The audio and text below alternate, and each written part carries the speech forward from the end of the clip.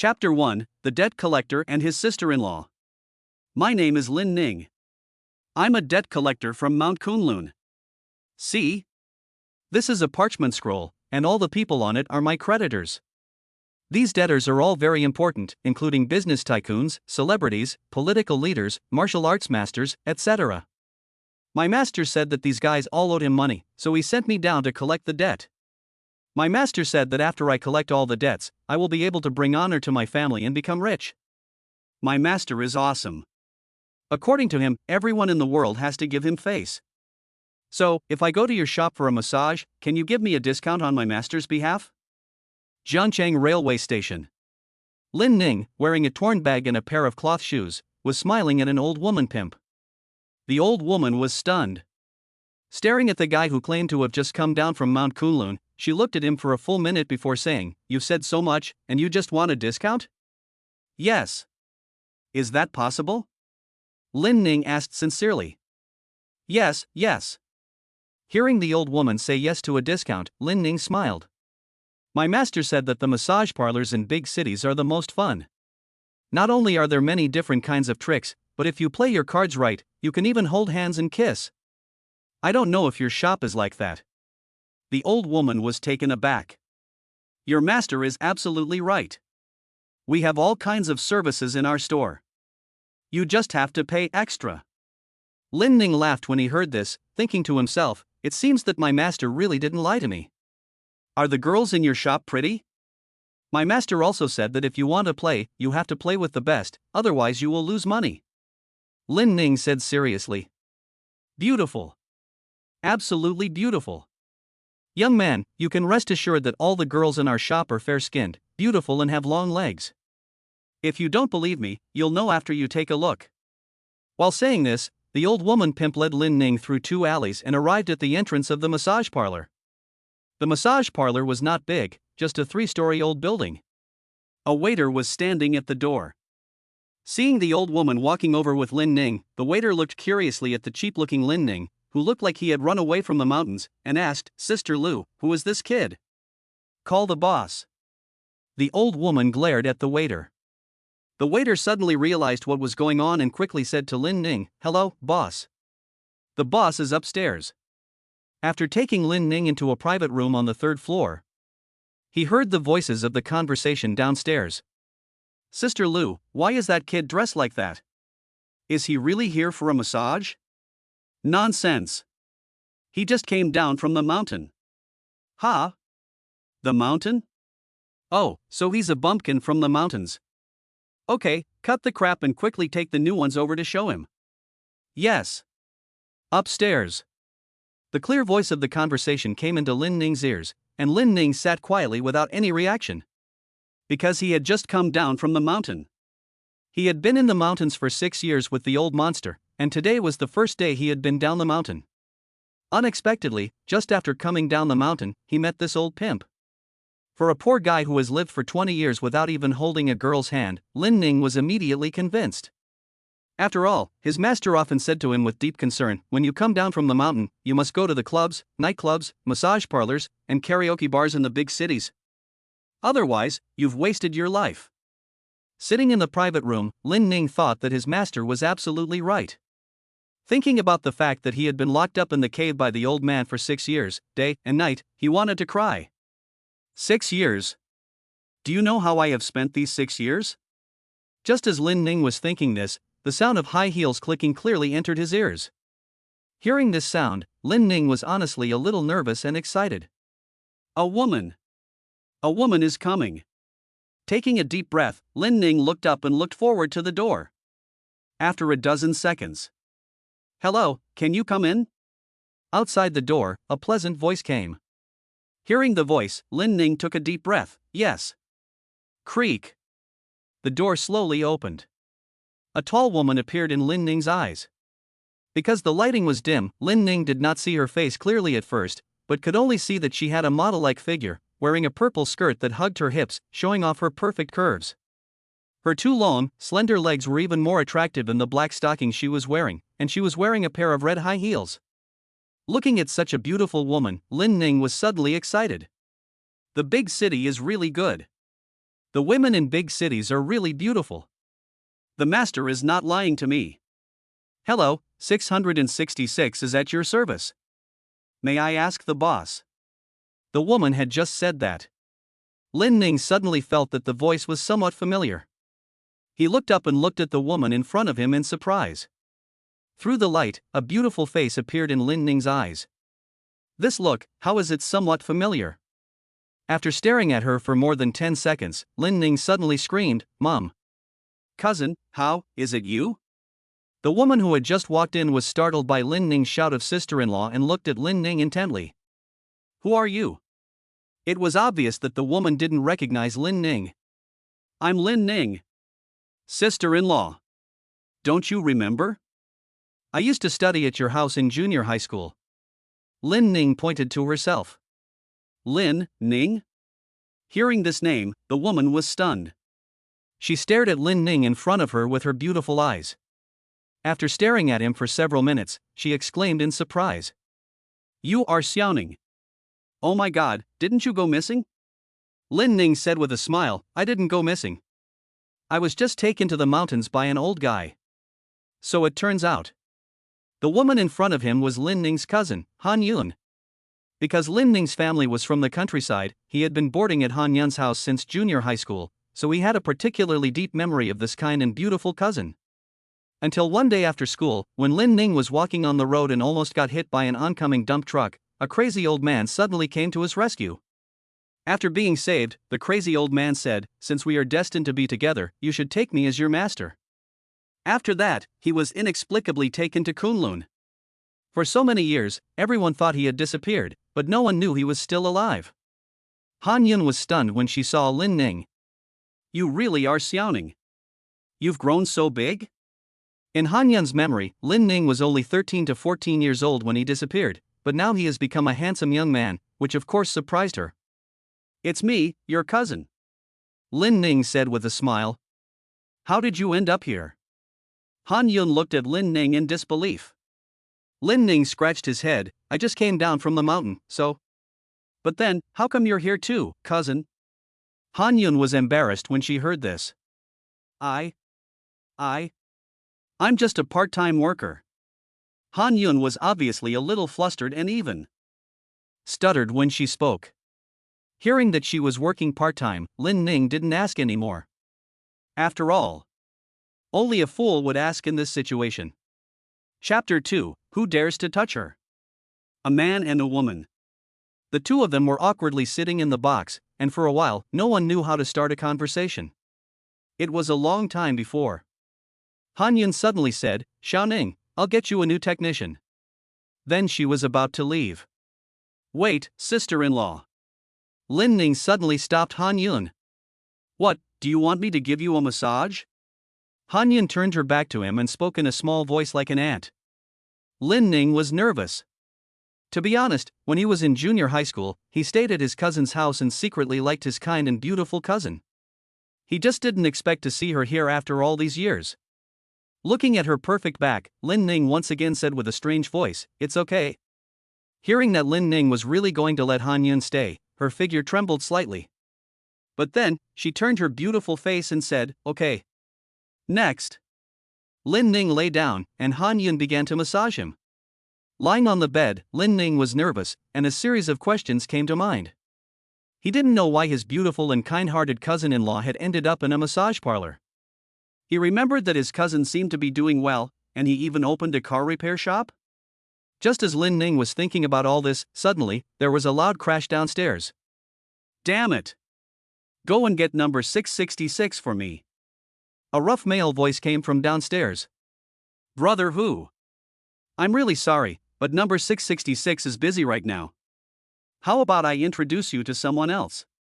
A voice of an old woman came from downstairs. "Pop. A slap. Cut the crap. I want 666. If 666 doesn't serve me today, I'll smash your shop to pieces." Listening to the voice downstairs, Lin Ning clearly saw Han Yun's pretty face turn pale in an instant. She could even see her body shaking. Lin Ning already knew that Han Yun's number was 666. Obviously, the person downstairs is looking for her. Cousin, someone downstairs is looking for you, Lin Ning said. Han Yun, whose face had turned pale, shook her head vigorously and said, I don't want him to press it. That person is a pervert. If he's not satisfied with the service, he'll hit me. Hearing this, Lin Ning immediately understood why she was so scared. Don't worry, sister-in-law, I'm here. No one will dare to bully you. At that moment, the old woman with the swollen face ran up from downstairs. Boss, I'm really sorry. Our tiger brother insisted on 666, I'll give you a new one. The old woman came up and quickly said to Lin Ning. But Han Yun suddenly shook her head and said, I don't want to. I don't want to give that pervert a massage. Please, my dear sister-in-law. We can't afford to offend Brother Hu. The old woman pleaded. Just as she was talking, the door suddenly burst open with a loud bang. Then, four burly men appeared in front of her eyes. The leader was extremely dark-skinned and extremely strong. He was wearing a big gold chain around his neck, and he looked like a bad guy. Hey, Han Mei, I finally found you. What's up? I came here to get a massage, but you're hiding? The man in front of her was Brother Hu, a notorious gangster in this red light district. Han Yun was so scared when she saw Brother Hu that she immediately backed away, saying, I'm busy. Busy? This kid? Brother Hu's cold eyes fell on Lin Ning. What is he? Is he worthy of you? Get out. I lost all day playing mahjong today, so you have to let me blow off some steam tonight. After saying that, he was about to come over and pull Han Yun. Just as Brother Hu was about to take Chin Yun away, Lin Ning suddenly stepped forward. My friend, I advise you not to touch her. Seeing Lin Ning, who was dressed in cheap clothes, suddenly standing in front of him, Brother Hu was furious. You little brat, do you know who I am? How dare you fight me for a woman? I don't care if you're a cat or a dog. All I know is that if you dare to touch my cousin, you'll lose your hand right away. Lin Ning said nonchalantly. Hey, little brat, you're quite the actor, aren't you? I'll see what you can do if I touch her. With that, Brother Tiger really went to grab Han Yun. But just as his arm was about to touch Han Yun's arm, a black shadow flashed, and a crisp sound of bone breaking came from it. The arm of Brother Hu, which had just been intact, had now become a Z shape. A squeal of pain like a pig let out from Tiger's mouth. See? I told you not to touch my sister-in-law, but you didn't listen. Lin Ning smiled after breaking Tiger's arm. Brother Hu, who was in pain and tears, was now wailing and yelling at the three younger brothers beside him. What are you still standing there for? Kill him. The younger brother finally reacted, and then picked up his weapon and rushed towards Lin Ning. Unfortunately, before the three men could reach Lin Ning, they saw him make another flash of light, and before they could even see the action, boom, boom, boom, the three men flew backwards. This scene directly left the old woman at the massage parlor and Brother Hu dumbfounded. Even Han Yun's eyes widened, and she looked at Lin Ning with a look of incomprehension. Do you still want to fight? After Lin Ning had dealt with the three younger brothers of Brother Hu, he walked over to Brother Hu with a smile on his face. Tiger, who had lost an arm, was scared. He backed away, scared, and said, What do you want? I'll tell you. My name is Zhang Hu, and my boss is. Before he could finish his sentence, Lin Ning stepped on his broken arm and said, Didn't you want a massage just now? Come on, I'll give you a good massage. The pain of the broken arm, coupled with the strength of Lin Ning's foot, made Brother Tiger cry out in pain and faint. Ha! He fainted so quickly? What a waste! After seeing Brother Hu pass out, Lin Ning didn't pay any attention to him and turned to look at Han Yun. Sister-in-law, it's okay. Han Yun, who had already been stunned, took more than 10 seconds to react. Han Yun looked at the unconscious Tiger on the ground, as if she couldn't believe it. At this moment, the old woman at the massage parlor cried out, It's over. You actually beat up Brother Hu, and now my small shop is finished. Han Yun quickly grabbed Lin Ning and said, Lin Ning, let's go. Brother Hu has powerful connections. Lin Ning was about to say that his sister-in-law was fine. Not to mention one tiger brother? Even if 100 or 1,000 came, I could still beat them. But before he could finish his sentence, Han Yun pulled him out of the massage parlor. After leaving the massage parlor, Han Yun quickly pushed a battery-powered car over to the curb. Xiaoning, get in. I'll take you away from here. Ha? On this? Lin Ning was a little embarrassed looking at the small battery car. Yes. What are you still standing there for? Let's go. Otherwise, when Brotherhood's men arrive, we'll be in big trouble. Han Yun urged. Lin Ning had no choice but to sit behind Han Yun. Chapter 3, Together in the Same Room. The night is hazy. Han Yun rode the electric bicycle in front. Behind her, Lin Ning tried to avoid physical contact with her and tried to lean back. But the road was uneven, and he accidentally touched Han Yun's body during the bumps. A wisp of her feminine scent wafts from her body. Her body is so soft. Her skin is so white.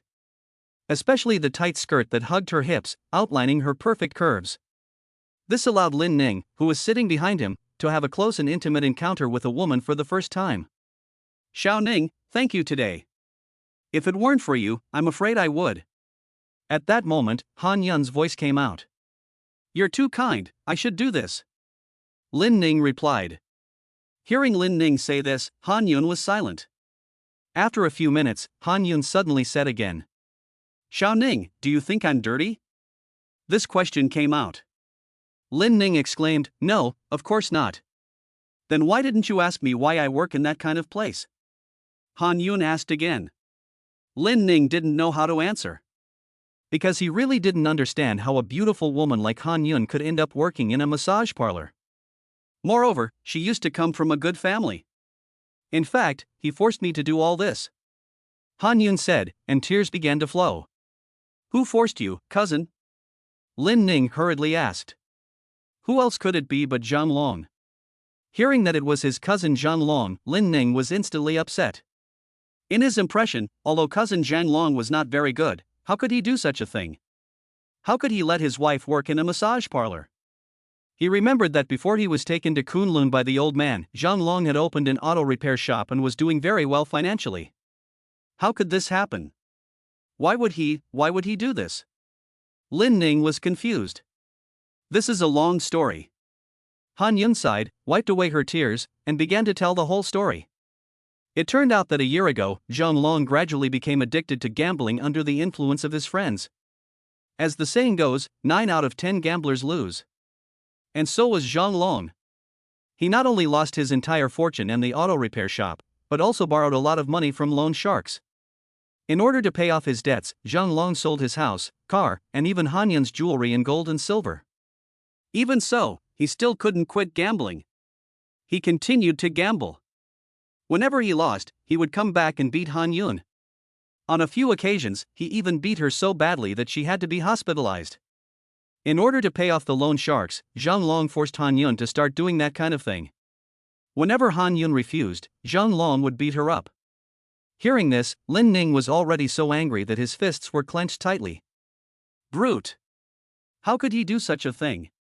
Why don't you divorce him, then? Lin Ning asked. Han Yun sighed and said, Of course I want to. But every time I mention divorce, he beats me and threatens me, and even says that if I dare to divorce him, he will kill my parents. Upon hearing this, Lin Ning shouted angrily, Brute! He really is a brute.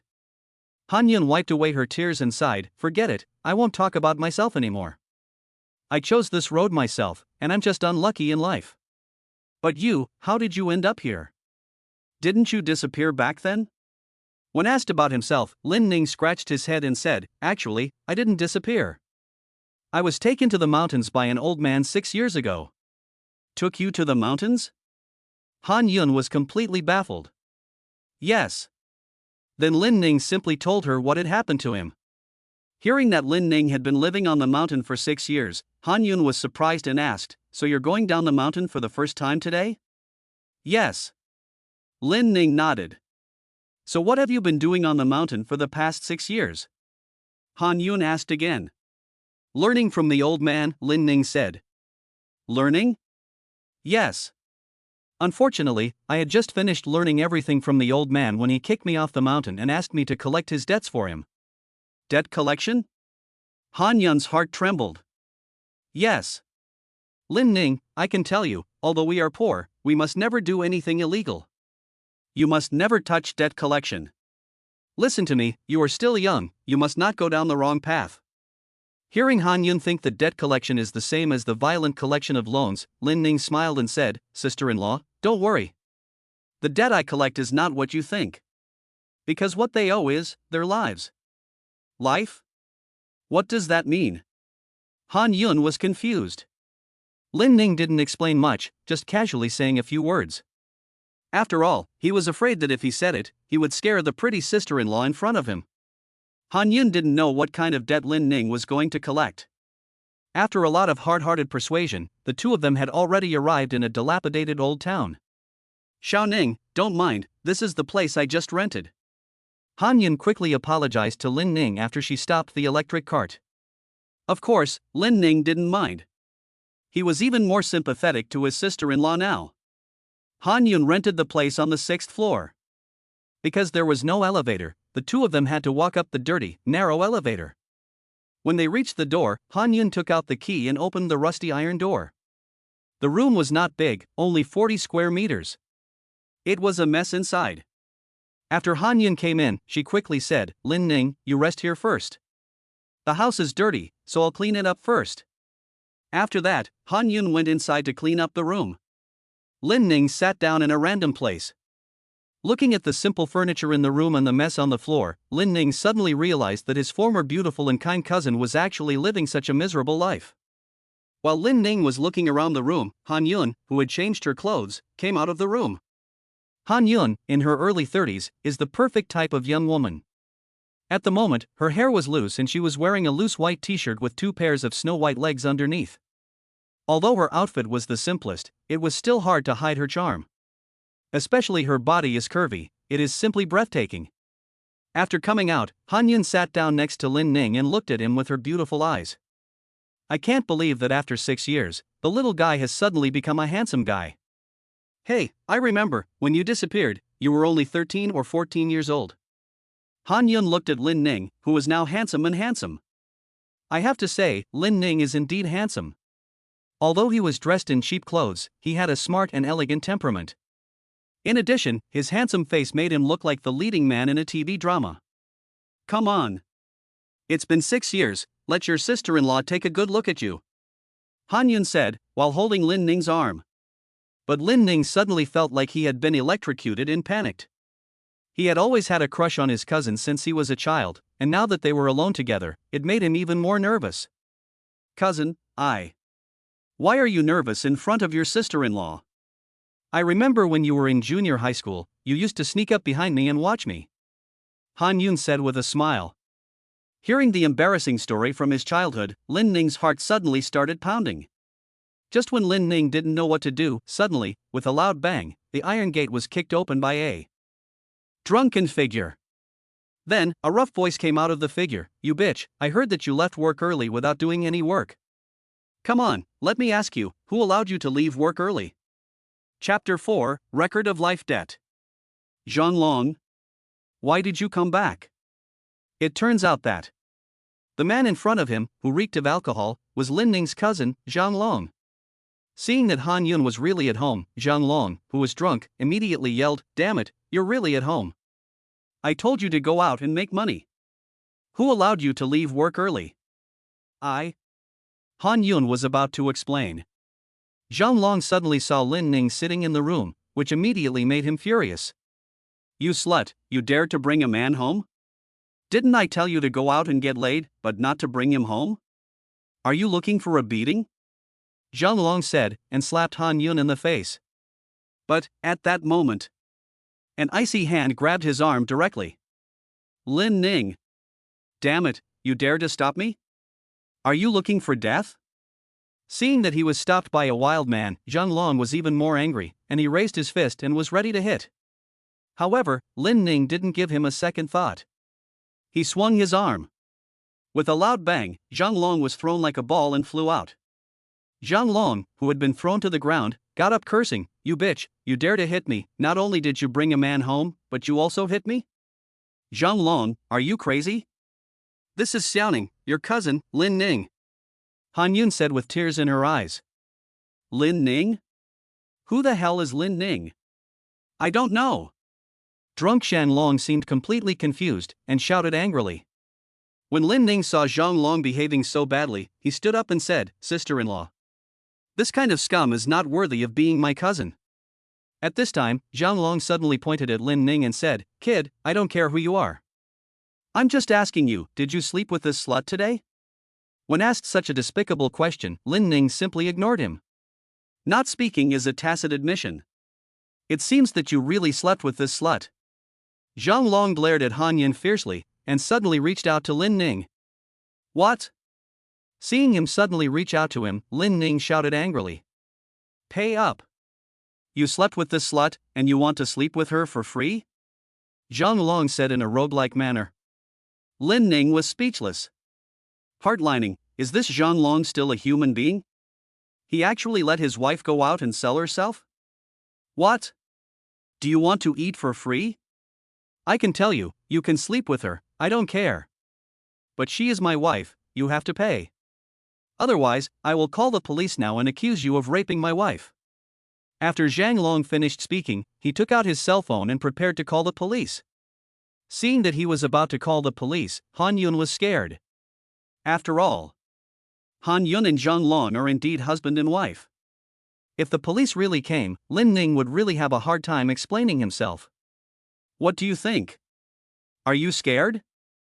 Zhang Long saw that Lin Ning and Han Yun were both silent at the moment, and he smiled sinisterly. Pay up. As long as you give me money, I'll let you two do whatever you want today.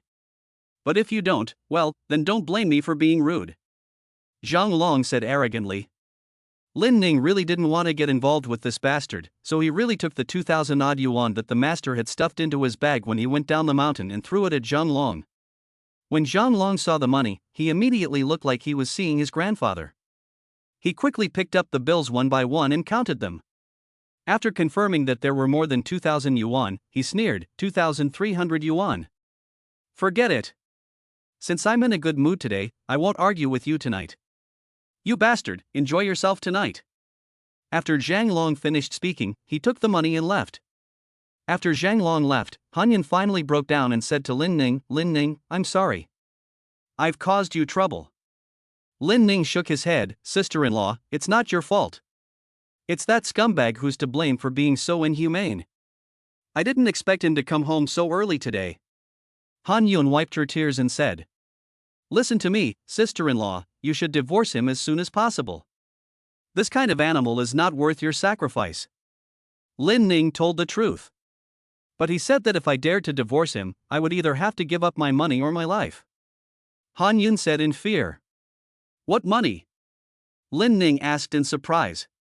He borrowed a total of more than 500,000 yuan from loan sharks. He said that if I wanted a divorce, I had to pay off his loans first, otherwise, he would never divorce me even if he died. Han Yun told the situation. Upon hearing this, Lin Ning cursed, what a scumbag. But in his heart, he thought that he must help this poor cousin-in-law this time. After Sang's disturbance, although Lin Ning lost more than 2,000 yuan tonight, fortunately, Han Yun no longer had to be harassed by the gambler. Xiaoning, you just got back, don't have a place to stay yet? Han Yun suddenly said while tidying up the room. Lin Ning really had nowhere to stay. He had just gotten off the train when he was taken to a massage parlor by an old woman pimp. He had wanted to satisfy his physiological needs, but he never expected to run into his own cousin. Who can I talk to about this? Not yet. Lin Ning said the truth. Then you can stay here tonight. Han Yun said. Hearing that he would be living with his cousin, Lin Ning suddenly felt a bit embarrassed.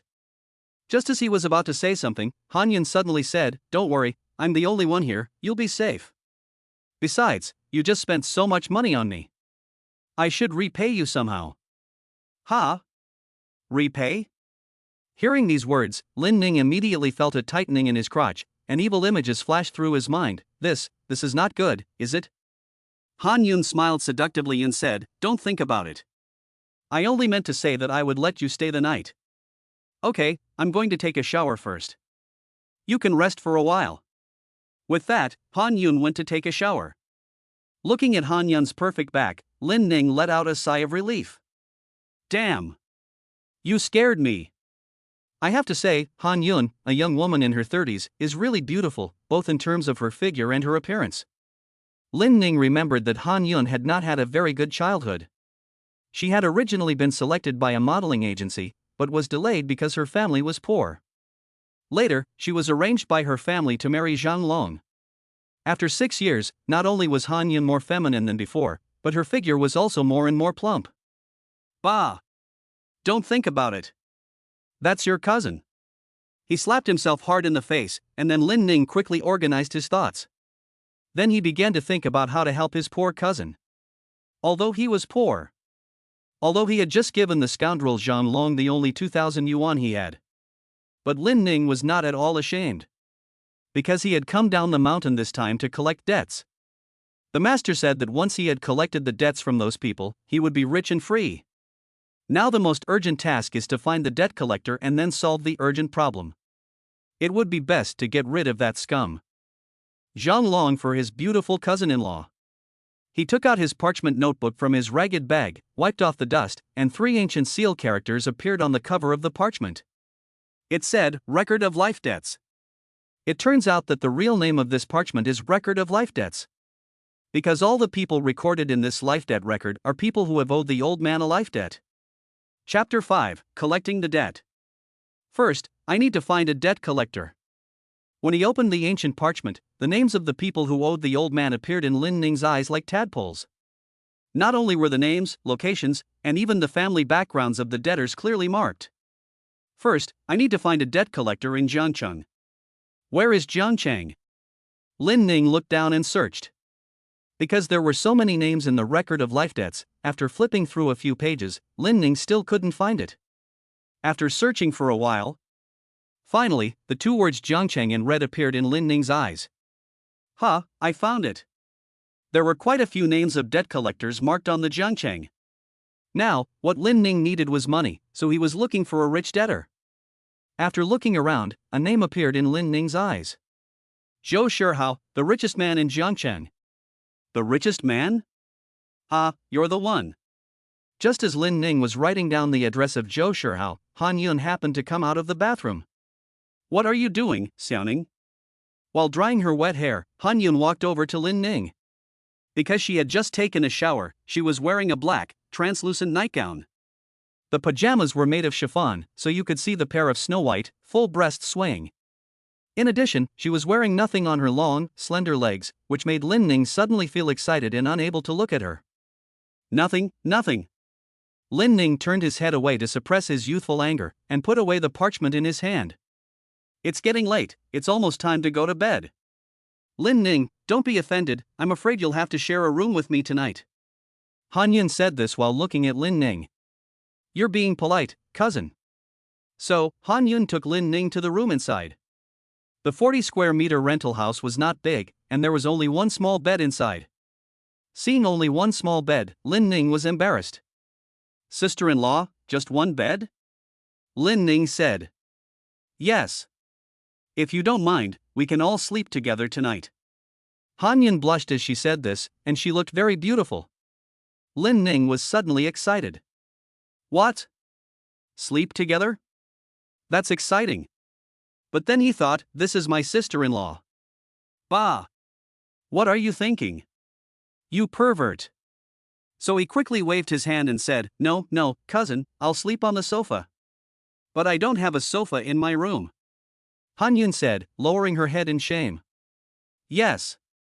The rental house is so simple, there are only a few broken chairs, and there is really no sofa. It's okay, I can sleep on the floor. Lin Ning said. But you've helped me so much today, and you spent more than 2,000 yuan on me. How can I let you sleep on the floor? Han Yun said. Cousin, it's okay.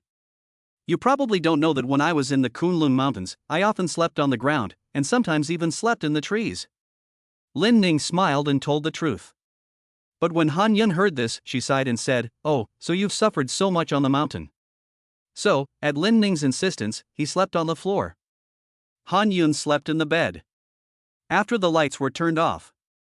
Perhaps it was because she was too tired, or for some other reason, Han Yun fell asleep in no time.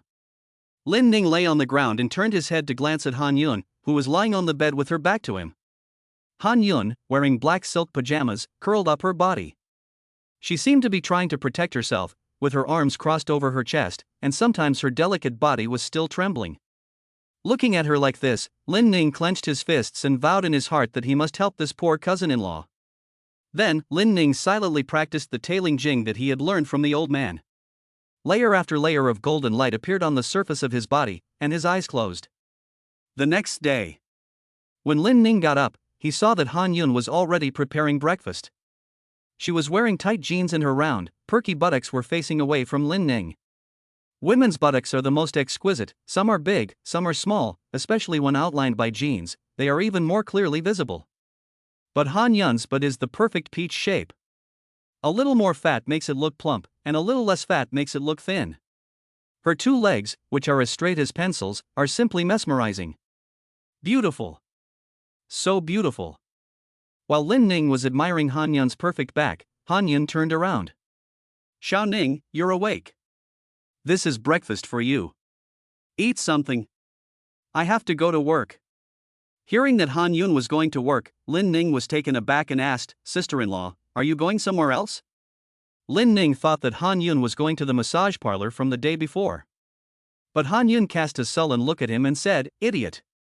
I've decided not to work there anymore. I'm going to the hospital. It turns out that Han Yun is a nurse at the First People's Hospital of Jiangchang. She only went to the massage parlor at night to pay off Zhang Long's gambling debts. After hearing this, Lin Ning laughed and scratched his head, saying, So that's it. Well, I'm going to work first. See you tonight. Han Yun took her bag and went to work. After eating a little, Lin Ning was also ready to go collect the debt today. After all, he promised Han Yun that he would definitely make that rotten guy Zhang Long beg. Jiangqing's richest man, Zhou Shihao. I'm here to collect the debt. According to the records in the Debt of Life book, Lin Ning already knew that this guy named Zhou Shihao, nicknamed Zhou Qianqi, is a veritable billionaire. He owns more than a dozen listed companies, the most famous of which is his parent company, the Imperial Group. At this moment, a huge skyscraper stands in the center of the city, with the words Dihao Building written in gold on the door. Because it is now rush hour, you can see a group of urban ladies in uniform skirts and exquisite outfits walking towards the Imperial Group. Wow! I never thought that the Dihao Group was not only rich, but also had such beautiful girls. At the gate, Lin Ning, who had arrived at an unknown time, was looking at the passing urban beauties. He, carrying a ragged bag and wearing a pair of cloth shoes, made his own comments on the passing beauties. This one has long legs and fair skin, but her breasts are a bit flat, so I'll give her a 75. This girl has a pretty face and big breasts, but she's too short, so I'll give her an 80. Ha! This black silk beauty seems pretty good. She has a nice figure, but her makeup is a bit too heavy. 90 points. While Lin Ning was like a sexist criticizing the beauties around him, suddenly, a stunning beauty appeared in his eyes that made him gasp. Holy shit! A 100-point beauty. As Lin Ning looked, he saw a woman in a purple Chanel dress appear in his eyes. The woman was top-notch in both looks and figure. Her black hair was casually spread out, her delicate nose, rosy cheeks, and cherry lips were all dripping with charm. Coupled with her noble and elegant temperament, she stood out from the crowd, outshining all the women around her. The most important thing is that the woman's aura is too strong. Not only is she followed by a group of bodyguards, but even when she walks, you can feel her proud temperament. Beautiful. Really beautiful. Is this the 100-point goddess that the master often talks about? Chapter 6, The Friar is Broken. The master said, if you meet a 80-point beauty, you should be bold enough to woo her. If you meet a 90-point beauty, you should woo her with your life. As for meeting a 100-point goddess, do you still need to think about it? Just do it. As the successor of the master, Lin Ning naturally learned the true teachings. So, he immediately used the trick that his master often used to seduce the young widows under Mount Kunlun. He put 2 fingers in his mouth and blew a loud rascal whistle. Oh! The loud whistle naturally entered the ears of the goddess. She frowned slightly and glanced over at Lin Ning. Lin Ning was so excited that he was about to reach out to say hello, but the goddess's beautiful eyes only lingered on him for 0.01 seconds before ignoring him. Damn! Not only is she a goddess, but she's also a cold goddess. Lin Ning thought to himself. This way. At the same time as Lin Ning blew his rascal whistle, several bodyguards who were following the cold goddess locked their eyes on Lin Ning. Where did this little brat come from, daring to be rude to the young lady? Miss, should we teach him a lesson? A bald-headed bodyguard said coldly. The cold goddess glanced at him, as if to say, do I need to? Although it was just a glance, the bodyguard was scared and took a step back. Then, the goddess walked up to the imperial mansion, surrounded by the bodyguards. Lin Ning stood there, watching the goddess leave, and he was not only a little disappointed. Although Lin Ning had seen many beautiful women in the past 2 days, all of them were dwarfed by the goddess of coldness. Even his own beautiful sister-in-law, Han Yun, was somewhat inferior to the goddess. But is Lin Ning a kind of flower-crazy person? No. At the very least, he is a principled womanizer. So he didn't forget the most important thing for him today, collecting debts. After taking a look at the imperial mansion, Lin Ning walked over to the front door. The security guard at the gate naturally blocked Lin Ning, who was dressed in cheap clothes. After all, where is this place? Look at you again. Obviously a country bumpkin. Stop. Do you have an ID card? If not, please leave immediately. The 2 security guards at the door immediately spoke ill of Lin Ning when they saw him approaching. Lin Ning didn't care. After all, he is self-aware of his own appearance. Security guard, listen to me first. I came down from the mountain to look for Zhou Shihao. This Zhou owes me money, so I'm here to collect the debt. Please be lenient and let me go in to look for him. Lin Ning said. Collecting debts? You came to our imperial group to collect a debt? Are you here to make a fool of yourself? The security guard looked at him with contempt. Lin Ning saw that the security guard was not letting him in, and just wanted to say something else, when suddenly another security guard, who was a little older, said, Wait a minute. Who did you say owed you money? Zhou Shihao. Lin Ning said. When this name was mentioned, the security guard was stunned, staring at Lin Ning with his eyes wide open. What's wrong, Lao Zhang? Do you know this Zhou Shihao? The young security guard next to him couldn't help but ask curiously when he saw his colleague's surprised expression. Are you stupid? Our chairman is called Zhou Shihao. What? The chairman? The young security guard was struck by lightning when he heard this, and it was only then that he remembered their big boss, Zhou Qianqi.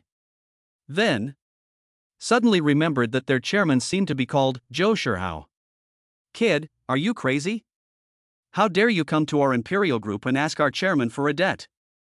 The 2 security guards said to Lin Ning in a stern voice. That's right. He owes me money, and I'm here to collect it. It's only natural. Lin Ning said seriously. The 2 security guards were furious. Where did this wild kid come from, daring to come to our imperial group and talk nonsense, and even saying that our chairman owes you money? Get out, get out, get out. Seeing that the 2 security guards were about to drive him away, Lin Ning frowned and said, It seems that it is impossible to reason with you. After saying this, he suddenly pointed his finger at them. Whoosh! With 2 sounds of breaking the air, the 2 security guards instantly turned to stone, unable to move even a muscle. After immobilizing the 2 guards, Lin Ning smiled and said, Don't worry, in 20 minutes, your acupressure points will naturally be released. Time to collect the debt. After saying that, Lin Ning walked into the imperial building. The huge imperial building. After Lin Ning entered, he attracted the attention of many people. There was nothing he could do. His outfit was too avant-garde, so it made the surrounding white-collar urbanites in suits and ties feel very strange. They all thought to themselves, where did this bumpkin come from? However, because it was rush hour and these white-collar workers were following the principle of better to do nothing than to do too much, they simply ignored Lin Ning. Lin Ning was also casual. Looking at the skyscrapers that towered dozens of stories high, his brows furrowed. With so many people, how can I find Zhou to collect the debt? Just as he was thinking this, his eyes fell on the billboard in the lobby, and his eyes lit up. Hey! I've got it. He then ran to the front desk and asked the receptionist for a pen. The receptionist was very polite, so she really gave him a pen. With the pen in hand, Lin Ning randomly picked a billboard and wrote a few big, flowing characters on it. Done. He held up the billboard in his hand, and a row of bold characters appeared in his eyes, which read, Zhou Shihao, pay your debt. So, this guy held the billboard and came to the center of the lobby of the Imperial building, and then sat down like a grandpa. Debt collection begins. Because it was rush hour. So many employees of the Imperial Group have just arrived. Look. Why is there a guy holding a sign in the lobby? Ha! The sign says he's here to collect a debt. This is weird. Who would come to our company building to collect debts so early in the morning? No. Look at the name on it. Joe. Joe Sure How? Oh my god, isn't that the name of our chairman? Ha! Damn it. Where did this kid come from, daring to call our chairman by his name to collect a debt? Is he crazy? In an instant. In the lobby of the Imperial Mansion, all the employees who passed by were shocked by Lin Ning's provocative behavior. They were not only shocked by Lin Ning's appearance, which looked like a bumpkin, but also by the fact that he dared to openly write debt collection on the door of Jiangqing's richest man, Zhou Qianqi. Instantly, the Imperial Mansion, which has thousands of employees, exploded. Chapter 7: The Overbearing Female CEO. It was also when the Imperial Mansion exploded. 36th floor. In a spacious and bright conference room, in a Chanel purple dress, the beautiful and stunning Zhou Annie is giving a meeting to the company's top management. She is elegant and aloof. Her stunning looks and perfect figure make her the center of attention in the office. Although she is only 20 years old, she is already the regional representative of Southeast Asia and has also obtained an authoritative MBA business degree. At this moment, a beautiful secretary suddenly walked in. Manager Zhou, there's trouble. The secretary rushed in, panicking. Zhou Annie is now the general manager of the Imperial Group. Seeing the secretary come in so hurriedly, Zhou Annie raised her slender eyebrows and turned her cold face, saying in a stern voice, "Can't you see I'm in a meeting?" Zhou Annie's voice was cold, just like her person. The secretary being questioned dared not speak directly, and could only quickly take out her cell phone and say to Zhou Annie, "Manager Zhou, please take a look." Zhou Annie looked down. Her face immediately turned pale. Because the picture on the phone was of Lin Ning downstairs holding a billboard demanding payment. When she saw that the person being harassed was her father and that so many employees were watching, her face turned even more ashen. But, after all, she had seen the big scene before. Immediately, she stood up and said to the bigwigs in the meeting room, "Everyone, I'm sorry, but I have urgent business to attend to. Today's meeting is over." After saying these words in a cold voice, Zhou Annie turned around and walked out of the meeting room. Leaving behind a group of company executives and shareholders, they all wondered what had happened. They were all wondering, what happened? Why was the shareholders' meeting suddenly suspended?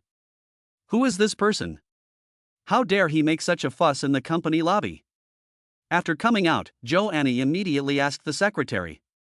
The beautiful secretary shook her head and said, "I don't know. I only know that he barged in for no reason. What a nuisance. Where is the security guard?" Zhou Annie's voice was even colder.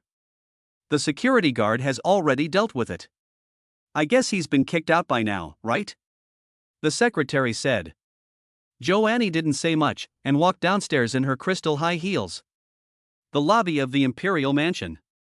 Just as Lin Ning was surrounded by many employees of the Imperial Palace and discussing the matter, a dozen security guards rushed over at this time.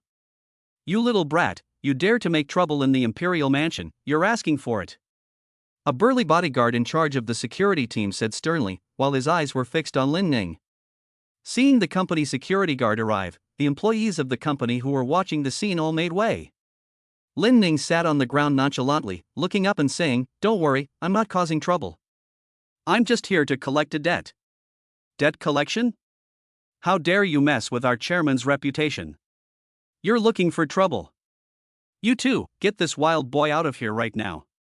The team leader waved his hand, and the two security guards next to him walked towards Lin Ning with their batons. Seeing the guards coming at him menacingly, Lin Ning suddenly sighed, "Hey! Why do you have to force me to act like a big shot?" Before he could even see what he was going to do, the two security guards who had rushed up were sent flying backwards. This scene not only made the lead security guard stunned, but also made the surrounding employees of the Imperial Palace grow their mouths wide. This guy knows Kung Fu. I didn't realize he was a martial arts expert. Unfortunately, you've come to the wrong place. The leader of the burly security guards is no pushover either. After all, being a security guard in a company with a market value of hundreds of billions of dollars means that he must be capable of something. You guys go at him together. Take this little brat down. The burly security guard gave another order. The dozen bodyguards behind him then took out their electric batons and rushed at Lin Ning again. But Lin Ning was still unmoved. He just sat on the ground, not even getting up. He waved his hands, and before anyone could see what he was doing, crackling sounds could be heard. In just a few seconds, more than a dozen security guards were flying back again. If Lin Ning was lucky before, then this time he really is capable. After all, the security guards of the Imperial Group are all rigorously selected and specially trained to be able to fight. But now, in less than a minute, he has been knocked out by this kid? The most important thing is that this guy is still sitting on the ground. Is he trying to be too cool for school? What do you think? Do you want me to keep pretending to be cool? Lin Ning held the billboard while smiling at the security guard in charge. The leader of the security guards looked very upset. He knew he was up against a tough guy, but he didn't expect this kid to be so tough. But there was nothing he could do. As the head of security for the Imperial Group, he knew he was no match for him, but he had to go up. I'll see how much you can do, brat. Just as the security guard was about to make his move, suddenly, a cold voice came from behind the crowd. Stop. When this voice came, everyone turned to look. Ah, it's Miss Zhou. Oh no. Why is Miss Zhou here today? You forgot, today is the second quarter shareholders meeting of our company, so Miss Zhou has been here for a long time. Looking at the cold and aloof figure of Zhou Annie, at this moment, the mouths of all the employees of the Imperial Palace who were watching grew wide. And Lin Ning? After hearing this voice, his head turned and his eyes lit up in an instant. Holy shit! The goddess of coldness. I don't know if it was because he was too excited or something else, but Lin Ning, who was originally sitting on the ground, jumped up like a spring. And then there was Zhou Annie. After she arrived with the others, the security guard in charge quickly ran over, Miss I. Zhou Annie didn't even look at the security guard leader, but just gave a cold glance at the dozen or so security guards who had been knocked down by Lin Ning, and said, retreat. The security leader was like a deflated balloon, and could only lead the group of security guards to retreat one by one. After the guards left, Zhou Annie finally cast her cold, beautiful eyes on Lin Ning. Lin Ning was so excited. This was the first time he had been so close to a goddess. He carefully looked at Zhou Annie in front of him. Her temperament is like that of a lily of the valley. She looks like a fairy. Most importantly, she is not only breathtakingly beautiful, but also has a body that is so good it's explosive. The master often says, goddesses are also divided into 3 grades. Third-class goddesses rely on their looks. Second-class goddesses rely on temperament. Zhou Annie, on the other hand, has both of these qualities. Not only is she extremely charming, she is also incredibly beautiful. The most important thing is that she is also a domineering female CEO. Who could resist? Chapter 8, The Goddess Loses Her Temper. Zhou Annie's eyes were like knives, and after a cold glance at the few words on the billboard in Lin Ning's hand, she said, Who are you? Why are you causing trouble at the Imperial Group? Goddess sister, you're mistaken. I'm not here to make trouble, I'm here to collect a debt. Lin Ning quickly said, afraid of leaving a bad impression on the cold goddess. Collecting debts? Hearing these words, Zhou Annie's face turned even colder. The Imperial Group is worth hundreds of billions of dollars. How could it possibly owe anyone money? Moreover, and the debtor is her own father? After taking another look at Lin Ning's cheap outfit, Zhou Annie suddenly said, Humi, take him to my office first. After that, Zhou Annie turned and left. The beautiful secretary next to her was stunned, but she quickly understood what Miss Zhou meant. It's just that there are too many people here, and she's afraid it will affect the image of the Imperial Group. That's why she's handing him over alone. Seeing Zhou Annie leave, Hu Jing then turned to the employees of the Imperial Group who were watching, and said, What are you looking at? Don't you have to go to work? The employees only then realized what was going on and quickly dispersed. The hall was once again calm. Only Lin Ning, holding a sign demanding payment, was left.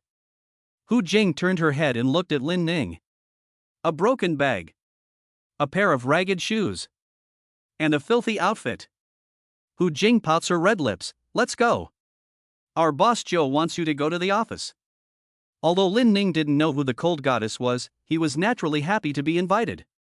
So he let out a little sigh and quickly followed the black silk secretary in front of him towards the elevator. 36th floor. When Lin Ning arrived, he let out a loud cry. Holy shit! This is too luxurious, isn't it? Hu Jing, who was leading the way, glanced at her red lips and thought to herself, country bumpkin. Soon, they arrived at the door of a luxurious office building. Hu Jing pushed open the door and said, Mr. Zhou, he's here.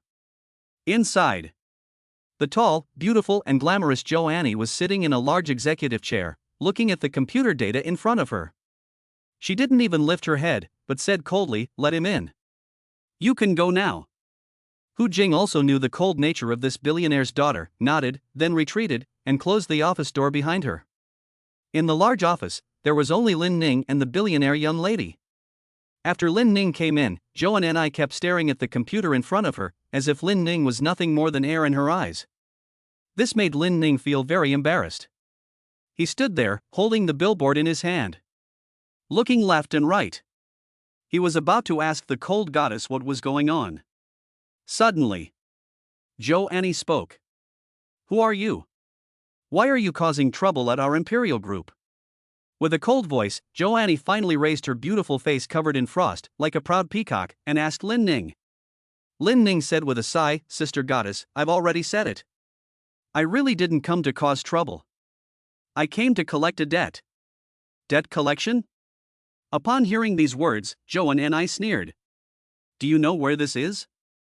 Do you know how much our company is worth? Do you know how much GDP we create for the country every year? Joanne said sternly. Of course, Lin Ning didn't know, so he shook his head. Since you don't know anything, you dare to come to our imperial group and make trouble? And you dare to lie about collecting a debt? Joanne said again. Just as Lin Ning was about to explain something, Joanne suddenly raised her hand. Pop! A wad of money was thrown in front of Lin Ning. Looking at the wad of money that Joanne suddenly threw at him, Lin Ning was speechless. What's going on? Just as Lin Ning was about to ask, Joanne's cold voice came again, take it and go. Remember, don't let me see you again. And if you dare to come to my imperial palace to harass me again, I will immediately call the police. Looking at the wad of money thrown at her feet, Lin Ning felt something was wrong. Is this cold goddess treating herself as a beggar? The master said that women can be strong, but they can't be brainless. Furthermore, I'm here to collect a debt, but who told you it was a debt for money? Therefore, Lin Ning's tone changed. I said, beautiful lady, put away your act. I don't care how powerful the imperial group is, or how rich you are. I only know that the debt owed by the Jogai must be collected today. As Lin Ning said, he bent down to pick up a stack of money on the ground, then threw it back at Joanne in a flash. Joanne didn't expect Lin Ning to do that. A company like their Dihao group has faced countless rascals and hooligans, so how could they not know the ropes? It's all about money. But Lin Ning unexpectedly threw the wad of money back. What, is it not enough? I'm going to give you one last chance. If you know what's good for you, you'll take the money and leave. Otherwise, I'll contact the legal department right now and have you charged with extortion and blackmail, and you'll spend the rest of your life in prison. Joanne definitely can do it. After all, if a billionaire girl like her doesn't have this ability, what makes her qualified to run such a large corporation? But is Lin Ning bluffing? He's a fake. He slowly turned his handsome face and smiled at Joanne, saying, since you are so beautiful, I won't hold it against you. But I still have to say this, even if the King of Heaven and Earth came today, I would still collect this debt. When she heard Lin Ning say this, Joanne was a little angry. She never thought she would meet someone like Lin Ning. Could it be that her father really owed someone money? She thought for a moment and said, You said Zhou owes you a debt. Tell me, what debt does he owe you? Lin Ning said, to correct you, he doesn't owe me a debt. He owes my master a debt. And I'm just a debt collector who came down from the mountain. A debt collector? Even so, what did he owe your master? Joanne continued to ask coldly. I'm sorry. You're not Zhou Shihao, so I can't tell you. Upon hearing this, Joanne's beautiful face turned even colder. She thought that Lin Ning was simply being a nuisance. After saying that, Lin Ning didn't bother to talk to this vase anymore. He just carried the billboard and left without looking back. Okay, I'm not going to waste my time with you. I'm going to go collect the debt. Seeing that this guy was actually going to go downstairs and make trouble, how could Joanne tolerate it? You rascal, you're asking for a beating. As soon as she finished speaking, the spoiled rich girl directly attacked Lin Ning with a roundhouse kick to the head. Lin Ning, who was about to leave the room, suddenly flashed a strange light when Joanne's whip leg was about to reach his forehead, and then grabbed Joanne's slender leg with one hand. Ha! Is the goddess sister losing her temper? Chapter 9, Zhou Qianqi. Joanne, who had practiced martial arts since childhood and was also a black belt in Taekwondo, never imagined that her clever kick would be so easily caught by this guy. Especially when he grabbed her leg, he also looked at it with a lecherous expression. Gee, sister goddess, these legs are really long and white. Joanne, who was being molested, became even more furious. You shameless scoundrel, let go of me. After that, she threw another high kick at Lin Ning. How could Lin Ning let her get away with that? With a casual pull of her right hand, boom, Joanne's body fell straight to the ground. Just as Joanne was about to fall to the ground, Lin Ning put his arm around her waist. So soft, so fragrant. Joanne, who had never had physical contact with a man since she was a child, could not stand being held like this by Lin Ning. Bastard, let go of me. If you don't let go, I'll chop off your hands. Joanne's eyes were about to burst into flames. But Lin Ning would never let go. He smiled wickedly and said, You want to hit me? Don't you think I should be allowed to hit back? You think you can hit me? Let you hit me. Let you hit. After that, Lin Ning slapped Joanne's plump buttocks twice. This slap directly stunned Joanne. It wasn't because Lin Ning hit too hard, but because this bastard dared to hit his own buttocks.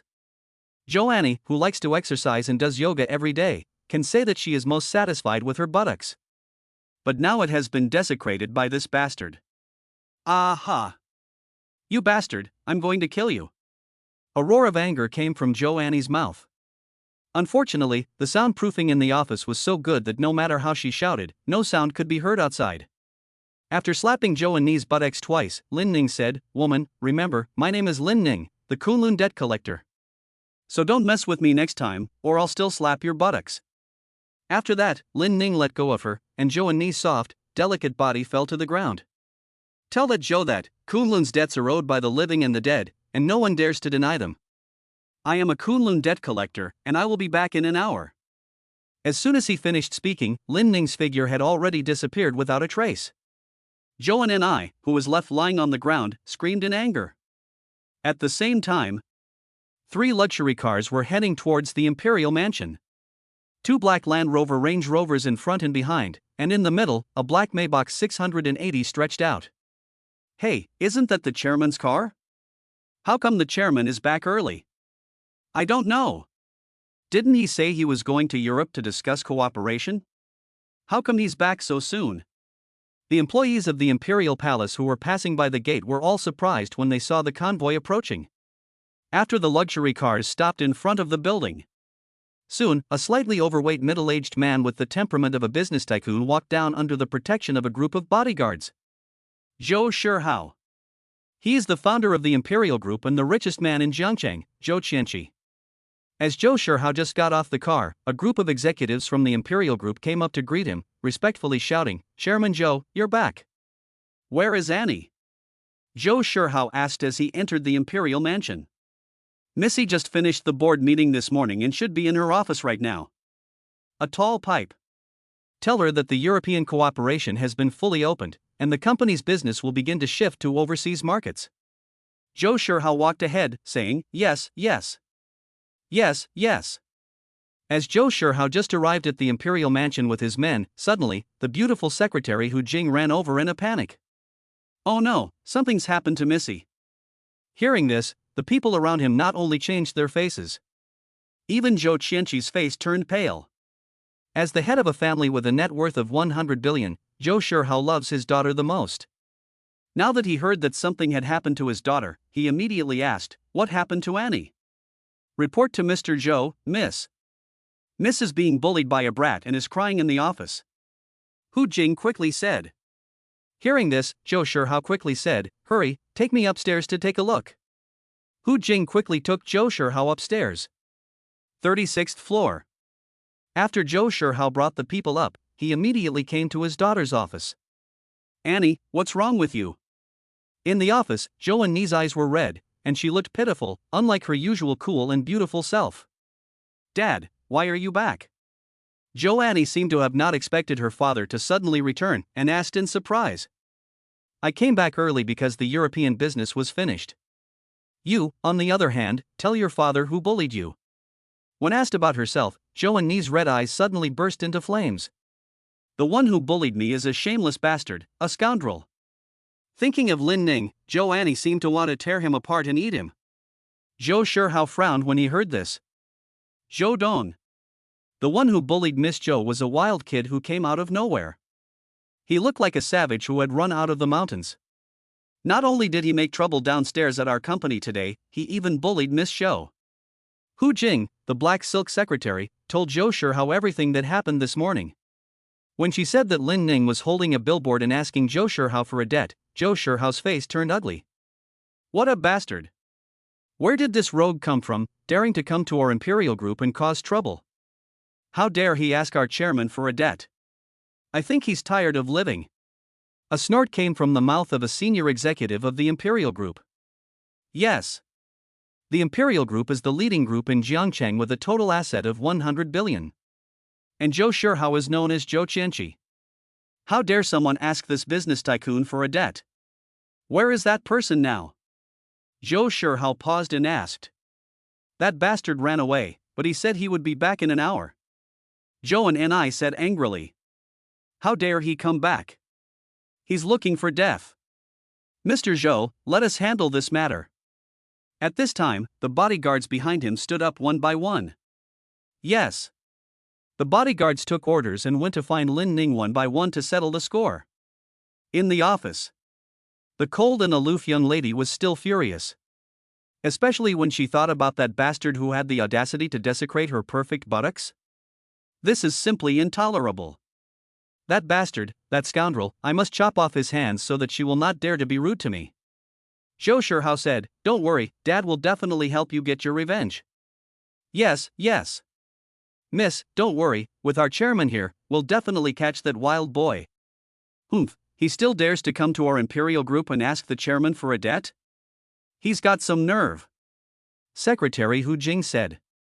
What debt? Zhou Shihao's brow furrowed slightly when he heard this. Zhou and I said, that bastard said that you owed his master a debt. He also said that you must pay it back. Right, he also left a sentence when he left, Kunlun's debt is a debt of life and death, and no one dares to deny it. He also claimed to be a Kunlun debt collector. When these words entered Zhou Shihao's ears, the billionaire CEO's head suddenly exploded, and then, scenes from that year appeared in his mind. Kunlun. These two words trembled out of his mouth. But Hu Jing and Zhou and I, who were standing next to him, didn't see the reaction of the billionaire boss at all. They just kept saying, what debt collector? He's just a damned rogue.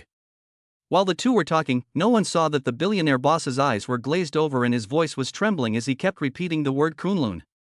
Kunlun. Kunlun. Could it be that the king of hell has come down from the mountain? Zhou and I saw her father's strange expression at this time and asked curiously, Dad, what are you talking about? Zhou Shihao was stunned for more than 10 seconds. Suddenly, he stood up abruptly, his face pale, and said, oh my God. He finally came down the mountain. He finally came to collect the debt. The trembling words came out of Zhou Shihao's mouth, which made Zhou Annie and the beautiful secretary beside her all stunned. Dad, what are you talking about? What's going down the mountain? What's collecting debts? Zhou Shihao did not answer, but just stood there for a few minutes. Then he suddenly shouted, quickly, pass on my order to everyone. Tell them not to touch a single hair on his head. Whoever moves, I'll kill them. Chapter 10, Debt. On the bustling street, after Lin Ning left the imperial mansion, he sat on the side of the road admiring the beautiful women. It was early summer, and this was a busy commercial street.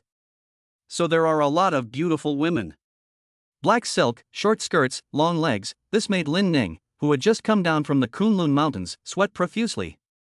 However, although there are many beautiful women on the street, Lin Ning feels that these ordinary women are not comparable to the cold goddess who just got a 100-point score from him, Joan and I. Sometimes women need to be compared. Because only by comparison can you tell what a true goddess is. Lin Ning recalled the beautiful face of Joanne, and also remembered the feeling of slapping her perky buttocks. It was so elastic and so pleasant to the touch. Unfortunately, that woman was cold as ice, like a block of ice. What's more, she actually looked down on me. Thinking about Joanne's attitude towards him, Lin Ning felt very angry.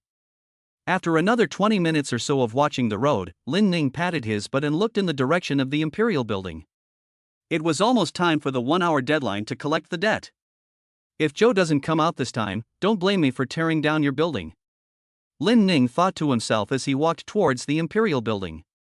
Imperial Mansion. As soon as Lin Ning walked in, he saw more than 20 bodyguards in suits and ties standing at the door. These bodyguards, one by one, stared at him with cold eyes and a hostile expression. Lin Ning also knew that after the previous incident, these bodyguards must be looking for him to settle the score, but was he scared?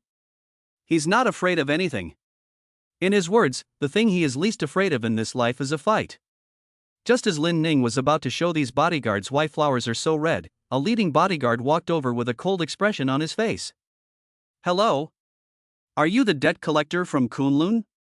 Although the bodyguard's voice was cold, he spoke with great respect. Lin Ning thought that these bodyguards were going to start a fight, but he was surprised that they were so polite, and even changed their address to you. This not only made him frown, but also made him think. Yes, it's me. Our chairman heard that you are here and is waiting for you upstairs. Please follow me upstairs. The bodyguard said, making a gesture of invitation. The chairman? It seems that Mr. Zhou is back. After understanding, Lin Ning smiled at the corner of his mouth. It seems that this Zhou has a good sense of self-awareness. He is much better than that cold goddess. So, Lin Ning followed the bodyguard to meet Zhou Shihao. In a luxurious office, the slightly overweight richest man in Jiangcheng, Zhou Qianqi, was seen walking around anxiously. At this moment, there was a knock on the door. Chairman, he's here. Hearing this, Zhou Qianqi first shuddered, then quickly straightened his clothes and said, Please come in. Creak. As the door opened, Lin Ning walked in under the escort of his bodyguards. After Lin Ning came in, he saw Zhou Shihao. Looking at Zhou Shihao in front of him, Lin Ning thought to himself, it seems that this is the richest man in the world. He really looks like a business tycoon.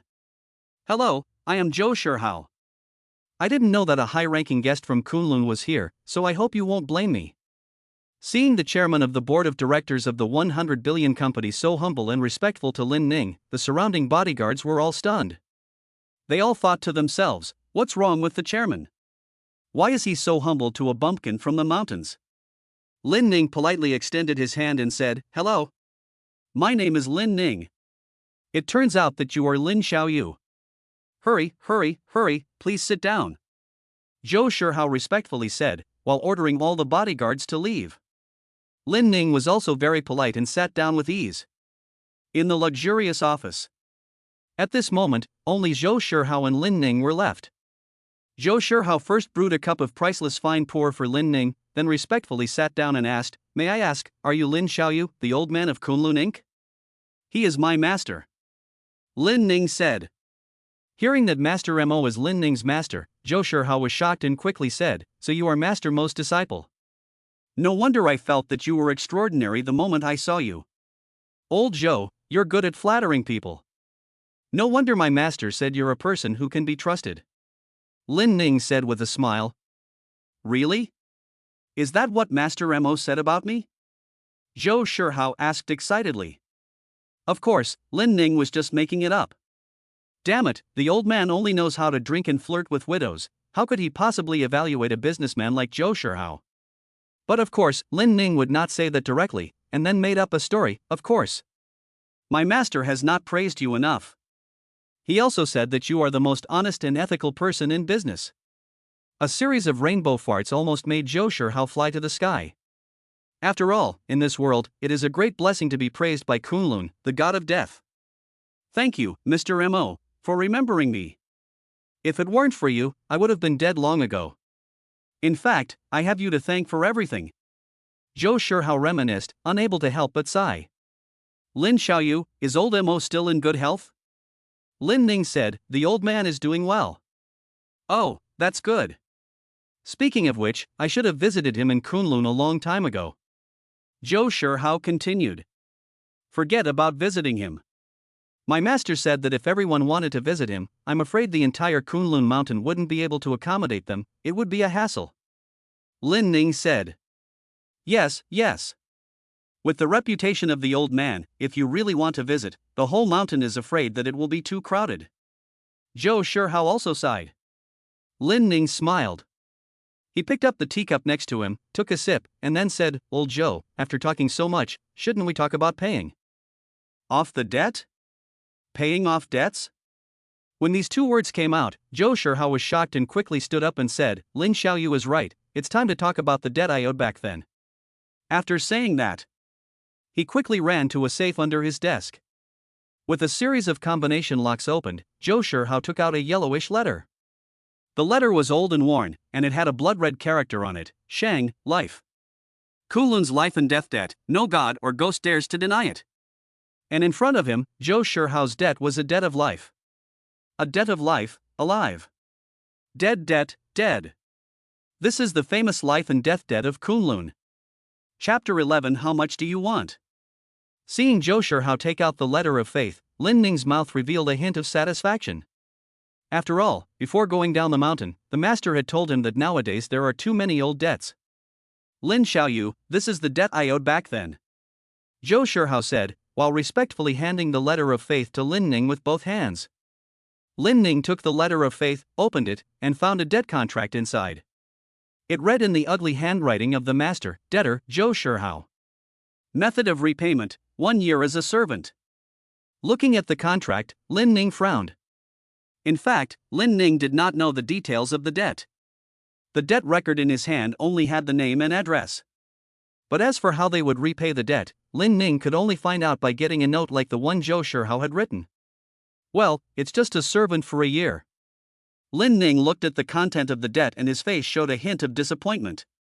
He thought that the billionaire would pay off his debt with money or property, but instead, he was only going to be Lin Ning's servant for a year. I, Zhou Shihao, have always been honest and will never go back on my word. So, Lin Xiaoyu, you can rest assured that I, Zhou, will absolutely fulfill the terms of the contract. From now on, I will be your servant. Zhou Shihao patted his chest and vowed to Lin Ning. Lin Ning was a little embarrassed. He thought to himself, damn it. You're a grown man, what kind of servant do you want me to be? Can't you warm the bed? Can't what? After thinking for a moment, Lin Ning asked, Old Zhou, are you sure that the debt you owed my master back then was to be a servant for 1 year? Yes. Zhou Shihao replied. Lin Ning felt bad. He had thought that collecting the debt today would help his beautiful cousin-in-law solve the 500,000 yuan problem. But he never expected that the debt would only require Zhou Shihao to be a servant. Zhou Shihao was actually feeling very frustrated. Back then, he signed a life and death debt with the living hell on Mount Kunlun in order to survive. After all, who would believe that a billionaire like him would be a servant? Quickly wrote a check for 500,000 yuan and then respectfully ran over to Lin Ning and handed it to him. You are indeed worthy of being a disciple of Master Mo Kunlun. I, Zhou, am truly impressed. Little Lin, I won't hide it from you. I owe my life to Master Mo. So from now on, in addition to the 500,000, no matter what you want, I, Zhou Shihao, will give it to you if I have it. As he said this, he handed Lin Ning the check. Lin Ning took the check and looked at it. When he was sure it was for 500,000 yuan, he smiled and put it away. Old Zhou, are you serious? Of course. I, Zhou Shihao, am a man of my word. Little ancestor, just tell me what else you want. Zhou Shihao said with a swagger. Lin Ning smiled, and suddenly thought of the goddess sister who had looked down on him before. Chapter 12, Be my maid for a year. When Lin Ning asked Zhou Shihao for the debt, Zhou Ani's office. The secretary Hu Jing, dressed in a black silk uniform, ran in quickly. Miss. The bumpkin from Kunlun Mountain is here. What? That bastard still has the nerve to come? Hearing this, the billionaire's daughter stood up in anger. Tell me, where is that bastard now? According to the bodyguards, he was invited to the office by our chairman and should still be there. Ha? He went to my father's office? Joan and I asked in surprise. Yes. Joanne's slender eyebrows were tightly furrowed. What is my father doing? How could he invite a scoundrel to his office alone? Shouldn't he teach him a lesson first? Joanne thought angrily. No, I have to go to the office and take a look. After saying this, Joanne ran directly to her father's office. Chairman's office. Zhou Shihao is still talking to Lin Ning. Lin Xiazuzan, just say it, what else do you want? I, Zhou Shihao, swear to God that as long as I can do it, I will definitely give you 100%. Zhou Shihao is still here making a promise. Seeing Zhou Shihao's sincerity, Lin Ning smiled and said, actually, I also want a goddess sister from your company. A goddess? Zhou Shihao was surprised to hear this. Who is she? Lin Ning said, I don't know who she is. I only know that she is very beautiful and pretty. But she has a character like a tigress and looks like an ice cube. Zhou Shihao was puzzled by this. He thought to himself, there are so many beautiful women in my group, who is this little brat talking about? Just as the two were talking, suddenly, with a bang, the office door was pushed open. Dad! Where is that stinking bastard who came down from Mount Kunlun? And there she was. It was none other than the stunningly beautiful Joan and I. Annie, why are you here? Zhou Shihao looked at his daughter and asked, what are you doing here? I heard you caught that bastard, so I came to take a look. Joan and I said. Who knew? Just as Joanne's words had finished, from the side, suddenly came the voice of Lin Ning. Wow. Goddess sister, the bastard you're talking about wouldn't be me, would it? Joanne looked up and saw Lin Ning, and her eyes suddenly turned red. Bastard, so you're really here. I'm going to kill you. Joanne roared and was about to rush up. Annie! Stop! Don't be rude to Lin Xiaoyu. A roar came out of Zhou Shihao's mouth. Joanne, who had been stopped, was now stunned. She looked at her father with her big eyes. Dad, this bastard bullied me, don't you care? However, Lin Ning said at this time, Goddess sister, old Zhou won't do anything about it. Right, old Zhou? Zhou Shihao was asked and could only nod with an embarrassed smile. Joan and I was dumbfounded. How dare this bastard call in Dad, old Zhou? Dad, what's going on? How dare this bastard call you by your name? Joan and I asked in a stern voice. Lin Ning said, she called you Dad? Old Zhou, this can't be your daughter, right? It's my daughter. Zhou Shihao quickly said. Holy shit. It turns out that this cold goddess is your daughter. Old Zhou, you are so lucky. Lin Ning said happily. Looking at the beautiful face of Joan and I, Lin Ning finally realized that the goddess he had spanked was actually Zhou Shihao's daughter. Old Zhou, you just said that you would agree to whatever I asked for. Does that still count? Lin Ning suddenly asked Zhou Shihao. Zhou Shihao quickly nodded, of course it counts. Okay. Now, I want her to be my maid for a year. Lin Ning said with a wicked smile, pointing his finger at the billionaire's daughter, Joanne. A maid for a year? Hearing these 4 words, Zhou Shihao was stunned. Right. The saying the son pays the father's debt is true, isn't it? From now on, I want her to be my maid for a year to pay off all my debts. Lin Ning said. As soon as he said this, Joan and I was the first to cry out. You bastard, you're dreaming. How dare you ask me to be your maid? Lin Ning said with a smile, whether I'm dreaming or not, I'll have to ask your father. He said. He turned his head and looked at Zhou Shihao. What do you think, old Zhou? Zhou Shihao was embarrassed. He never imagined that Lin Ning would ask his daughter to be his maid for a year. But he thought about the debt of life and death he owed. He could only grit his teeth and say, okay. I promise Lin Xiaoyu. Seeing her father agree, Joan and I was dumbfounded. She stared at him with her beautiful eyes and said, Dad, what are you talking about? How can you agree to let me be a maid for this bastard? Daughter. This is a debt that the Zhou family owes. So you just have to bear with it. Seeing that Zhou Shihao had really agreed, Lin Ning smiled wickedly at Zhou Annie. You think you're so cool? You look down on me? Damn it. From now on, I want you to be my real maid. Ah. Zhou Annie now only felt that her father was crazy. She is the daughter of the billionaire of the Imperial Group? How could she be a maid to a scumbag like him? And this bastard even touched her butt. Just when Zhou Annie was about to go crazy, Lin Ning suddenly said, "Okay. The debt has been settled today. Starting tomorrow, the Zhou family will fulfill the debt contract. Old Zhou, I'll be leaving first." After saying that, Lin Ning just patted his butt and left. Before leaving, he didn't forget to wink at Zhou Annie. As Lin Ning left, Zhou Annie wanted to kill him. Zhou Shihao, however, respectfully said to Lin Ning's back, "Lin Xiaoyu, take care." Dad. What's going on? Why are you being so nice to that bastard who came down the mountain? Why? Seeing Lin Ning leave, Zhou Annie finally couldn't help but yell at her father. Zhou Shihao did not immediately answer, but quickly closed the office door tightly. Then he grabbed Annie's snow-white arm and said, "Shoo. Annie, don't be rude to Lin Xiaoyu." Zhou Annie felt her world crumble. What's going on? Is this still the father she used to admire the most? In her impression, her father has always been a domineering capital magnate with a firm grasp on the reins of power. Even when faced with the global financial crisis, Zhou Shihao never once frowned. But today? He's completely changed. Dad, what's wrong with you today? Why did you treat that bastard like that? And why did you make me his maid? Could it be that you really owe money?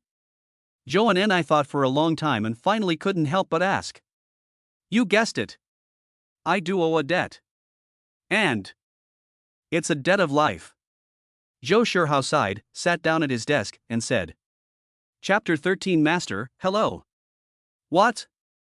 A debt of life? Hearing her father say this, Zhou Annie's head suddenly exploded. That's right.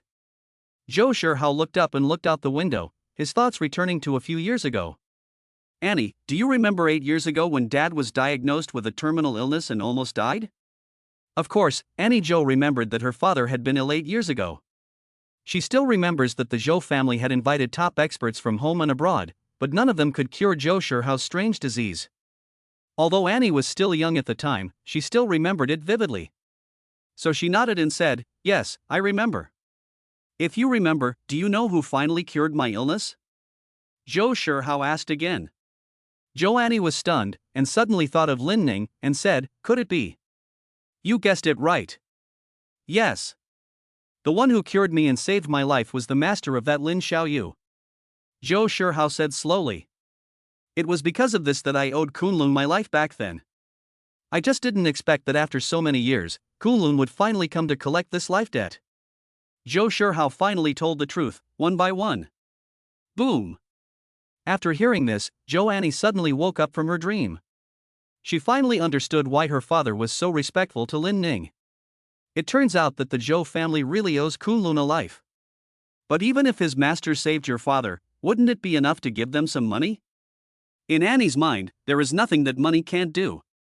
Besides, it was just a matter of curing Dad's illness. Money? Hearing this, Zhou Shihao suddenly smiled wryly. Annie, you're wrong. You have no idea how powerful that living hell is. You have no idea how powerful he is. Let me put it this way, if that living hell wants money, I'm afraid even 10 of our imperial dynasties won't be enough to match him. Zhou Shihao said. Ha? Zhou Annie's mouth grew wide. The Dingshun Group is the #1 company in Jiangcheng, with a value of hundreds of billions of yuan. How powerful is it? But now Dad says that 10 imperial dynasties are no match for that living hell? And I'm still underestimating it.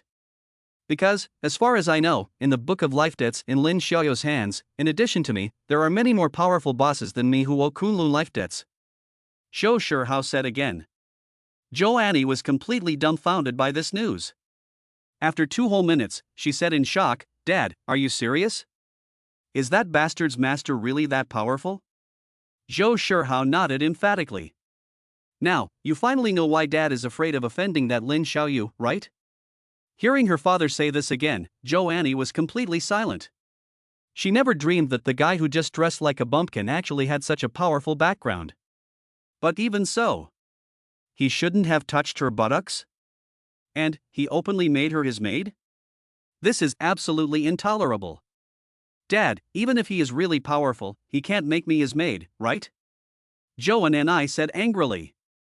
Zhou Shihao smiled and said, Annie, I know it was hard for you just now, but the Zhou family has to pay back this debt. After all, Dad's life was given to him by others back then. And, as you can see, Lin Xiaoyu is not the kind of person who will do evil, so for the time being, you will have to bear with a little bit of hardship. After the Zhou family has paid off the debt, everything will return to normal. Zhou Shihao said. But that bastard. Joanne was about to say that bastard had previously touched her bottom, so how could he not be a rogue? But before she could say it, she swallowed it down. Zhou Shihao seemed to have seen his daughter's thoughts, and came over to pat her on the shoulder and say, Dad knows you've had a hard time. But for the sake of our family, you'll just have to bear with it for now. Although Joanne and I didn't say anything, she disagreed with him in her heart. Let me be his maid? Dream on. You scoundrel. You bastard. On the bustling streets. After Lin Ning left the imperial mansion, he just wandered around. Finally, he received his first debt. And, he even got a goddess-level servant? Haha, not bad. Lin Ning felt that he had gained a lot today. Not only did he solve his sister-in-law's 500,000 yuan loan problem, he even met such a beautiful goddess. He was so happy just thinking about it. It's time to report to the old man. After thinking about it, Lin Ning took out his flip phone and dialed the phone number of Kunlun Mountain. Beep. Ding ding.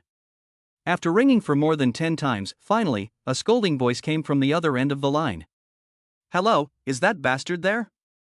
Don't you know that early morning is the best time to sleep and recuperate? Hearing the voice of the master, Lin Ning. Old ghost, it's me. Lin Ning said into the phone. Ha? It's my good student. The person on the other end of the line heard Lin Ning's voice and instantly changed his tone.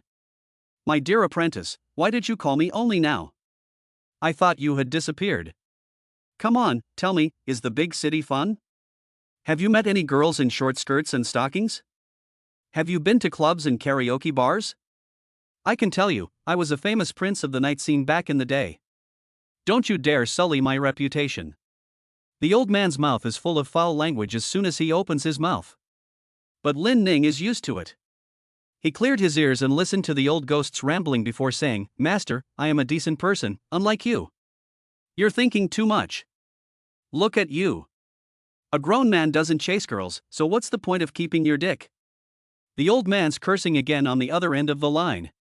Lin Ning was speechless. By the way, have you done what I asked you to do?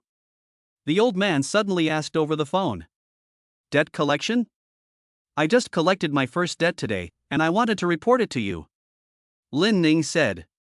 Ba. What kind of debt? Did I say anything about debt collection? The old man on the other end of the line was not happy. What else is there besides debt collection? Lin Ning asked in surprise. Did you forget, you little bastard? I asked you to send me more uncensored Japanese movies, did you forget? You actually forgot? The other end of the line shouted. Lin Ning.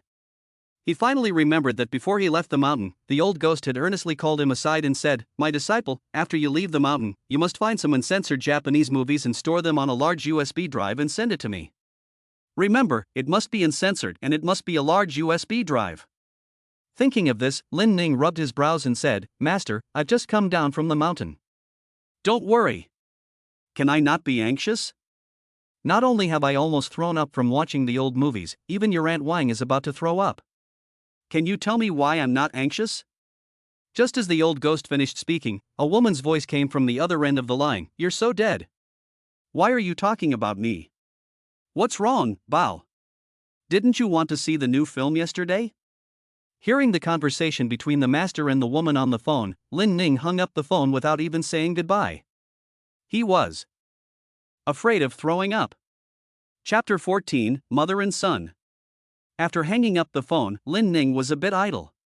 He had just collected his first debt, and his sister-in-law was now working in a hospital, so he didn't have much to do at the moment.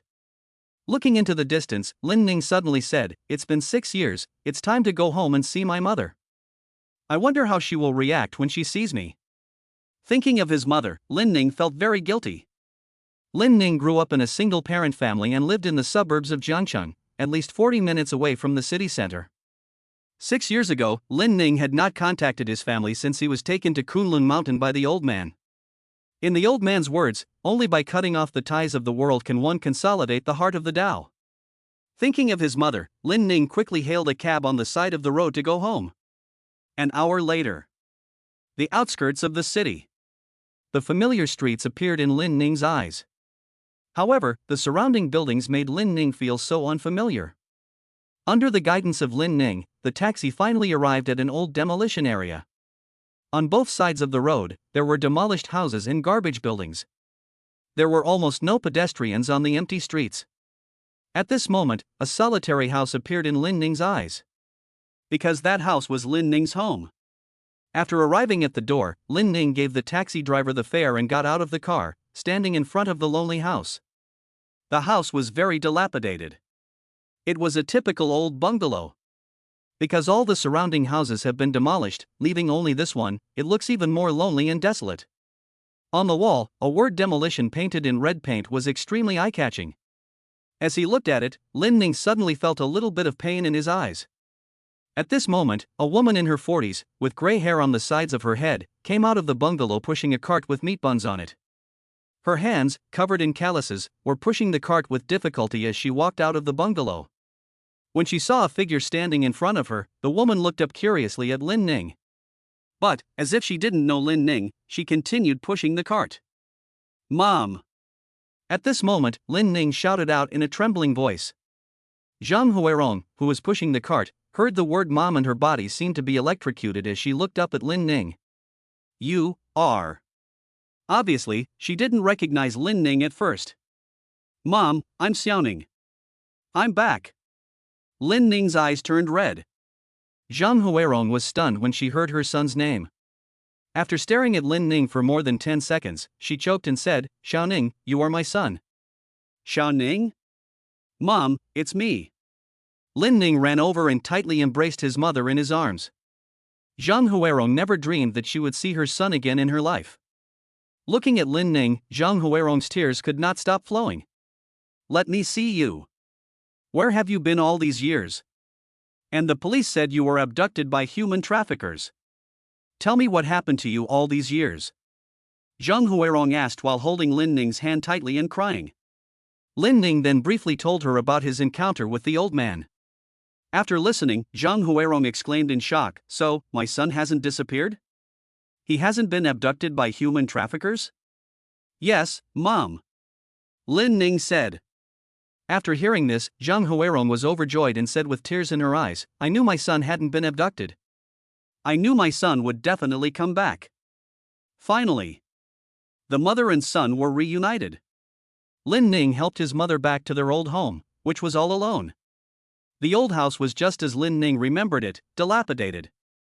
After bringing her mother in, Zhang Huirong hurriedly asked Lin Ning how he had been all these years. Had he been bullied? Had he gone hungry? And so on and so forth. Lin Ning told Zhang Huirong everything that had happened to him on the mountain. Zhang Huirong was relieved to hear that Lin Ning had learned a trade during these years.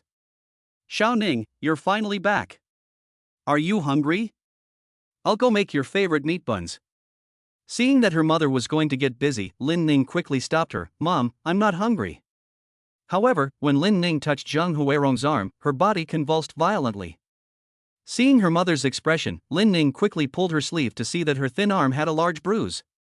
Lin Ning knew at a glance that the bruise was caused by being beaten with a stick. "Mom, what happened to your arm?" Zhang Huirong quickly covered up. "It's nothing, I just accidentally bumped into it." "Mom, don't lie to me. The injury on your arm was obviously caused by a stick. Tell me, who bullied you?" Lin Ning said with concern. Seeing that Lin Ning had figured it out, Zhang Huirong sighed and finally said, "Oh, it was the people from the demolition office the other day." Demolition office? Lin Ning suddenly thought of the word demolition written on the wall of his hometown. Yes. Zhang Huirong then explained the situation in simple terms. It turns out that this old neighborhood is being demolished because it is planned to be a commercial area. Many of the neighbors and villagers were unwilling to move, so the demolition company hired a group of social people to harass them. If anyone does not agree to the demolition, they will be cut off from electricity and water, have excrement thrown at them, and be harassed. In serious cases, they would come directly to the door to beat and intimidate. Because of this, most of the people here have been forced to move away. The reason Zhang Huirong stayed here was to wait for Lin Ning to return. She said that even if she died, she would stay here. Because she was afraid that if one day Lin Ning came back, she wouldn't be able to find her way home. So, last week, Zhang Huirong was beaten by a group of social people and was hospitalized. When she heard that her mother had been beaten up because of her, Lin Ning's eyes turned red in an instant. "Mom, I'm sorry. I've caused you to suffer," Lin Ning said with regret. Zhang Huirong said with a smile, "Silly child. What's a little injury? As long as I can wait for you to come back, it doesn't matter if I'm tired or exhausted." Hearing her mother say this, Lin Ning felt even more uncomfortable. Just as Lin Ning was talking to her mother, a thumping sound suddenly came from the iron gate outside. Then, a scolding voice came from outside. "Hey, old woman Zhang, we're asking you again today, are you going to move or not? If you don't move, don't blame us for being rude." When this voice came, Zhang Huirong's face instantly turned pale. Oh no! The demolition gang is back. That's it. She quickly said to Lin Ning, "Ning, you go hide inside. I'll stop these rascals." "Mom! Don't worry. I'm not the child I was 6 years ago, so from now on, I'll handle everything at home." After Lin Ning finished speaking, the tall boy stood up. Zhang Huirong realized that the little guy she remembered had become a big guy of 1.8 meters. Chapter 15 I am a reasonable person. Seeing that her son had grown up, Zhang Huirong said, "Okay. Then be careful. Remember, don't get into a fight with them, or they'll retaliate." Lin Ning smiled. "Mom! Don't worry, I'm the most reasonable person." Hearing Lin Ning say this, Zhang Huirong finally felt relieved. Outside the door, 3 local thugs were standing at the door with cigarettes in their mouths and steel pipes in their hands. At that moment, the iron gate creaked open and Lin Ning walked out. When they saw Lin Ning coming out, the 3 thugs frowned. "Kid, who are you? How did you end up here?" The leader, a yellow-haired guy, asked directly after seeing Lin Ning come out. "My name is Lin Ning, I am the owner of this house." Hearing that he was the owner of the house, the yellow-haired man was stunned. "No. Isn't this house owned by the old woman surnamed Zhen? Where the hell did you come from?" Huang Mao looked at Lin Ning in puzzlement. "Brother dog, I heard that the old woman surnamed Zhang had a son who disappeared a few years ago. That's why the old woman has refused to move. Could it be this kid?" Another thug with a cigarette in his mouth said. Upon hearing this, Huang Mao's eyes fell on Lin Ning. "Kid, you really aren't the old woman's missing son, are you?" Lin Ning smiled and nodded. "Ha! The main character is back. That's great. Hurry up and sign the contract and get out of here, so we don't have to do it ourselves." As he said this, Huang Mao took out the demolition contract and prepared to have Lin Ning sign it. Lin Ning didn't even look at the demolition contract, but just smiled and said to Huang Mao, "My mother just said that I should reason with you, but where is the reason? I've already said almost everything.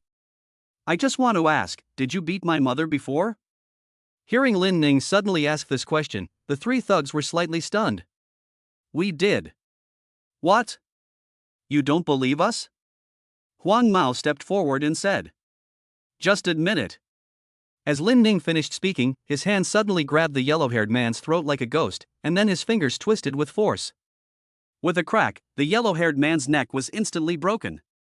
He didn't even have time to scream before he died tragically with his head twisted. "What?" Seeing Lin Ning kill Huang Mao directly, the remaining 2 thugs were stunned. After all, none of them expected Lin Ning to kill someone just like that. They just wanted to run away, but unfortunately, Lin Ning had already moved. His palms shot out in a strange way, landing accurately on the chests of the 2 men. Bang! Bang! It was as if they had been hit by a truck in the chest.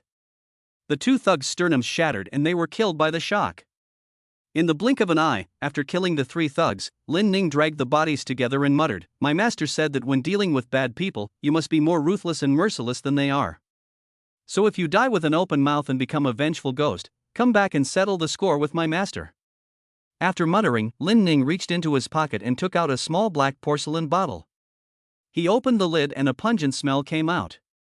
Then Lin Ning poured a drop of black liquid into each of the three bodies. The potion was even more terrifying than sulfuric acid. After it fell on the three corpses, it only took a few seconds for the three bodies to turn into rotting water.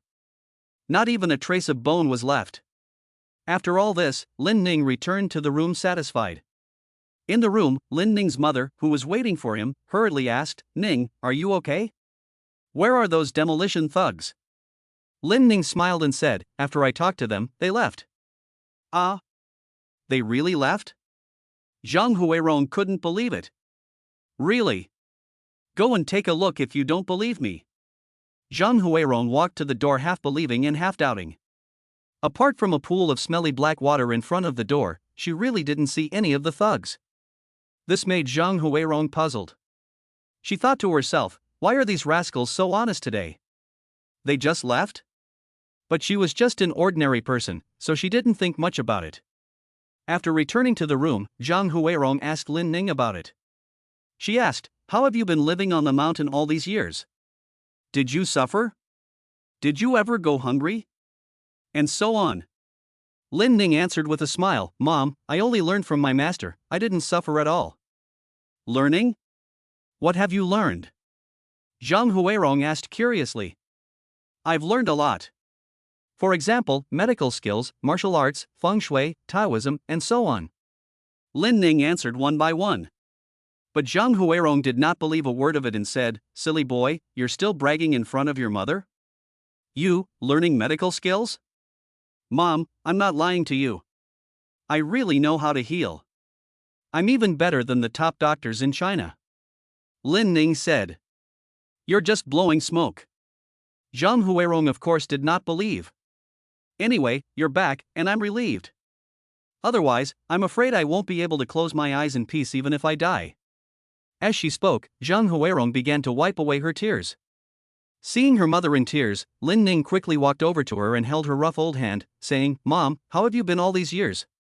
When asked about herself, Zhang Huirong also briefly described the situation. It turns out that, since Lin Ning disappeared, she has been looking for him like crazy. Unfortunately, she couldn't find him after a whole year of searching. So she continued to push the cart alone, making money selling meat sandwiches while continuing to look for Lin Ning. Hearing that her mother had suffered so much for her, Lin Ning felt even more aggrieved. "In all these years, have any of your relatives come to visit you?" Lin Ning asked with concern. Zhang Huirong shook her head and said, "Ever since you disappeared, those relatives have been desperate to stay away from our family. Who would come to see us? However, your cousin did come a few times." "What? My cousin Han Yun?" Lin Ning was stunned. "Yes. Your cousin-in-law came to visit me a few times and brought me a lot of things. But she's also a poor person. She met your cousin, a gambling addict. I heard that she hasn't had an easy time these years." Hearing that Han Yun had only seen her mother for so many years, Lin Ning felt that he should help his sister-in-law. "Cough, Mom, to be honest, I met my cousin when I first got back." Lin Ning said. "Huh? You met her? Where was it?" Zhang Huirong asked quickly. "At the train station." Lin Ning said. "Why is she at the train station? Hasn't your sister-in-law been working as a nurse at the hospital?" Zhang Huirong asked curiously. Of course, Lin Ning would not say that his sister-in-law had been forced to work in a massage parlor. He quickly said, "She must have been going to the train station to do something else." "Oh, I see. If you see your cousin again, bring her back for dinner. She's helped us so much over the years, we must thank her properly." Zhang Huirong said. "Mom, don't worry, I'll bring her back." Chapter 16, In Need of Comfort.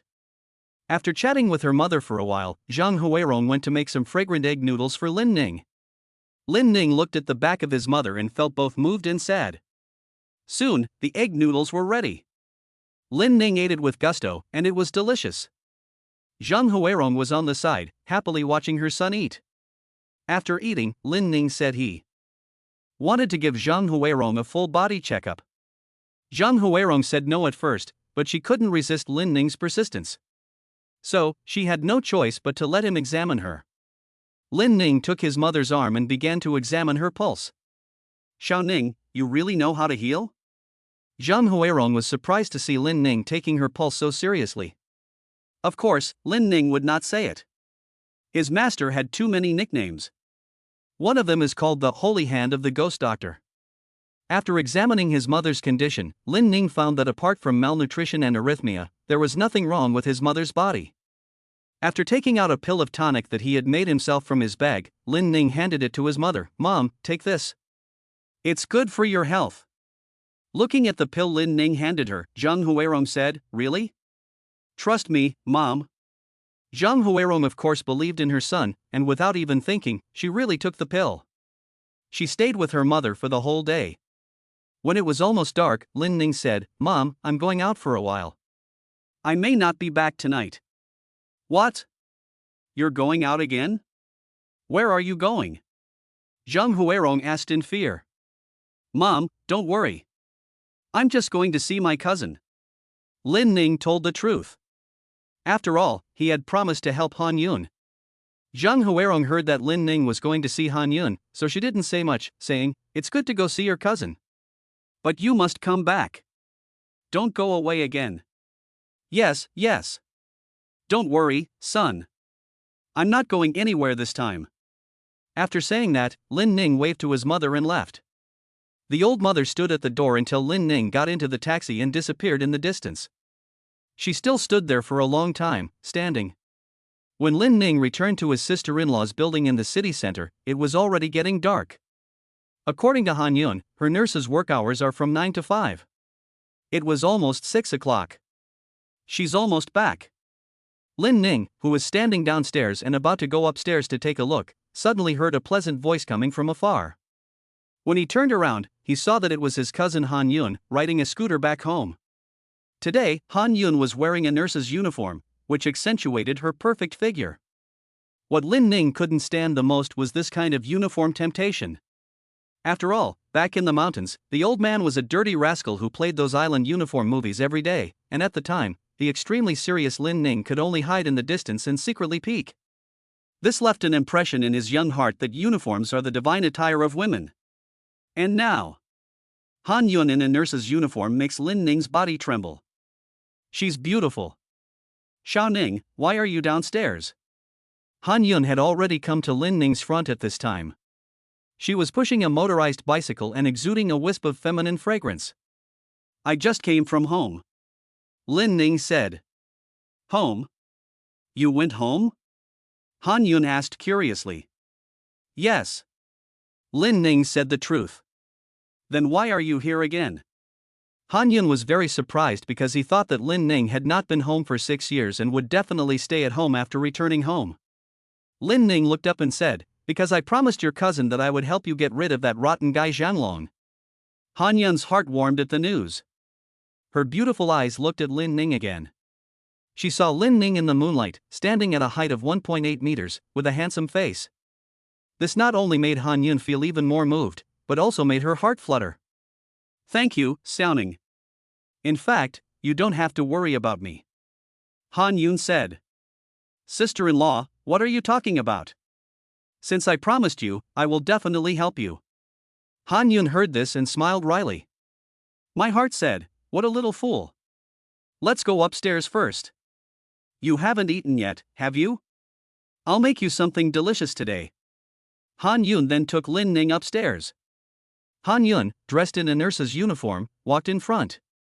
The uniform at their hospital is very short. It only reached her calves, so it couldn't cover Han Yun's beautiful legs.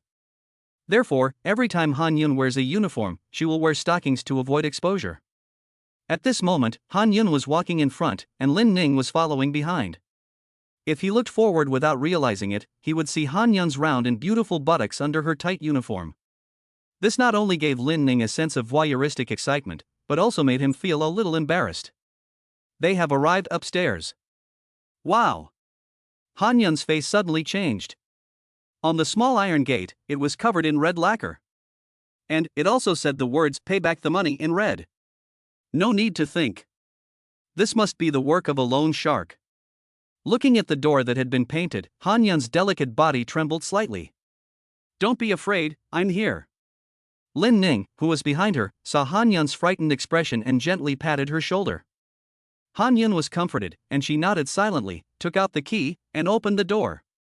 As soon as she opened the door, I saw that the house had been robbed, and everything inside had been thrown on the floor. The closets and cabinets were turned upside down. Looking at all this, Lin Ning knew without thinking that this must have been ransacked by his cousin, the gambler, today. Han Yun seemed to be used to it. After putting down her bag, she silently began to clean up the messy house. Seeing Han Yun like this, Lin Ning felt an indescribable sense of discomfort. Sister-in-law, did that rotten guy Zhang Long do this? Lin Ning asked. Han Yun, who was tidying up, said, "There's nothing I can do.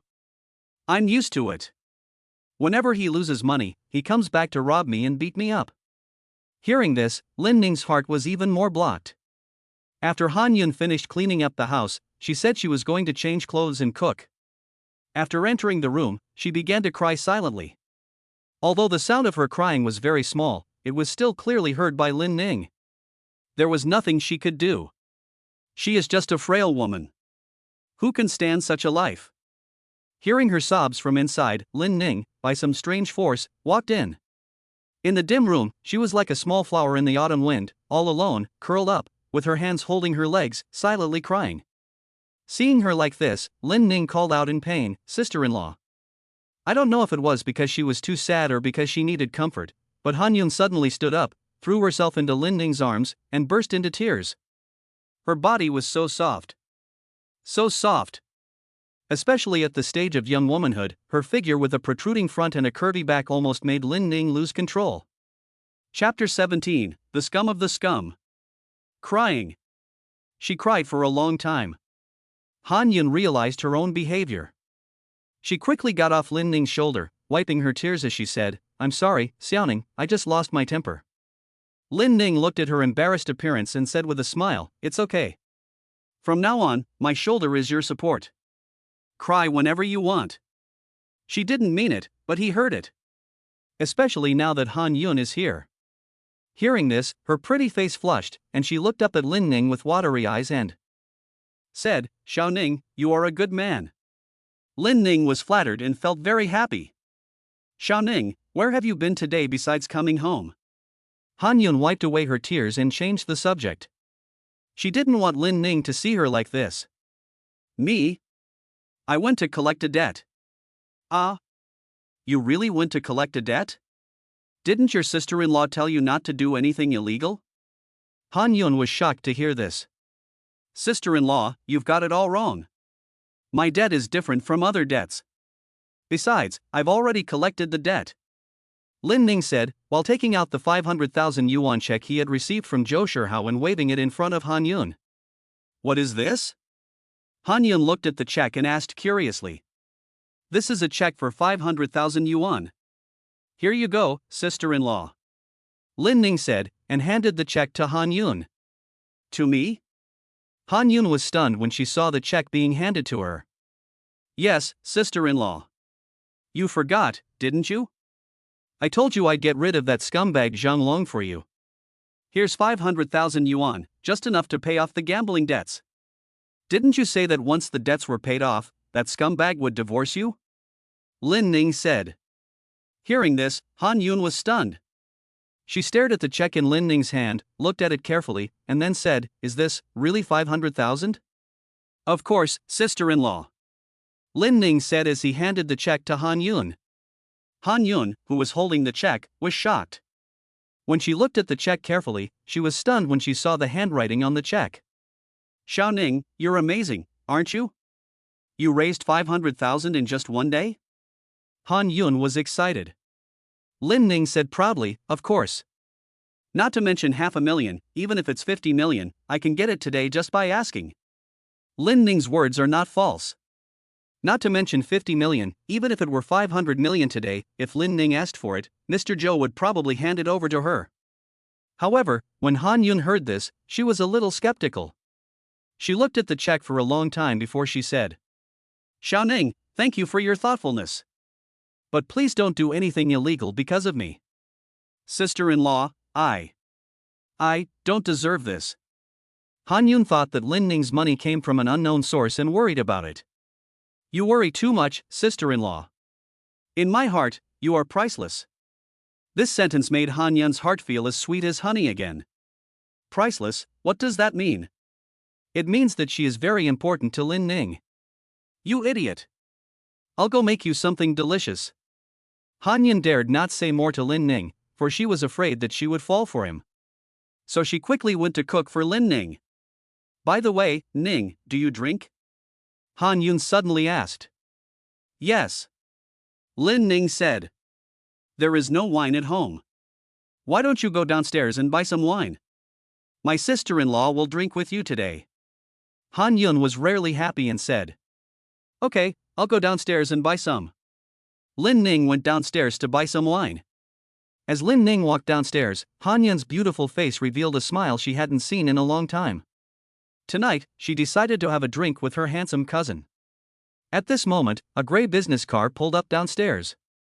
As the car door opened with a loud bang, several men with tattoos on their arms got out of the car with a skinny guy in tow. "Mr. Zhang, this is where you live, right?" The one who spoke was a bald man with a scar on his face. Bald, with a face full of muscles, he looked like a bad guy. Yes, it's Brother Kun." The man who was grabbed by the collar was none other than Lin Ning's cousin, Zhang Long, the dog gambler. "Are you sure you want to use your wife to pay off the interest?" The bald man, known as Brother Kun, lit a cigarette and asked with interest. Of course. Brother Kun, the bald guy, took a puff of his cigarette and slapped Zhang Long's face a few times, saying, "I've been in this business for so long, and this is the first time I've met someone like you. You actually used your wife to pay off your debt." "Ha, that's interesting." Zhang Long did not resist being beaten, and he smiled like a dog. "But, let me make it clear first.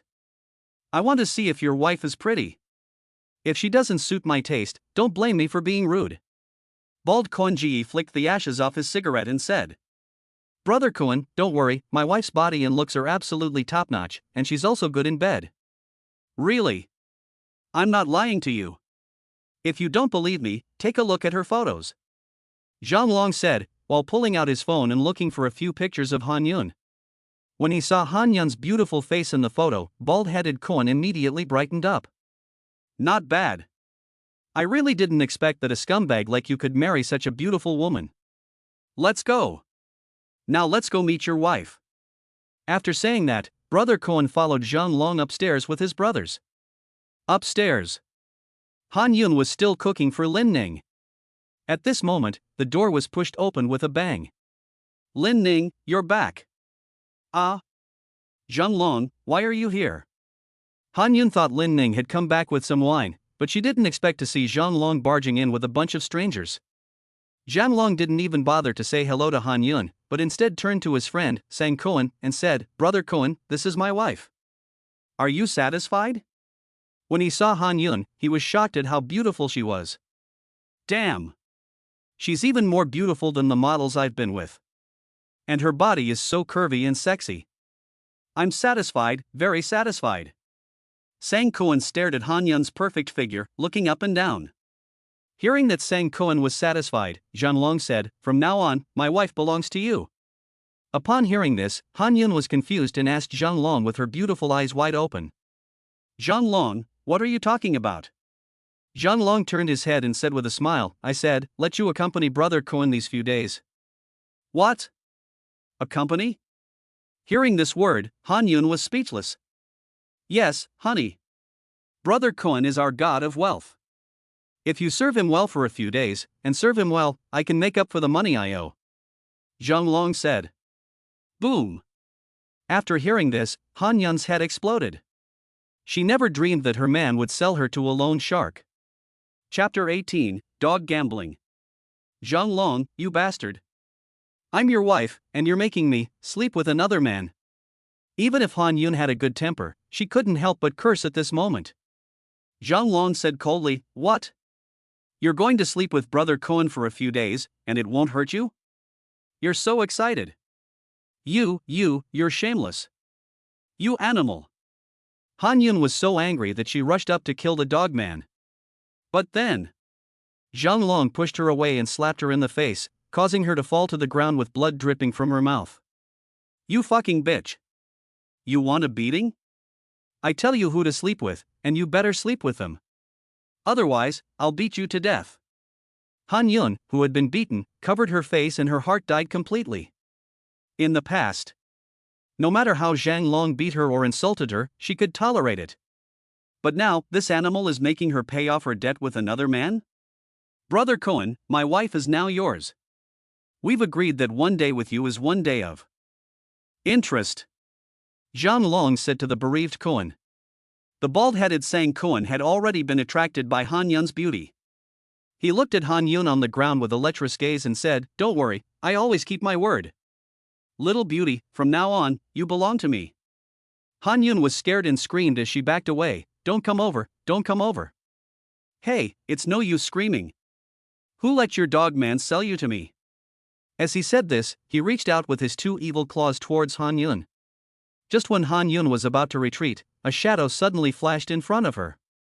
Before Sang Cohen could see clearly, his entire body flew backwards and crashed into the wall. "You little shit, you dare touch my sister-in-law?" The figure was none other than Lin Ning, who had just returned. He was carrying a bottle of Hongqing Erguotu and a few bottles of Budweiser beer that he had just bought downstairs. Xiao Ning. When Han Yun saw Lin Ning return, she was like seeing a savior. Lin Ning put down the wine in his hand and quickly helped Han Yun up. "Are you okay, sister-in-law?" I'm fine. She shook her head and wept. "Cousin, who are these scumbags?" Lin Ning asked. "It was that bastard Zhang Long. He was going to sell me to these loan sharks." As she said this, Han Yun burst into tears. When Lin Ning heard this, his fists began to clench. And then this side. As Lin Ning knocked the corpse flying, the corpse stumbled and was helped up by the younger brothers. He glared at Lin Ning with fierce, triangular eyes, his eyes full of fire, looking at Lin Ning in front of him. "Damn it! Who are you? How dare you hit me?" Lin Ning suddenly turned his head. The cold murderous intent in his eyes instantly made Sang Cohen feel cold. As the local gangster, Sang Cohen is not someone to be trifled with, and he has killed several people under his command. But for some reason, when he saw Lin Ning's eyes, he couldn't help but feel a chill down his spine. "I'm only going to say this once. Get out of here right now. Otherwise, you'll be responsible for the consequences." Lin Ning's voice was like a knife. Seeing Lin Ning say this, Sang Cohen is now a little bit scared. But he is the boss, and he has so many underlings. He can't lose face, can he? So he shouted angrily, "You dare to be so arrogant after hitting me? Brothers, get rid of him for me." At the sound of Sang Cohen's order, the underlings immediately pulled out the short knives and daggers in their pockets and pounced on Lin Ning. Han Yun looked at this scene and screamed in fear, covering her eyes with both hands and not daring to look. After a crackling sound, then, one after another, the sounds of wailing and screaming came out. Just as Han Yun was trembling with fear and covering her eyes, suddenly, a warm hand rested on her shoulder. "It's okay, sister-in-law." Han Yun slowly opened her eyes and saw the handsome smiling Lin Ning in front of her. She quickly said, "Xiao Ning, are you hurt?" Lin Ning smiled. "How could a few ants possibly be my match?" Han Yun was stunned and turned to look behind Lin Ning. She saw all 5 loan sharks were lying in a pool of blood, screaming and wailing. What's even more terrifying is that they all had broken arms or legs. Han Yun was dumbfounded by the sight. And then Lin Ning. After getting rid of these loan sharks, his cold gaze fell on the bereaved Cohen. "It's your turn." Sean Cohen's legs were shaking. He never dreamed that he would meet such a devil as Lin Ning today. "What are you doing?" "I'm telling you, my boss is the 9th master." Before Sang Cohen could finish his sentence, Lin Ning suddenly grabbed him by the neck with one hand and lifted him into the air. "What? Don't kill me. I'm sorry. I'm really sorry."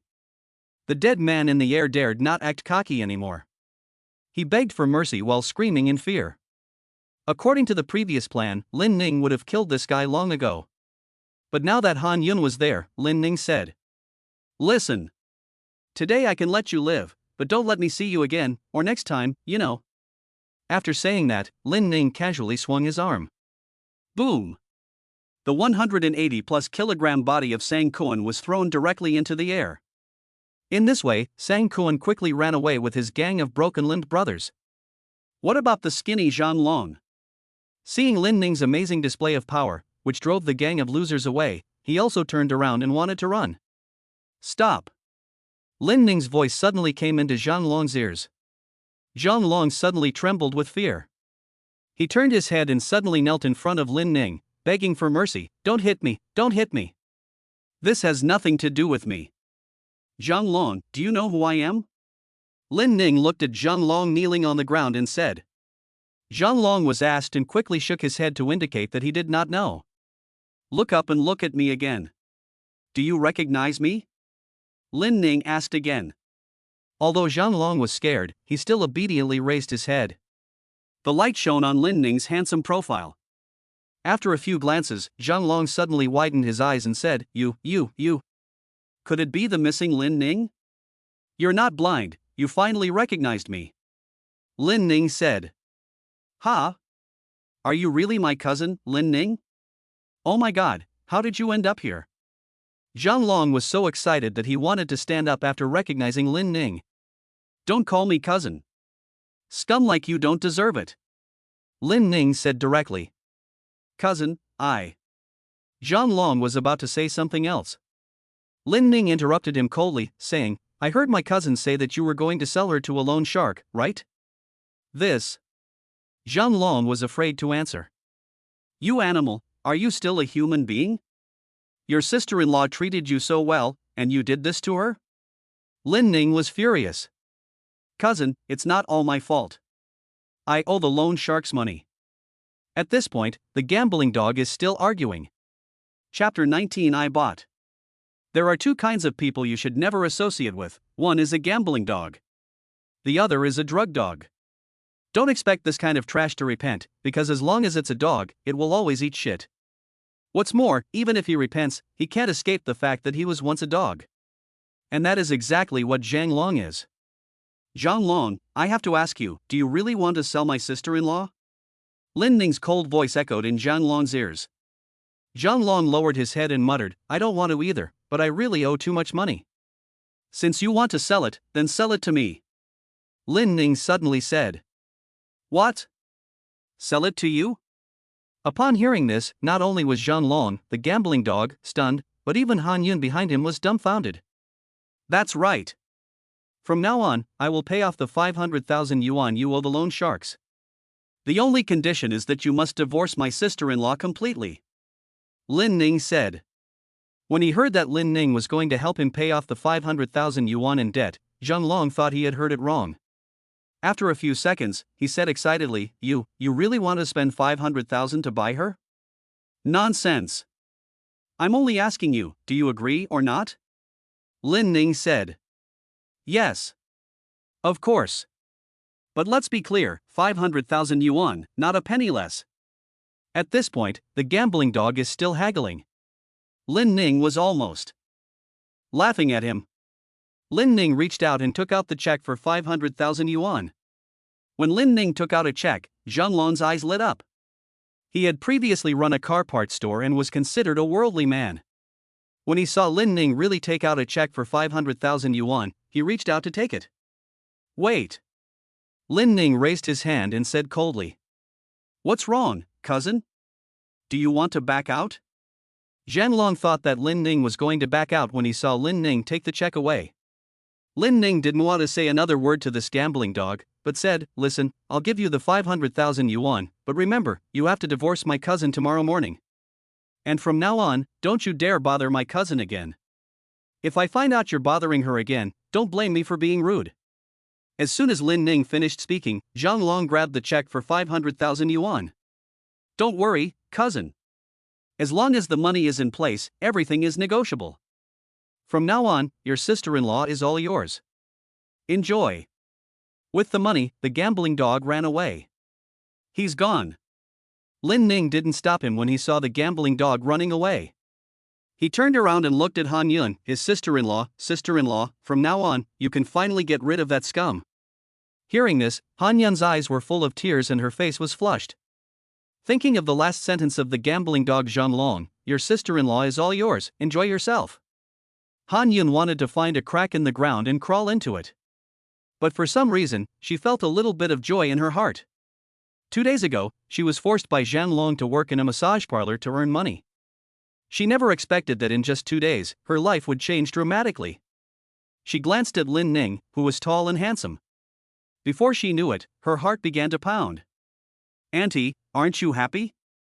Seeing that Han Yun was silent, Lin Ning asked. Han Yun blushed and quickly said, No, I'm not. I'm very happy. Thank you, Xiaoning. If it weren't for you, I'm afraid I would have. As she spoke, her voice grew smaller and smaller. You're too kind, I said I would help you, and I will do it. Lin Ning said with a smile. That's it. Zhang Long and the loan sharks all left. In the room, there were only Lin Ning and Han Yun left. Cousin, you have a cut on your face.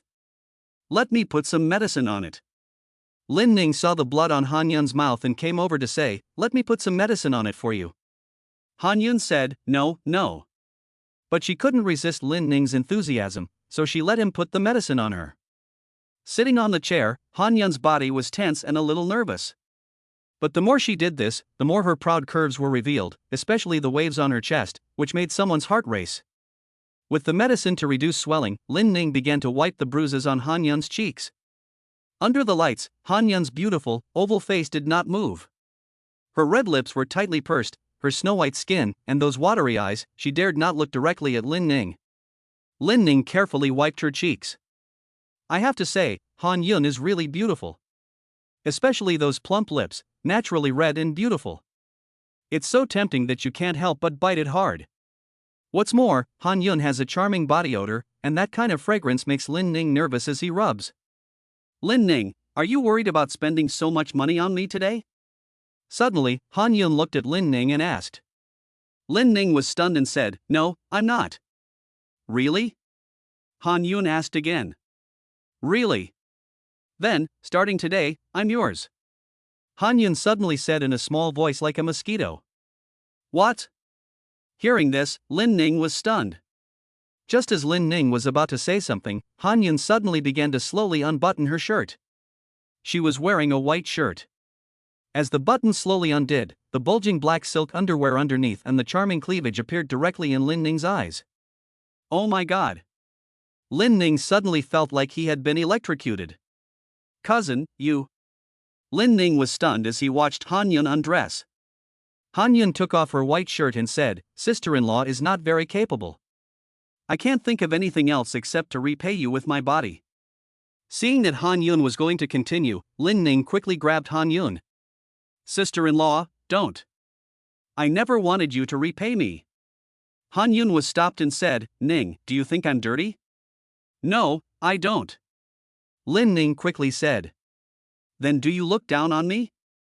Han Yun asked a heart-wrenching question. How could that be? Sister-in-law, you are so beautiful, which man wouldn't be moved when he sees you? Lin Ning was right. Han Yun was indeed very beautiful. If she dresses up a little, I'm afraid she'll be chased by men in line when she goes out. Then you bought me, why, don't you want me? Han Yun asked. Lin Ning was embarrassed. He couldn't think of an answer and rubbed his head. Seeing that Lin Ning was silent, Han Yun suddenly smiled wryly and said, Actually, I know that a woman like me is not good enough for you. After all, I am a broken flower. Han Yun turned around while she was talking. At the moment she turned around, Lin Ning clearly saw a tear roll down her eye. At this moment, Lin Ning's heart softened. Sister-in-law. You're thinking too much. Suddenly, Lin Ning grabbed Han Yun's jade hand. Han Yun, whose hand was being held, shuddered and dared not turn around. Sister-in-law, I really don't look down on you. I just think that we've just started, haven't we? Chapter 20, His Information. The words "just beginning" made Han Yun's body tremble again. What did he mean by that? Does he not despise me? Yes. If he didn't, how could he spend so much money on himself? And he said that we were just getting started? Thinking about this, Han Yun's heart suddenly ignited with hope for life. Thank you, Xiaoning. I'll go make you something delicious. Han Yun said happily, and then quickly went to cook for Lin Ning. Looking at Han Yun's beautiful back, Lin Ning had 1,000 thoughts in his heart. After all, the master said, never give up a whole forest for one tree. The most important thing is that I just got down from the mountain. I can't just have sex with my sister-in-law now, can I? But, Han Yun is really good. Forget it, let's just take things as they come. Lin Ning finally scratched his head and said. Soon. Han Yun made a few of her signature dishes and they started to eat and drink. The two of them were like a young couple, and they also drank a little wine. Because Han Yun's tolerance for alcohol is not very good, after just 2 bottles of Budweiser, her pretty face began to blush. The slightly tipsy Han Yun was even more charming, and every time she frowned or smiled, it made Lin feel a little fluttery. Lin Ning, do you know? This is the happiest day of my life in all these years. Han Yun didn't know if she had drunk too much or what, but she started talking to herself. In fact, I want to escape from my current life so much. I really want to find a man who truly loves me. Fortunately, God has allowed me to meet you. The words of the flower whispering into Lin Ning's ears, Lin Ning lowered his head and dared not speak. After all, he was afraid that the gun would go off. Accidentally. After drinking for a while, Han Yun was completely drunk. Lin Ning saw Han Yun drunk and said, Sister-in-law, you've had too much to drink. It's time for bed. Lin Ning helped the charming Han Yun to go to bed. Although Han Yun said, I want to drink more, her body was obviously already weak. He helped her to the bed, took off her shoes, and then covered her with a quilt. After everything was done, Lin Ning looked up at Han Yun. In her sleep, Han Yun's mouth still had a long-lost smile. It was as if she had never been so happy before. After looking at her for a few moments, Lin Ning left. The next day, when Han Yun woke up in the morning, her head still ached. She is not strong with alcohol, and she slept so soundly last night that she is just waking up now. Auntie, you're awake. I've made you some egg soup. Come and have some. At this time, the voice of Lin Ning came from the kitchen. Hearing this, Han Yun quickly got out of bed. When she saw that Lin Ning had really made egg soup for her and also made 2 side dishes, Han Yun's heart warmed and she said, Xiaoning, did you make all this for me? Yes. You should drink some. Lin Ning brought the egg soup to Han Yun. Han Yun was overjoyed. After drinking the soup, Han Yun said, Xiaoning, I drank too much yesterday. Did I say a lot of nonsense? No. Lin Ning pretended to say. Han Yun let out a sigh of relief and said, That's good, that's good. Sister-in-law, don't forget to divorce that scum today. Lin Ning reminded her. Han Yun nodded and said, Yes. I'll go to the hospital to ask for a leave of absence and then divorce him. After the meal, Han Yun did indeed take a leave of absence from the hospital. Then she called that bastard Zhang Long. Zhang Long, who had already received the money, did not refuse this time, and said that he would go to the Civil Affairs Bureau at noon to get a divorce. Hearing Zhang Long agree to the divorce, Han Yun sighed that she had finally escaped from the fire pit. Xiaoning, I'm going to get a divorce, so wait for me at home. Before leaving, Han Yun also gave her mobile phone number to Lin Ning. Seeing that her sister-in-law was finally starting a new life without that scumbag Zhang Long, Lin Ning was happy for her from the bottom of her heart. After storing Han Yun's phone number, Lin Ning stretched and said to herself. Chapter 21 Lin Ning is here. Looking at the information about Lin Ning, Zhou and Ni's slender eyebrows slightly wrinkled. Damn, this bastard has been missing for 6 years? Could it be that he has been in Mount Kunlun for the past 6 years? But what was he doing on Mount Kunlun? When she thought of Lin Ning, Zhou and I was so angry she could burst. Forget it. Who cares what he does? It has nothing to do with me. Humph. Such a country bumpkin, you want me, Annie Zhou, to be your maid? Go to hell. After venting her anger, Zhou Annie got out of the bathtub and went to work for breakfast. On the bustling streets, a purple limited edition Maserati Quattroporte was speeding along. Inside the car was Annie Zhou. She was wearing a purple dress from Prada that fit her perfectly, a black little suit jacket that was just the right size, her hair tied up in a high ponytail, and on her face, which was as elegant and cold as ice, were Lotus sunglasses, which were known as the Lamborghini of sunglasses. The whole person looked both dashing and noble. Soon, the Maserati arrived at the Imperial building. The security guard at the gate, seeing that it was the car of the young lady, immediately opened the electric gate to welcome the young lady who was worth 100 billion. Just as Joannie was about to drive in, a figure suddenly blocked her car, causing Joannie to startle and quickly step on the brake. Just as she was about to scold whoever was so inconsiderate, a voice suddenly entered her ears. "Hello? Goddess sister. I've finally waited for you." I saw. It was Lin Ning standing in front of the car. He was laughing and waving at Joannie. Joannie was speechless. She was so angry that she pressed the glass window button and said, "How come it's you again? What do you want, you bastard?" Lin Ning said, of course, to fulfill the debt collection contract. "Goddess sister, you're not going to renege on the debt so soon, are you?" Hearing about debt collection, Joannie's scalp hurts. The Imperial Group, which is worth hundreds of billions of dollars, is actually being sued by this guy.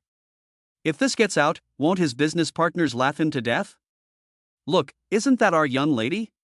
Why is there a man standing in front of the car? Who is that man?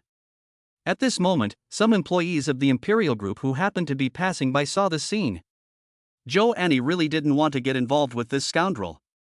After all, if it got out that he was here to collect a debt, it would be very damaging to the company's image. After giving Lin Ning a cold look, Joannie said, "No more nonsense. Get in the car first." "Ha?" Lin Ning was stunned and said with a smile, "Okay." So he really ran to the passenger seat and sat down.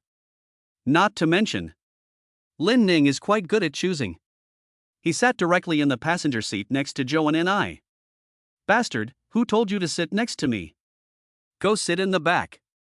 Seeing Lin Ning sitting next to her, Joan and I was furious and said, "Ha? You didn't say anything earlier, I was already in the car." Lin Ning said innocently. "Aha." Joannie was about to go crazy.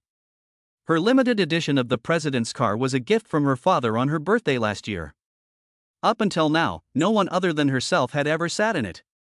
Now, not only has Lin Ning sat in it, but he's also sitting in the passenger seat. At this thought, Joannie felt like she was going crazy. But there was nothing she could do. After all, her father was the one who had borrowed the money. She had to bear with it. The billionaire's daughter could only drive Lin Ning to the garage. "Wow. Goddess, your car is so fragrant and luxurious. I guess your car must be very expensive?" My master said that a beautiful car and a beautiful woman are a perfect match for a big city. It seems that this saying is absolutely true. In this luxury car worth more than 3 million, Lin Ning was like a little wife, chattering away. As for Joannie, she simply ignored him. She treated him like air. Soon, the car stopped in the basement. As soon as the car stopped, a black-haired beauty ran over. The black silk secretary, Hu Jing. "Good morning, miss. The rascal you asked me to check on." Hu Jing was about to finish her sentence when Joannie and Lin Ning got out of the car. "Ha?" Seeing Lin Ning get out of Joannie's car, Hu Jing was speechless. Her cherry lips grew wide, and she suddenly didn't know what to say. "Good morning, beautiful." When Lin Ning saw Hu Jing, she couldn't help but greet her. Hu Jing was stunned. After a second of being stunned, she managed to force a smile on her face and said, "Good morning." And then there's Joan and I. She had a cold expression on her face, didn't even look at Lin Ning, and turned to Hu Jing and said, "Have all the major suppliers arrived?" "Miss, they're all here." Hu Jing said. "Good, I'll go find them for a meeting." Then, Joannie turned and left. Wait. What should I do? Seeing that Joannie was leaving, Lin Ning was speechless and asked. Joannie didn't even turn around and said, "Someone will take care of you." As soon as she said that, Joannie was already gone. Looking at the graceful figure of Joannie as she left, Lin Ning muttered to himself, "She's so cool. I like her. Secretary, I'll leave it to you." At this time, Lin Ning turned his gaze to Hu Jing. Not to mention, Hu Jing is also very pretty. She's a secretary. They are all good looking. Especially a beautiful secretary wearing a white shirt, black suit, and a short skirt and stockings. Hu Jing didn't dare to neglect Lin Ning, even though Lin Ning was dressed in a street vendor's outfit. But what was the purpose of this fierce man who even the chairman of the board had to personally meet? She, a small secretary, dared not offend him. So she could only smile and say, "Mr. Lin, this way please." Okay. So, Lin Ning was led by the beautiful secretary to Zhou En's office. The luxurious office. After Lin Ning came in, Hu Jing poured him a cup of coffee and said, "Let him wait here first. After Zhou En finishes her meeting, she will come to see him." Lin Ning didn't mind, so he stayed alone in Zhou En's office. Time passed by minute. Lin Ning sat in the office chair like an old man, crossed his legs, and waited for Zhou En. Later, she became my maid. Wouldn't it be great if she could wear the maid outfit from the Japanese porn? Mom! That's exciting. Thinking of the maid's series of Japanese movies that he secretly watched in Kunlun Mountain, Lin Ning couldn't help but get excited. Just as Lin Ning was thinking happily, suddenly, ding dong, the electronic doorbell rang. Lin Ning thought it was Zhou En coming back from a meeting and quickly ran to open the office door. But who knows? As soon as he opened the door, a guy holding a bunch of bright red roses appeared in Lin Ning's eyes. As he walked in, he said, "Annie, I brought you back your favorite Juliet roses from abroad. These roses are different from the roses of the past because the petals are light gold and the petals are fuller and more beautiful than the roses of the past. It is called the King of Flowers, Juliet Rose." Chapter 22, Mr. Zhao. The Juliet rose is undoubtedly the most expensive rose in the world. Because this rose only blooms once every 15 years, and a single rose can cost hundreds of thousands of dollars. In foreign countries, it has even been photographed for a sky-high price. But Lin Ning didn't know anything about the Juliet rose. He was just curious about the man holding the flowers. "Who are you?" The man in the suit was a little confused. Looking at Lin Ning's unfamiliar face and then at the empty office, he asked in surprise, "Who are you? How did you end up in Annie's office?" "Me? I am the owner of the goddess's sister," Lin Ning said. The man holding the most expensive flowers in the world was stunned. What goddess sister? He thought to himself. At that moment, suddenly, Jing Jing, the secretary in high heels, came running over. "Xiao Xiao, you're here." The man called Xiao Xiao seemed to be of high status. Not only is he wearing a designer suit, but the Patek Philippe watch he casually wears on his wrist could easily buy a house in the most prosperous area of Jiangcheng. Who is he? Why is he in Annie's office? The man called Xiao Xiao's eyes were fixed on Lin Ning. Hu Jing glanced at Lin Ning and thought for a moment, "This is our young lady's guest, so?" Hearing the word guest, Zhao Xiaofeng frowned. He thought to himself, what kind of guest is this? Why is he still in Annie's office? Why didn't I get this kind of treatment in the past? At this time, Lin Ning was also very dissatisfied. Damn it, I am her master, when did I become a guest? Zhao Xiao, you came to see our young lady, right? I'm sorry, our young lady is having a meeting with some suppliers. Hu Jing said at this time. Zhao Xiaofeng didn't mind, and smiled, and said, "It's okay, I can wait for her in the office." Hu Jing didn't dare offend Zhao Xiaofeng, so she could only say, "Well, then, okay." So, Hu Jing quickly made another cup of coffee for Zhao Xiaofeng and then left. In the office. At this moment, Lin Ning and the Zhao family's young master were just sitting there. Lin Ning didn't care, and sat down on Zhou En's leather sofa, looking like a master. I'm here to collect the debt, who's afraid of who? Lin Ning thought to himself. It was the young master Zhao who looked at Lin Ning in his street clothes and sitting in the seat of his favorite woman, his eyes almost burst into flames. But he has self-control. He had to be patient. After all, he had no idea what Lin Ning did for a living. After a few minutes of awkward silence, it was the young master Zhao who broke the ice. He was holding a bouquet of Juliet roses that he had just brought back from abroad, and said to Lin Ning, "Hello, brother. What line of work are you in? Are you talking to me?" Lin Ning was sassy. Zhao Xiaofeng tried to force a smile. "Yes. I'm unemployed right now." Lin Ning told the truth. Hearing that he was unemployed, Zhao Xiaofeng's face revealed a hint of contempt, and he thought to himself, "Damn, it turns out he's a lowly person." So you came to Imperial, right? Zhao Xiaofeng's tone changed a bit. I came to Imperial just to clear up some debts. Lin Ning said. What? Debt?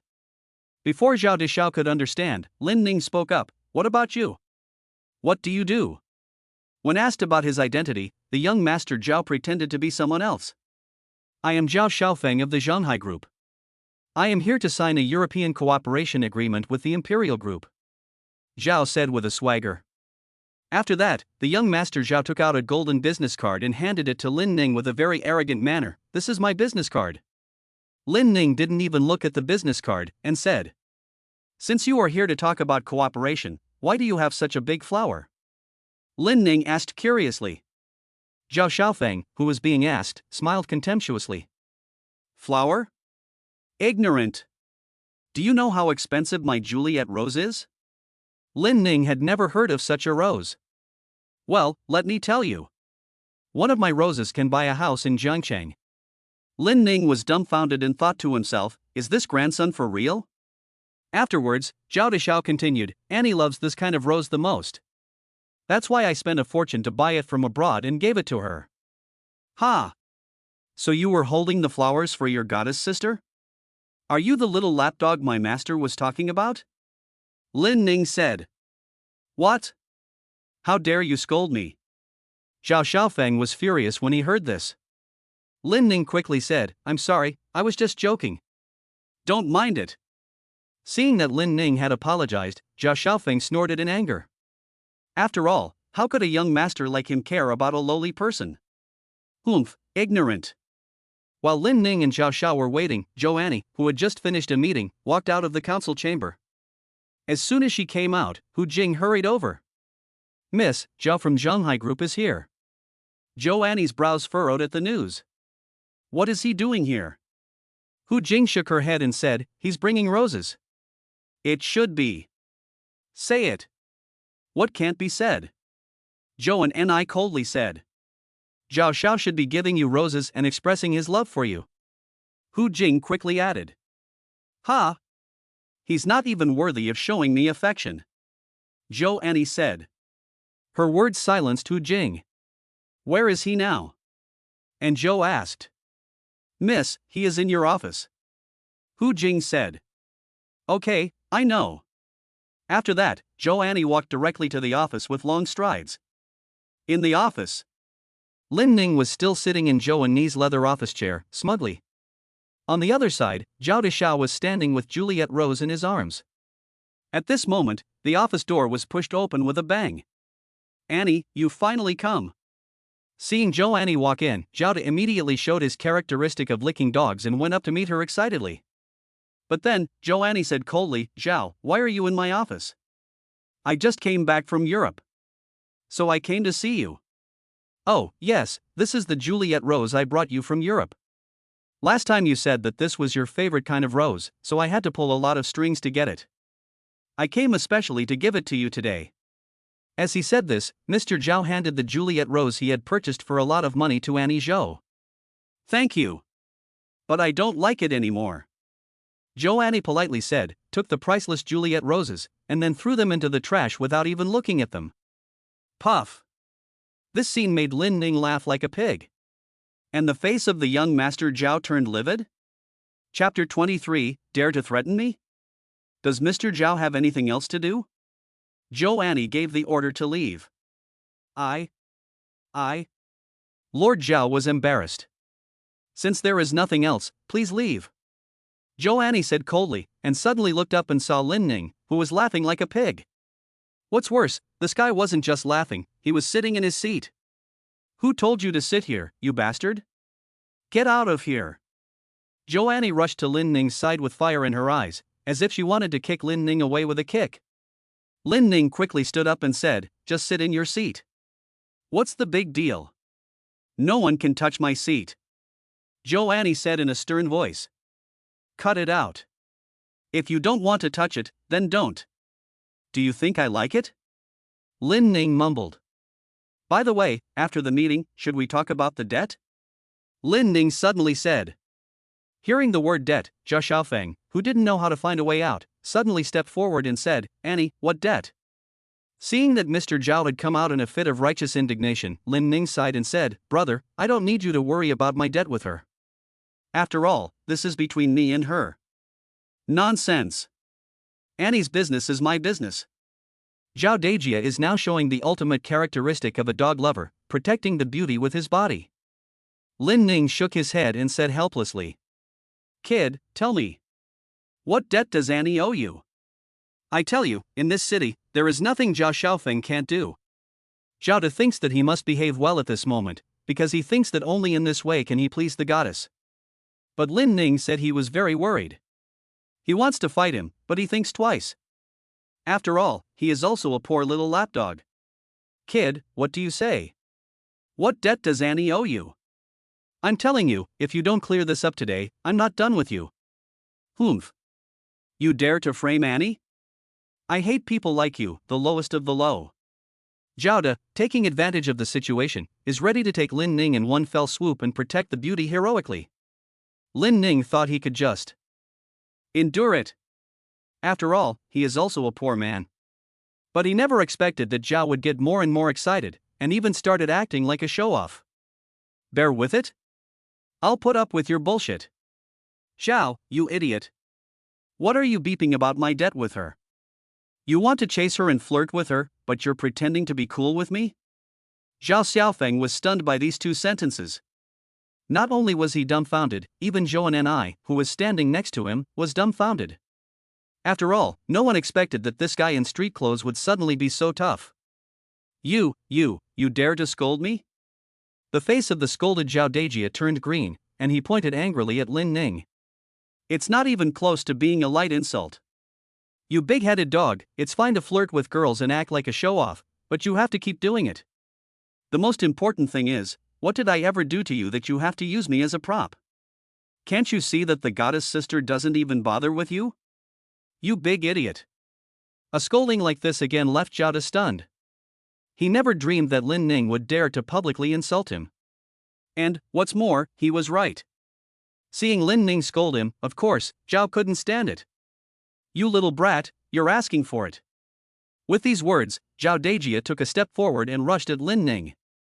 Just as the young master Zhao was about to attack, Zhou Ni suddenly stepped forward and said, "That's enough." Zhao Dejia, who had been rebuked, said, "Annie, this kid is so hateful, he..." Zhou Ni suddenly said, "Zhao Xiao, I'll say it again, please leave." Zhao Xiaofeng's face was distorted when he was directly ordered to leave. He glared at Lin Ning and said, "Fine. Today, on Annie's behalf, I won't hold a grudge against you. But you wait, don't fall into my hands." After making a threat, Zhao Xiaofeng turned and left. "You idiot." After seeing Zhao Da's son leave, Lin Ning didn't forget to add another stab. Zhou Annie's face was cold, and suddenly her eyes fell heavily on Lin Ning. "What are you looking at? Haven't you seen such a handsome guy before?" Lin Ning met her gaze and thought to himself. Zhou Ni coldly glared at Lin Ning for more than 10 seconds before she said, "Do you know who you just offended?" "You mean the dog licker?" Lin Ning said. Zhou Annie ignored Lin Ning's taunts and continued, "His name is Zhao Xiaofeng, the son of Zhao Tianlong of the Zhanghai Group. He is the #1 playboy in Jiangcheng. Not only is he rich and powerful, but he also has intricate relationships with those in the underworld in Jiangcheng. As far as I know, in Shanghai, it would be absolutely easy for him to make someone disappear." After listening to Zhou Annie, Lin Ning narrowed his eyes and said, "Is the goddess sister scaring me or reminding me? I'm just telling you the truth. So that you don't end up dead on the street and don't even know who you've offended." Zhou Annie said coldly. "Ha ha ha ha." After hearing this, Lin Ning laughed directly. Seeing that Lin Ning was not only not afraid but laughing, Zhou Annie's brows furrowed deeply again.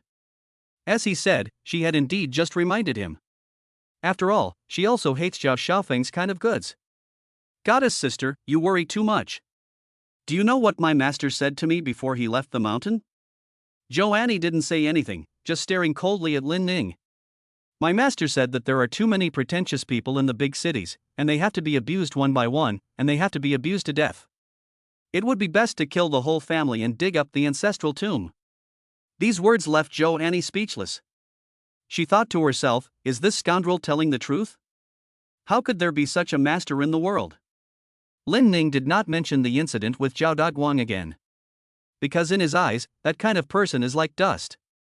He looked up and looked at Zhou Annie in front of him. Sister Goddess, is it time to talk about our debt? Hearing that this guy wants to talk about debt again, Zhou Annie's scalp hurts. Yesterday, your father promised to let you be my maid for a year to offset the debt. Goddess sister, you're not going to renege on the deal, are you? Lin Ning said again. Zhou Annie suddenly looked at Lin Ning with murderous intent. You want me to be your maid? You're dreaming. What? You don't want to? Then don't blame me for going to your father. Don't forget, your father once owed my master his life. After Lin Ning finished speaking, it seemed as if he was really going to go find Zhou Shihao. You bastard, stop. Seeing that Lin Ning really seemed to be going to find his father, Zhou Annie was so angry that she roared. Lin Ning turned his head and looked at Zhou Annie, who was angry and breathing heavily, and said with a smile, What, has the goddess sister changed her mind? Chapter 24, Maid. Zhou Annie never dreamed that she, a billionaire, would be manipulated by a country bumpkin who had just come down from the mountain. The most important thing is that she can't do anything about it now. Dad owed a life and death debt. And this debt must be repaid. Thinking of this, Zhou Annie felt like she was going crazy. She glared at Lin Ning with fiery eyes and said, Listen, you bastard. Besides making me a maid, I can satisfy you in any way you want. There was no other way, so Zhou Annie had to compromise. Ha! That's not good enough. I don't like people who are indecisive. So, I only want my goddess sister to be my maid. Lin Ningdao said. You bastard. Zhou Annie, in a rage, began to curse. Lin Ning said, Go ahead and yell at me. Even if you yell me to death, you still have to be my maid. Seeing that Lin Ning was not going to be swayed, Zhou Annie was so angry that her eyes were about to turn red. What the hell do you want? Ha? Was I not clear enough? You'll be my maid for a year, and we'll be even. Lin Ning said. You're dreaming. I tell you, even if I die, I will not be humiliated by you. The daughter of the Imperial Group is now crying tears of anger. Seeing her cry, Lin Ningdao said, Shit. Don't play this trick. My master said that a woman's tears are the most deceptive. So don't even think about changing my mind.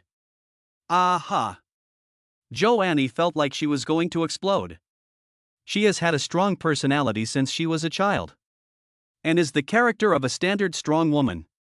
Now she is being made to be someone else's maid, which is even more unbearable than killing her. Listen, you bastard, even if I die, I will never be threatened by you. That's it. The billionaire's daughter took out a fruit knife from somewhere and really slashed her own white neck. She was going to kill herself. Holy shit. Seeing that she was serious, Lin Ning panicked. With a sudden flick of her body, Lin Ning had already reached Zhou Annie's face and then grabbed her snow-white hand. Are you crazy? Are you really going to die? Zhou Annie was crying and holding a fruit knife tightly, saying, You bastard, let me go. Let me go. Nima. Lin Ning was speechless. He saw his chi flowing, and a burst of heat instantly entered Zhou Annie's arm. Zhou Annie's arm went numb, and the fruit knife in her hand fell to the ground with a clang. You crazy woman, I didn't hire you to be a maid to sell your body, you want to kill yourself? Li Ning kicked the fruit knife on the ground and yelled at her angrily. Zhou Annie glared at Lin Ning with bloodshot eyes, not saying a word or uttering a sound. Fine. You don't want to be a maid? Lin Ning saw her look so determined to die that he couldn't help but say.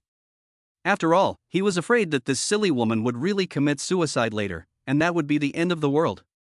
Hearing this, Zhou Annie's anger subsided a little. She raised her bloodshot eyes and stared at Lin Ning coldly. Are you serious? Of course. But you can be my maid. Lin Ning added, Of course. Aha. Zhou Annie wanted to bite the bastard in front of her to death. Damn it. What's wrong with being a maid? You don't have to keep the bed warm or sleep with me. You just have to listen to me.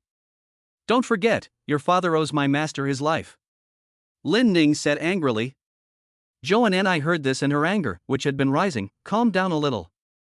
Yes. Although this scoundrel is shameless and a bastard, his words don't seem to be wrong. His father owes him a life, and he's going to collect the debt by making me his maid for a year. It doesn't seem like a bad deal. Moreover, he just said clearly that he wouldn't do anything to me. Thinking about this, Joanne said, "Are you sure you won't make me do that kind of thing?" "What kind?" Lin Ning asked with a wicked smile. "You." Joanne knew that the guy in front of her was asking knowingly. "I mean, sleeping together." "Ha! You think you're so beautiful. Although you are indeed beautiful and have long legs, how could this handsome guy be yours?" "You're dreaming." One sentence almost made Joanne want to kill this bastard.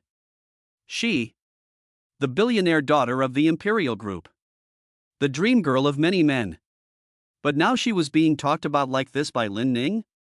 Seeing that the goddess was almost killed by her own anger, Lin Ning smiled slyly and said, Okay, I won't tease you anymore. From now on, you can be my maid for a year. Don't worry. I won't make things difficult for you. All you have to do is be obedient. Seeing that Lin Ning said this, Joan and I said, I can promise to be your maid. But you have to promise me a few conditions. What? You want to negotiate? Lin Ning said. Of course. Tell me, what are your conditions? Lin Ning asked. Joanne said, my conditions are very simple. As long as they don't go against morality or the will of a woman, I can do everything else. Deal. Lin Ning didn't even think about it before he said directly. You agreed? Looking at Lin Ning, Joan and I asked in confusion. Yes. Joanne was surprised. She thought that this scoundrel would not want to, and would bully her? She never thought that this scoundrel would agree so quickly, which caught Joanne off guard. Looking at Joanne's expression of surprise, Lin Ning smiled and said, Are you surprised? Very surprised? I forgot to tell you. Your family is just the first debt collector I met when I came down the mountain. And in my book, the Book of Debts, there are more debtors who are more powerful than your family. So, goddess sister, you underestimate me. I, Lin Ning, will never give up the whole forest because of a small tree like you. Who knows, maybe I'll meet a goddess who is even more beautiful than you. Women. The thing I can't stand is when someone is better and prettier than me. Especially a woman as outstanding and cold as Joanne. Now, when I heard him say that there were countless women in his debt of life who were better than her, and that he was just a small tree, it made Joanne so angry that she wanted to explode right there. But Lin Ning was just telling the truth. There are indeed too many big shots in his record of life debts who are even more awesome than Zhou Shihao. Okay, let's talk about you being my maid. Lin Ning smiled and turned his head to look at Joanne. Although Joanne and I was extremely angry, she immediately thought, why should I be angry? He is nothing, just a debt collector? Why should I care about such a person? So she said, what do you want me to do as your maid? Lin Ning, who was asked, scratched his head. A maid? He had never done that before. So he couldn't think of an answer right away. After a few seconds of thought, he said, for now, you just listen to me and do as I say. Whenever I need you, you'll be there for me, and you'll cooperate with me. Chapter 25 Something's wrong. Listen to him? Cooperate with him? Joanne suddenly felt that being a maid wasn't that difficult. After all, her father owed him his life. So Joanne and I directly opened her red lips and said, okay. I promise you. Lin Ning was delighted to hear this. Then he sat down on Joanne's office chair again. You, how can you sit in my seat again? Seeing Lin Ning sitting in her seat again, Joanne immediately exclaimed. What? I am your master, you are my maid. Do I need your permission to sit in your seat? Lin Ning's words were correct. But it made Joanne's already puffed up chest rise and fall. Why are you still standing there? Come over here and give me a shoulder massage. Lin Ning said in a cheap voice. What? Should I massage your shoulders? Joanne and I thought she had heard it wrong. Of course. Haven't you seen TV dramas? Every maid on TV has to rub their master's shoulders and massage their feet. Lin Ning continued. Hearing this, Joanne and I felt like she was going crazy. Oh my god. She was a rich girl, but now she had to give a shoulder massage to a country bumpkin who had just come down from the mountains? Aha! She felt like she was about to collapse. But She had already promised Lin Ning that she would work as a maid for a year to pay off her father's debt. Moreover, Lin Ning asked her to massage his shoulders, which did not violate women's will or moral principles. So even though Miss Jo didn't want to, she still went behind Lin Ning and began to massage his shoulders.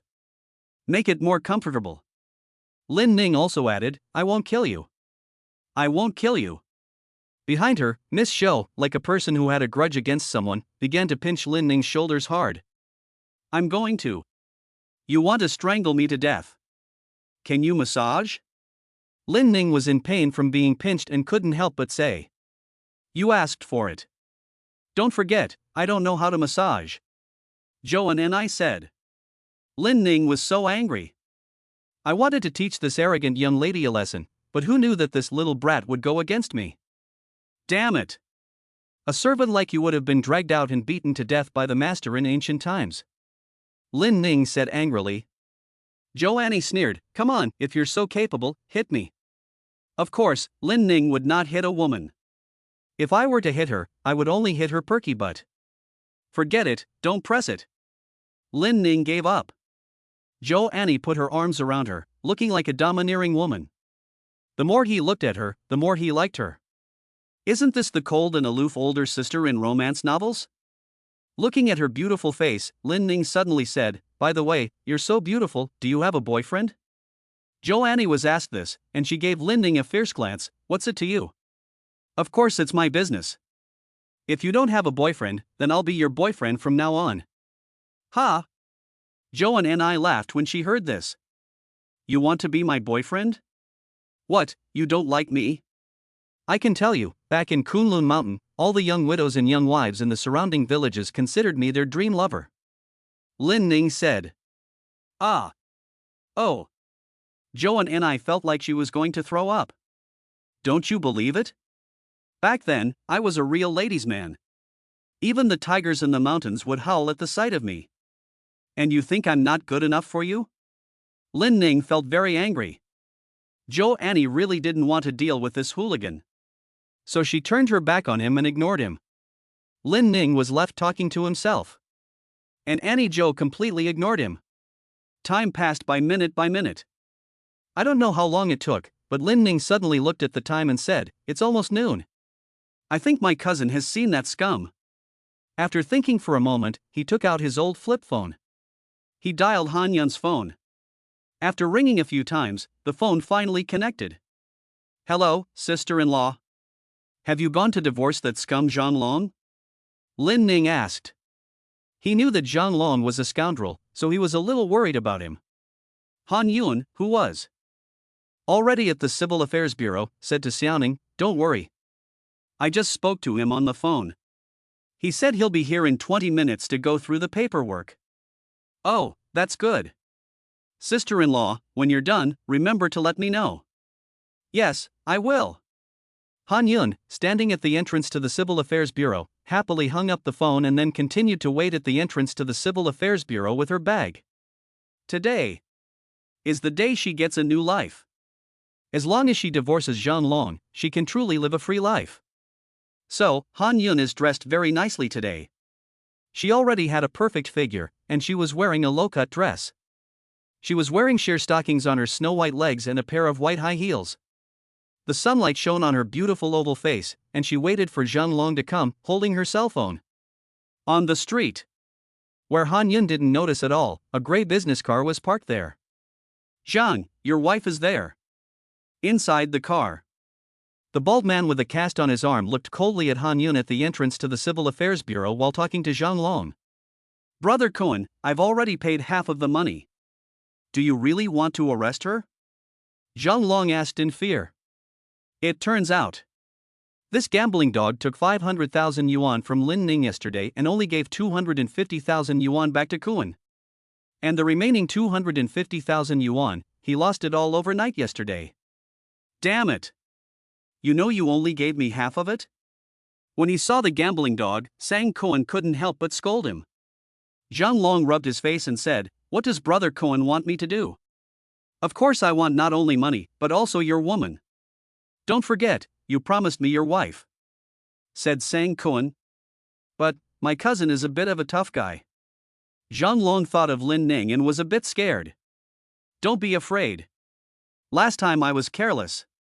This time you listen carefully. As long as we catch your wife, we can definitely teach that little bastard a lesson.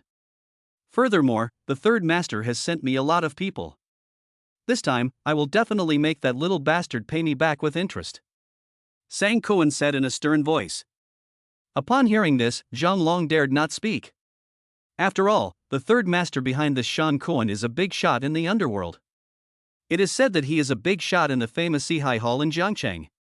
So Zhang Long finally glanced at Han Yun, who was not far away, and said, "Okay. That's it." He opened the car door and walked towards Han Yun at the entrance to the Civil Affairs Bureau. Han Yun, who was at the Civil Affairs Bureau, was still waiting for Zhang Long to come and handle the divorce procedures for her. At that moment, Zhang Long's voice came from behind. "Honey." Han Yun heard the voice and turned around to see the skinny Zhang Long. She said coldly, "Don't call me your wife. I've already given you the money. Let's go and get the divorce papers now." Zhang Long didn't mind, saying, "I didn't realize you were really going to marry my cousin." "It's none of your business," Han Yun said directly. "Ha? Is it because my cousin is young and handsome that you want to divorce me so badly?" Zhang Long sneered.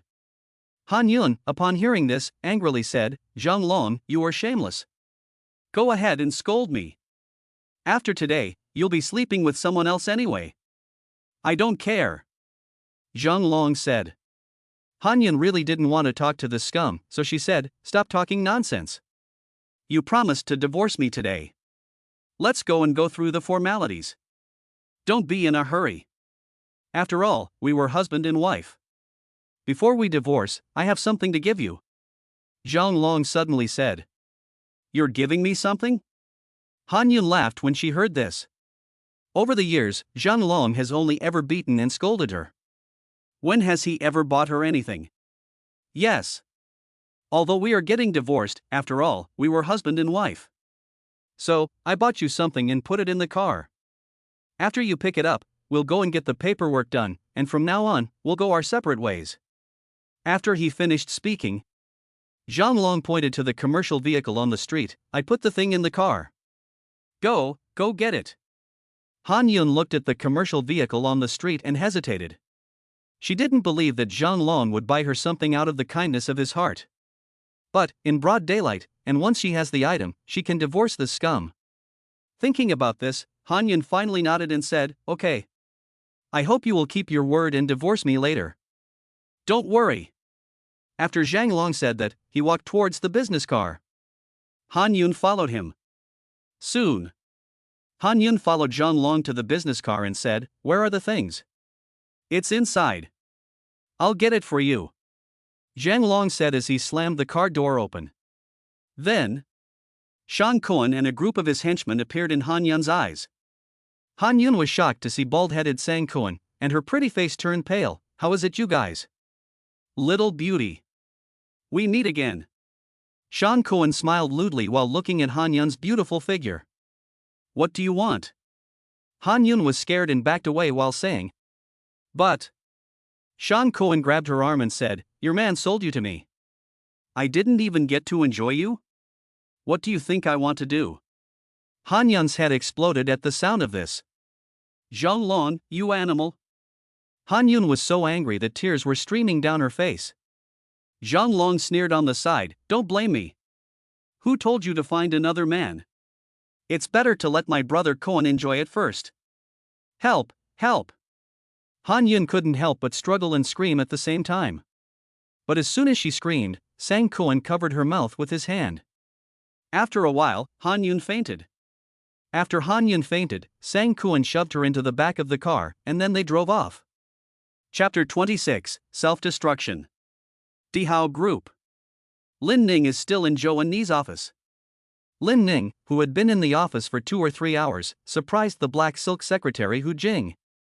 She was wearing gold-rimmed glasses today, with black silk, white shirt. She is simply a perfect secretary. How can the young lady stay so long with that bumpkin from Kunlun Mountain? What is he really doing? Could it be that he really came to collect a debt? Hu Jing guessed in her heart. At that moment, The office door opened and Lin Ning came out with a smile on her face. As he walked out, he didn't forget to turn around and say to Joan and I in the office, I'm leaving now. I'll come back to see you later. While saying this, he also waved his hand inside. Looking at this scene, the black silk secretary was even more surprised. Wow! Hello, secretary. At this time, Lin Ning happened to see the beautiful Hu Jing. Although Hu Jing had no idea what Lin Ning did for a living, she was naturally cautious when she saw that this bumpkin could freely enter and exit the offices of the chairman and the young lady. She smiled charmingly and said, "Hello, Mr. Lin. Don't call me sir, call me brother." "How kind," Lin Ning shamelessly said.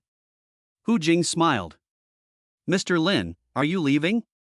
Hu Jing looked at Lin Ning as he walked out. "Well, I should go back," Lin Ning said. "Oh, then goodbye." Hu Jing took Lin Ning to the elevator. Lin Ning glanced at Hu Jing's round and beautiful buttocks and then said, "Bye-bye, secretary sister." Then Lin Ning left the imperial mansion. He was very satisfied today. Although he didn't make Miss Zhou his maid, it seems like being a servant is the same thing. The most important thing is that she will have to do whatever I tell her to do in the future. Just thinking about it makes me happy. And the beautiful secretary was really good. Those long legs.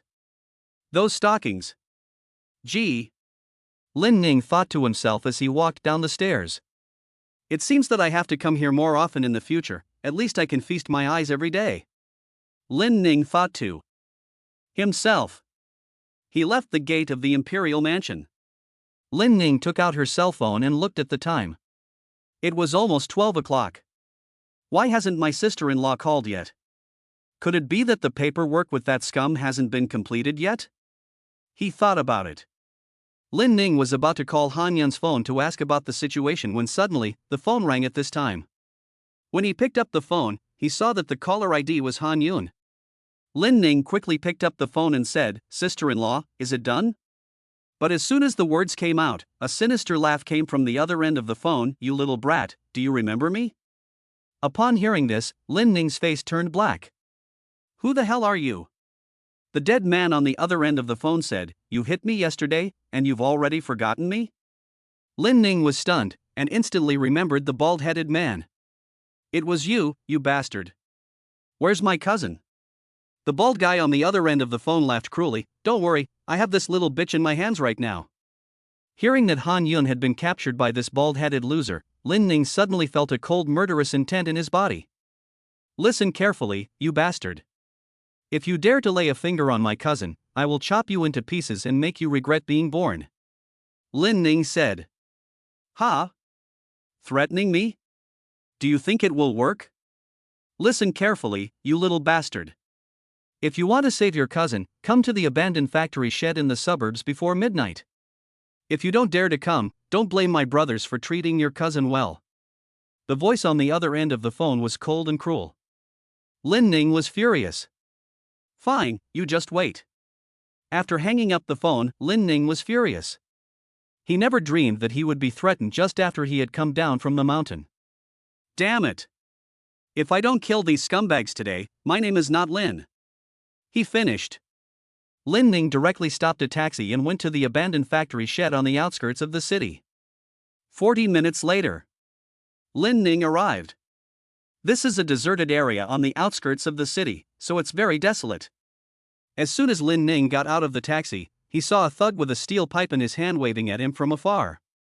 Lin Ning knew that this group of people were the kidnappers of his sister-in-law, so he followed them over. Soon, under the guidance of the younger brother, they arrived at an abandoned factory shed. Around the shed, there were more than 20 thugs armed with knives and clubs. In the middle was the bald-headed man who had been beaten up by him earlier, and there was also the scum, Zhang Long. When he saw that Lin Ning was really alone and unarmed, he couldn't help but say, "Not bad, kid, you're brave enough. You actually dared to come alone." Lin Ning didn't bother to talk to him, and asked directly, "Baldy, where's my cousin?" "Oh, you want to play the hero and save the damsel in distress? Fine. I'll give you what you want today. Guys, bring out that chick." With a wave of his hand, two thugs brought Han Yun out of the abandoned factory. Han Yun's hands were tied behind her back. After she was brought out, she saw Lin Ning and shouted, "Lin Ning, you have to leave. They are going to deal with you." When Lin Ning saw that Han Yun had only been kidnapped and not raped, he let out a sigh of relief and said, "Don't worry, sister-in-law. These little trash are no match for me." After that, Lin Ning looked at the bald-headed Sang Kuan. "Baldy, you have two choices. First, you can release my sister-in-law, cut off your own hands, and kneel down to apologize to my sister-in-law.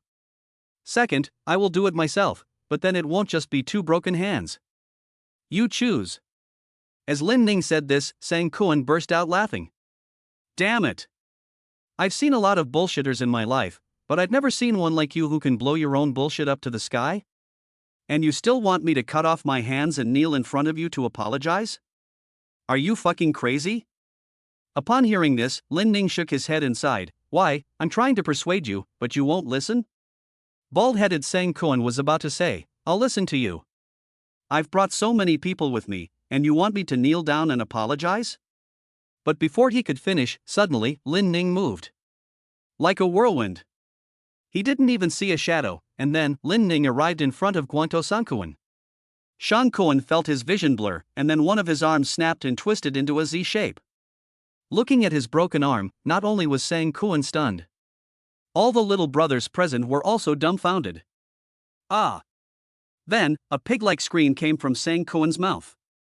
He screamed in pain, crying out, "My hand, my hand! See? I told you to choose for yourself. You had to make me do it myself?" Lin Ning smiled and kicked him again, breaking his leg. Kuan screamed in pain, his leg bone snapped, and he fell to his knees in agony, screaming, "Brother Kuan!" The 20 or so underlings around him only reacted at this point, immediately picking up their machetes and harpoons and charging at Lin Ning. Lin Ning didn't even look at them, just saying, "A bunch of little karamis." After saying this, Lin Ning stamped his right foot forward. Boom! The entire abandoned factory trembled as if it were an earthquake. Then, he lightly waved his palm, and a violent chi like a truck rushed towards the more than 20 brothers who had pounced on him. Aha! In less than a round, the more than 20 underlings in front of him were all blown away by the chi. They either had broken arms or legs, and they fell to the ground, screaming in pain. This scene happened too quickly. It was so fast that it seemed as if the 20-odd thugs were made of paper. After Lin Ning had dealt with all the thugs, he smiled and looked at the two thugs who were still holding Han Yun. "It's your turn now? What, do you want to continue? Or?" Before Lin Ning could finish his sentence, the two thugs were so scared that they fell to their knees, apologizing and calling out, "Spare my life! Spare my life, wise man!" Seeing that these two punks were sensible, Lin Ning didn't make things difficult for them. He pointed at Han Yun and said, "How did you just tie up my cousin? Now, quickly untie her." "Yes, yes, yes." The two scared little punks quickly got up and then tremblingly untied the hands of Han Yun. "Since you two are sensible, I'll let you go. Get out of here," Lin Ning said. The two little rascals, as if they had been reborn, ran away. Seeing them run away, Lin Ning flashed his body and came to Han Yun's side. "Are you okay, cousin?" Han Yun, who had already been scared out of her wits, was saved at this time. She was so happy that she burst into tears and threw herself into Lin Ning's arms and cried, "I'm fine. I'm fine." Seeing that Han Yun was really fine, Lin Ning said, "Sister-in-law, wait for me outside for a while. The next scene is not suitable for you to watch." Although Han Yun didn't know why Lin Ning was so powerful, she still obediently nodded when she heard him say that. Then she quickly left the abandoned factory. After Han Yun left, Lin Ning looked at the little karamis in front of him. "Scum! You dare to kidnap my cousin?" After saying that, Lin Ning walked over and stepped on the broken leg of Sang Kuan. Ah! A piercing scream came from Sang Kuan's mouth. "It's not my fault. Please, spare me. It was him, he was the one who found me." Sang Kuan, whose broken leg was being stepped on, was crying and sniffling in pain, pointing at Zhang Long on the side. Zhang Long was scared and backed away, saying, "No, no, cousin. It's not my fault, it's not me." After he finished, he ran away. But as soon as he took a step, Lin Ning kicked him in the leg, and whoosh! A pebble flew at Zhang Long's groin, and the gambling dog screamed in pain, falling to the ground like a dog. Eating shit. Scum. I wanted to let you live, but you just had to die? Well, since that's the case, it's not my fault. Chapter 27 Xin Qingshan. After Lin Ning finished speaking, he looked at Zhang Long. Zhang Long, who was lying on the ground, felt his whole body go cold. He stared at him with wide eyes and said, "Cousin, I'm your cousin. You can't kill me, you can't." "Cousin? You scum like you deserve it?" As he finished speaking, Lin Ning stepped on his head. Pop. Zhang Long, the gambling dog, was killed by a direct head stomp. Originally, Lin Ning did not want to kill this gambling dog, but unfortunately, this gambling dog had to take the blame for himself. If you don't kill the bad guy, do you want to keep him for the new year? Seeing Lin Ning stomp Zhang Long to death, this bald-headed loser was so scared that he peed his pants. He dragged his broken leg and crawled forward while screaming, "Spare my life, please spare my life. I am a man of the third master. If you kill me, the third master will definitely not let you go." After hearing this, Lin Ning narrowed his eyes and said, "Oh, I didn't know there was someone behind me. Come on, tell me, how powerful is this bastard called Third Master?" The master once said, "When you cut the grass, you must remove the roots. Otherwise, there will be trouble." So Lin Ning knows this truth well. The real name of the third master is Xin Qingshan, and he is the branch leader of the largest Sihai Hall in our Jiangchang. My third master has hundreds of subordinates, and in addition to owning half of the underground entertainment industry on Qiufeng Street in Jiangcheng, he is also a master among masters. The dying man could only tell everything about his boss, Shen Lao San. Upon hearing this, Lin Ning frowned and said, "From what you said, it sounds like he's quite a big shot. I wonder if he owes my master any money." "Shang Kuan? What kind of debt?" At this moment, Lin Ning took out the life debt record from the cloth bag he was carrying. My master said that many super powerful bosses in the past owed him a life debt. So Lin Ning was ready to see if this guy called Xin Qingshan was the big guy that master had in mind. But who knew? After going through it, there was no record of the Four Seas Hall. There was no record of Xin Qingshan either. Cut. It's just a little karami. I thought it was so awesome. Lin Ning muttered. With one hand, he grabbed Shang Kuan and threw him to the ground like a chicken. "Don't kill me, don't kill me." Shang Kuan thought that Lin Ning was going to kill him, and he was so scared that his soul almost flew out, screaming, "Don't worry, you can't die now. Because I want you to take me to find that little karame called Shen Lao San." "Ha? You want to find Master San?" Shang Kuan thought he had heard wrong. "Yes. I like to torture people to the very end. So let's go." So, Lin Ning carried the broken-legged and armless Shang Kuan out like a chicken. Outside. Han Yun, who was waiting outside, was stunned when she saw Lin Ning carrying the corpse out. "Xiao Ning, what are you doing?"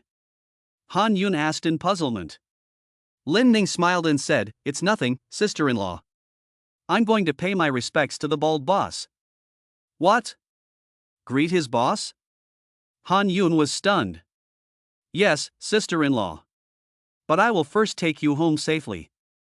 As he said this, Lin Ning looked around and saw the car parked on the left. "Baldy, is that your car?" Lin Ning pointed to the van not far away and asked, "Is that your car?" "Yes, yes." The grieving brother, whose eyes were streaming with tears and mucus, quickly said, "Where are the car keys?" Lin Ning reached out for it. So Shang Kuan obediently took out the keys. "Sis-in-law, you drive. Let's take you back first." Lin Ning handed the car keys to Han Yun. Han Yun could drive, so she took the keys and went to drive the car. In this way, Lin Ning drove Han Yun home with Shang Kuan, who had lost a leg and an arm. After arriving at Han Yun's residence, Han Yun got out of the car and couldn't help but say to Lin Ning, "Xiao Ning, you must be careful. I'll wait for you at home." "Yes, yes. Don't worry, sister-in-law, I'll be back soon." That's it. Lin Ning continued to take Shang Kuan to find the third master in his mouth. Qiufeng Street is a famous entertainment district in Jiangcheng. Because there are so many entertainment venues in this neighborhood, there are all kinds of people here. And Xin Qingshan is the big brother of this Qiufeng Street. As the branch leader of the Four Seas Hall, Xin Qingshan is not very senior, but he has hundreds of underlings under his control. Moreover, according to Sang Koan, he is a master among masters. It is said that he has killed dozens of people in Southeast Asia. Soon, the car stopped in front of a nightclub called the Great World on Xiaofeng Street. Here? Looking at the Great World Club in front of him, Li Ning turned his head and said to the already in pain and about to faint Sang Koan, "Is this it?" "Yes, yes. Let's go find your boss." After Lin Ning finished speaking, he opened the car door and got out, carrying the dead man. Because it was daytime. Therefore, the door to the Great World Club was tightly closed. There was no one at the door. After Lin Ning arrived at the gate with the corpse, he kicked it directly with his foot. Boom! The huge club door couldn't withstand his violent kick and was directly kicked to pieces. Then, Lin Ning walked in with the coffin in his arms. Inside the club. Hearing the sound of the door being kicked in, a dozen young men suddenly rushed out from the second floor. Shit, who is it? They looked down and saw Lin Ning carrying someone into the club. Who the hell are you? How dare you break into our clubhouse in broad daylight? Soon, a dozen brothers rushed down from upstairs at this time. They were holding daggers and knives, and they all looked at Lin Ning with bad intentions. The bald guy said that his boss is Shen Lao-san. So, I'm here to settle the score with him. After Lin Ning finished speaking, he swung his right hand and threw Sang Koan into the lobby like a dead dog. Ha! Isn't this Sang Koan? Why is he beaten up like this? After a few of the younger brothers recognized Sang Koan, they all looked even more sinister. Kid, who are you? What do you want with our third master? The surrounding brothers surrounded Lin Ning and asked. Lin Ning didn't give them a second thought, and sat down directly on a sofa in the booth. On the top of the booth, there were toothpicks, fruit plates, and other things. Lin Ning was also very rude. He picked up a toothpick, stuck it into a piece of apple, and put it in his mouth, saying, "I said I came to settle accounts with Shin Shan." Settle accounts? Kid, are you looking for death? Do you know where you are? How dare you act up here? A young man with a scar on his face and a short knife in his hand shouted angrily. Lin Ning said lightly while chewing on the apple in his mouth, "I don't care what kind of place this is. All I know is that if Shin Shan doesn't come out, I'll tear down your club." Hearing that Lin Ning was looking for their third master and wanted to tear down their clubhouse, these bouncers were furious. Kid, I think you're looking for death. As soon as the word death was said, the scarred-faced younger brother with the short knife stabbed Lin Ning directly. Lin Ning, who was eating an apple in his mouth, didn't even look at him. He just shook his wrist and whoosh. A toothpick flew out of the air. Sizzle! The toothpick pierced the scarred face of the younger brother, and he let out a scream of pain. The younger brother flew back with blood all over his face. Seeing that the scarred-faced younger brother was knocked into the air by Lin Ning in one blow, the younger brothers who were watching the scene were stunned. Damn it, you dare to cause trouble in our big world. Brothers, kill him. These bouncers are all desperate criminals.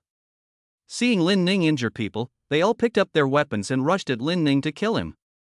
And then there's Lin Ning. He was still sitting comfortably on the sofa, facing a dozen thugs armed with knives and clubs. He didn't even move his butt, but just smiled faintly at the corner of his mouth, looking for abuse. He slammed his right hand on the table, and the toothpick box on the table flew straight up in the air. Then he snapped his fingers. The thin toothpicks instantly turned into weapons sharper than the tip of a needle. The toothpicks flew in dense rain like a shower of bullets at the thugs who were rushing at him. These little brothers didn't know the strength of Lin Ning at all. They didn't even fight back, and they all screamed in pain and fell to the ground. If you look closely, you can see that their faces, hands, and legs are all covered in a honeycomb of toothpicks. They all fell to the ground in agony. I said, I'm going to settle things with Shin Shan. Why do you have to come out and act like a jerk? Lin Ning said this after knocking out the bouncers one by one. I'll say it again, tell Shin Shan to come see me right now. Otherwise, I'll really tear down your clubhouse. After Lin Ning finished speaking, the little brothers with toothpicks stuck in their faces and hands could only hurry to find Shin Shan. The big world has 5 floors. At this moment, in a luxurious room on the 5th floor, Shin Shan, dressed in a luxurious suit, was quietly sipping a pot of fragrant tea that he had just brought over from North America. Beside him were 2 beautiful women in cheongsams. Shin Shan loves tea, and everyone at Si Hai Tang knows it. At this moment, there was a knock on the door. Shin Xingshan hates being disturbed when he is drinking tea. Hearing the knock on the door at this moment, not only did it make him look cold. Who dares to disturb me while I'm drinking tea? A voice from outside the door immediately came, Third Master. It's bad, someone has broken into our club and caused trouble. And they are looking for you by name. Hearing this, Shin Xingshan's face did not change at all, but he slowly put a teacup in his hand and took a sip. It's good. It smells good. After that, he put down the tea bowl. Only then did he slowly lift his snake-like gaze and look out the door. Do you think I need to be bothered with such trivial matters? Do you think you are useless if you keep your hands? Sorry, Third Master. That kid is too powerful. More than a dozen of my men didn't even get a chance to fight back before they were all beaten. And, he also said that if you don't show up, he's going to tear down our club. The voice outside the door said again. When this sentence once again entered Shin Xingshan's ears, he frowned slightly. Chapter 28. Dare to compete with me? As the branch leader of the Four Seas Hall, Shin Xingshan naturally knows the strength of his gang of brothers. Now that he heard that all of his subordinates had been knocked out and that they were threatening to demolish his club, it not only made him a little interested, but also made him angry. I can't believe it, someone still dares to make trouble in my territory. He stood up and said, Let's go down and take a look. So, Shin Xingshan led his men down. In the large first-floor lobby, Lin Ning was still sitting leisurely on the sofa in the booth. Around him, there were dozens of injured brothers. In addition, there were more than 100 other brothers, all of them holding knives and sticks, standing around him nervously, but none of them dared to get close to him. At this moment, suddenly a voice came from upstairs. Third Master is here. As I looked up, I saw Shin Xingshan, dressed in a luxurious robe, appear on the stairs with a group of his men. When they saw Shin Xingshan appear, all the little brothers in the hall immediately shouted, Hello, Third Master. Master San, this kid is the one who injured our men. And he also threatened to tear down our clubhouse. The messenger pointed at Lin Ning, who was sitting on the sofa. Shin Xingshan looked at Lin Ning. When he saw that Lin Ning was still sitting on the sofa, and dozens of his injured brothers were lying around, he found the whole thing even more interesting. Shin Xingshan walked over to Lin Ning. Brother, I heard you were looking for me? Lin Ning, who was sitting on the sofa eating fruit, slowly looked up and said, Who are you? I am Shin Xingshan of the Four Seas Hall. Thanks to the brothers on the road for their love, they all call me Third Master. Shin Xingshan said. Oh, so you're the backer of the bald guy. Lin Ning said. Huh? What bald guy? Shin Xingshan frowned. That's him. Don't you recognize him? Lin Ning suddenly pointed to the bald-headed Sang Kuan, who had lost an arm and a leg. When Shin Xingshan saw Sang Kuan, he showed a look of hatred in his eyes. So, this is the trash that the brother was talking about? Yes. He is indeed one of my many brothers. Shin Xingshan did not hide it. Since you admit that he is one of your men, then we should settle the score. Lin Ning stood up leisurely. Shin Xingshan smiled at the mention of settling accounts. For the first time in his life, someone had dared to come to his territory and talk about settling accounts. I wonder how you want to settle the score, little brother? Shin Xingshan smiled and looked at Lin Ning. First, this bald guy harassed my cousin, so that's the first account. Second, this bald-headed guy kidnapped, threatened, and intimidated my cousin, which is the second account. Finally, this bald guy wanted to beat me and cripple me. It caused me great mental damage, so this is the third account. Listening to Lin Ning's logical explanation of the three accounts, the one with a broken leg and arm, Sang Kuan, was confused. How can he still have mental damage? Big brother, you almost crippled me. I'm the victim here. Okay? Sang Kuan was very upset. After Lin Ning had finished listing the three debts, he continued to Shin Xingshan, according to this bald-headed guy, you are his boss, so you can take responsibility for him. So? I'm coming to you to settle these three debts. Is that too much? Shin Xingshan's face turned black. This motherfucker, there's such a way to settle accounts? Third Master, The fallen Sang Kuan was about to say, I didn't fucking say that. But Shin Xingshan gave him a fierce glare, and Sang Kuan was so scared that he quickly shut his mouth. Then, Shan looked at Lin Ning. Brother, this way of settling accounts seems quite unique. Tell me, brother, what do you want me to do to make you stop? As the branch leader of the Sihai Tang, Shan has seen all kinds of storms in his life. So he knew very well that since Lin Ning dared to come alone to settle the score, he must be very capable. Lin Ning smiled and said, I'm easy to talk to. Since you're his boss, I don't want much. Just give me a few million and I'll let it go. What do you think? What? When Lin Ning asked for 10 million, the surrounding brothers' eyes were about to kill him. Although, this amount of money is nothing to Shan. However, this is obviously blackmail, okay? You crippled my men. You beat me up. And now you're complaining about it and asking me for money? Do you really think I'm stupid? Shan thought to himself. Brother, are you sure you want this kind of compensation? Don't you want to think of other ways to compensate? Shan continued to smile, but the anger in his eyes was getting heavier and heavier. I don't want to. I hate trouble. After all, my master said, forgive others where you can. Lin Ning Dao. Shan laughed directly. You're a very honest young man. There's just one thing I need to tell you in advance. After all, I like to be polite. Before I resort to force. Little brother, have you ever thought that even if I give you this 10 million, you probably won't be able to leave this door? As the saying goes, you can't spend money if you don't have a life. This is probably the biggest regret, don't you think? Lin Ning said, don't worry about that, because today, I'm sure I can walk out of this door. Ha! Shan smiled again. He had seen many crazy people in his life. But he had never seen anyone as crazy as Lin Ning. Good. Then I'll make a bet with you. If you can walk out of this door on your feet, I, Shan, will definitely hand over 10 million. Lin Ning said, okay. Since you want a bet, I'll play along with you. But don't count on these little karamis around you, because they are too weak. The little brothers around him were almost ready to explode. Damn it, how dare you say that about our little karami? It's an insult. Just as the brothers around him were about to explode, Shan said, don't worry. I will definitely satisfy you. After saying this, he slapped his palm. Iron Man, come out. With a giant figure walked out of the second floor box. The giant, who was over 2 meters tall, looked as if he had just run out of the Shenangjia Mountains. His dark skin made him look as if he had been covered in molten copper. What's even more terrifying is that the muscles on this person's body are like a dragon, and they look very eye-catching. He has a leopard head. His whole body exudes the breath of a wild beast. He is the #1 general by Shan's side, Tainan. It is said that this Tainan came from the western regions.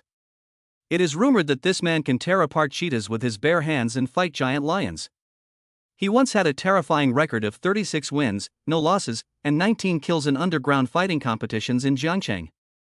Later, for some reason, he became the #1 general by Shan's side. With the appearance of this Tainan, all the younger brothers suddenly felt an endless wave of pressure. And then there was the giant-like Tainan. After appearing from the second floor, he walked down the stairs with long strides. Boom! Dong! Dong! With each step, the stairs vibrated. It was as if he wants to, he can step on the stairs with one foot. After Iron Man walked down the stairs, Shan said, little brother, this is my #1 general, nicknamed Iron Man. If you can defeat him today, I will definitely give you 10 million. But if you can't beat him, don't blame yourself for your bad luck. Upon hearing this, Lin Ning looked at Tainan. I'm going, so dark and so strong. Tetsuo's eyes were bloodshot.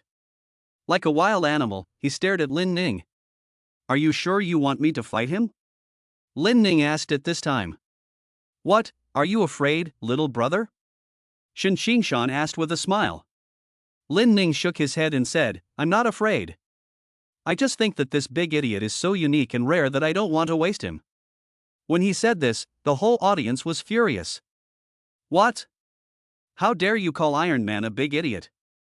And he dares to say he's going to waste him? Is this kid out of his mind? Tainan is known as the meat grinder in the underground fighting world of Jiangcheng. How dare he say that to him? This kid is definitely going to die. The surrounding brothers all thought this way. As for Tainan, seeing Lin Ning say that, he roared in his mouth, "Kid, wait and see how I rip your head off." What? Just because you're big and black, you think you can scare people? Lin Ning was very dissatisfied and replied. Aha! The giant like Tainan was about to explode with anger. Third master, let me tear him apart. The sound of Tainan's voice was like a bell, as if he was impatient to tear Lin Ning apart with his bare hands. Shen Xingshan nodded and said, "Good." After that, he looked at Lin Ning and said, "Young man, I'll say it again. If you can defeat Tainan, I'll give you the 10 million today. How about it?" Lin Ning didn't even reply, but just gestured with his hand to make an ajk. Let's begin. With a single order from Shen Xingshan. This giant like Tainan took a step forward. His burly frame and explosive muscles made him look even more fierce than a primitive savage. "Kid, if you don't want to die, I'll give you a chance. Kneel down in front of me and give me 3 loud kowtows and call me grandpa 3 times. Otherwise, I'll tear you apart later." Upon hearing this, Lin Ning looked up and said, "Are you talking to me?" "Nonsense." Lin Ning glanced at him and frowned slightly. "It seems that you little brat are not willing to take the drink, and you are asking for punishment. If you want to die, then don't blame me. I haven't even said the word I yet." Suddenly, a scream like a pig being slaughtered came out of his mouth. When he looked down, he saw the giant covering his genitals with both hands, his face contorted in pain, his body trembling, and he was kneeling on the ground. The whole audience was stunned. What the heck just happened? It seemed like Lin Ning suddenly lifted his foot while the Iron Man was talking and hit him in the crotch. He kicked someone's private parts. Emma, that's so shameless. Chapter 29. Wow, what a handsome guy. On the ground. The giant like Tainan was still wailing uncontrollably. And around him, whether it is the 100 or so little brothers, or Shen Xingshan, all of their facial expressions have turned to stone. What's going on? Is it over? You didn't say anything about starting, and you just kicked him in the balls? Do you still have any sense of honor? Have you no shame? Shen Xingshan was speechless. The 100 or so little brothers around him were also speechless. Then Lin Ning, after kicking the scrap metal man, walked up and said with a smile, "Mr. Shen, you have to keep your word. You just said that if I beat him, you would hand over 10 million. Now, it's time to pay up, right?" Shen Xingshan's nose was about to burst with anger. He never dreamed that Iron Man would really be beaten down. And so quickly? Looking at the man on the ground, writhing in pain, his face was a sight to behold. "Third master, this little bastard is a scoundrel. He took advantage of the situation and attacked him from behind. He's a real scoundrel." "Yes, Master San. This round doesn't count." The 100 or so underlings around him all stood up and angrily rebuked Lin Ning. Lin Ning didn't even bother to pay attention to them. A bunch of little karamis, who dare to speak for themselves. "I spit on you, ignorant."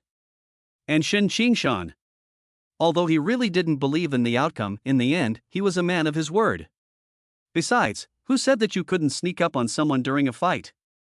Moreover, Shen Xingshan is a martial arts expert, so he knows that Lin Ning's kick was not a successful sneak attack. As his top general, Shen Xingshan knew better than anyone how abnormal Tainan's ability to withstand blows was. Even when a car hit him, he was completely unharmed. But this kid just casually kicked him out of commission. What does this mean? It means that this kid is ridiculously strong. After a few seconds of deep thought, Shen Xingshan took a deep breath and said, "Little brother, don't worry. I, Shen, will definitely do what I say I will do." That's it. He turned to his younger brother behind him and said, "Go get 10 million yuan." What? Are you really going to pay? When Shen Xingshan really took the money, the surrounding brothers were all stunned. They never thought that the once domineering third master would be so weak today. "What the fuck are you standing there for?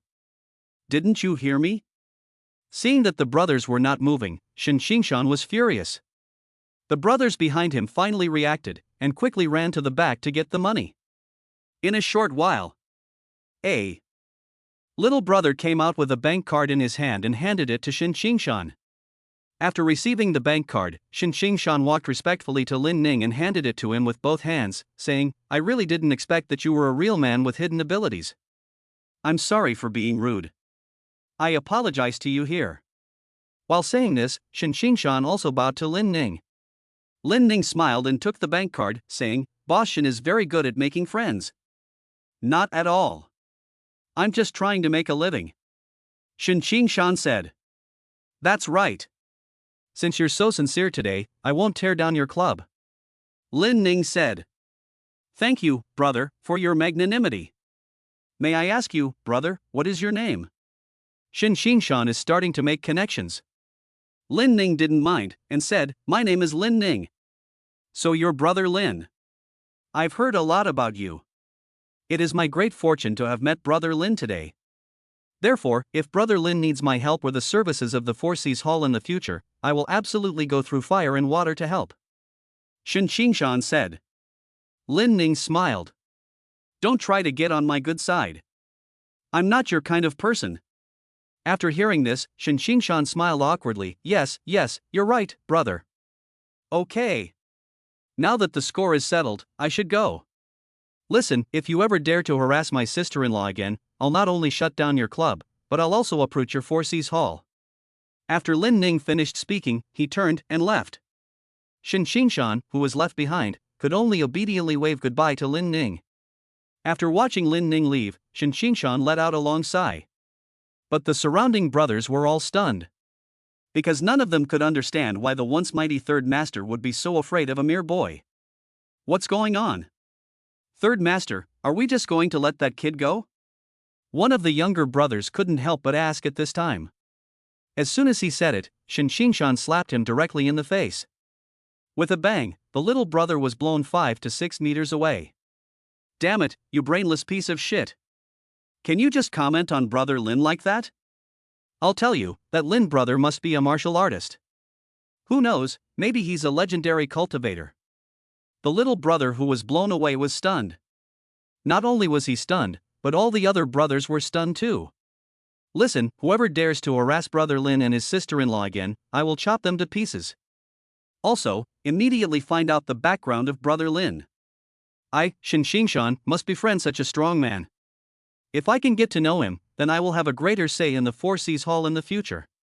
Xingshan is a smart man. From the moment he saw Lin Ning, he didn't show much hostility. Because he knows what is most important these days? Damn it, it must be talent. That's why Xingshan became the branch leader of the Four Seas Hall. Of course, these principles are completely beyond the comprehension of these little brothers who only know how to chase girls and fight. They were just wondering why the Third Master would treat a little punk with such respect. And then, he was blackmailed for 10 million in a matter of hours? He didn't even get angry. "Third Master, what should we do with this guy?" One of the brothers pointed at the crippled man with a broken leg and arm and asked Xingshan. Xingshan didn't even look at the crippled man and turned directly to the upstairs corridor. "Do I need to ask about this kind of trash? Hurry up and throw it into the river to feed the fish." Upon hearing this, Sang Kuan's face turned ashen, and he thought to himself, "It's over." After Lin Ning left the Big World Club, he happily took the 10 million he had extorted from Xingshan and went to the bank to check it first. When he saw the bank clerk say that there was really 10 million in his account, Lin Ning's eyes lit up. Today's 10 million is an unexpected gain for him. Because, he originally wanted to tear down Xingshan and the rest of the Four Seas Hall together. But I didn't expect that guy Shin to be so nice. The master said, "What is the world of rivers and lakes?" The world of rivers and lakes is the world of human relationships. Therefore, having one more enemy is not as good as having one more friend. Although Shin is not even worthy of holding his shoes, Lin Ning still understands the principle of not hitting a smiling face. Besides, it's possible that he will be useful in the future. After taking the money and leaving the bank, Lin Ning is now very inflated. After all, he is now a multi-millionaire, a rich man. What should a rich man do first? Spending, of course. With the money, Lin Ning went to buy a lot of things for Han Yun. In no time, Lin Ning spent 70,000 to 80,000 yuan. But young master has money. The money isn't even his. It doesn't matter. After everything was done, Lin Ning took a taxi to find Han Yun with all the bags he had. Chapter 30, A Blind Date? In the rental house, Han Yun was still anxiously waiting for Lin Ning. Although she knew that Lin Ning was very capable, she was still a little worried when she thought of him going to settle the score alone.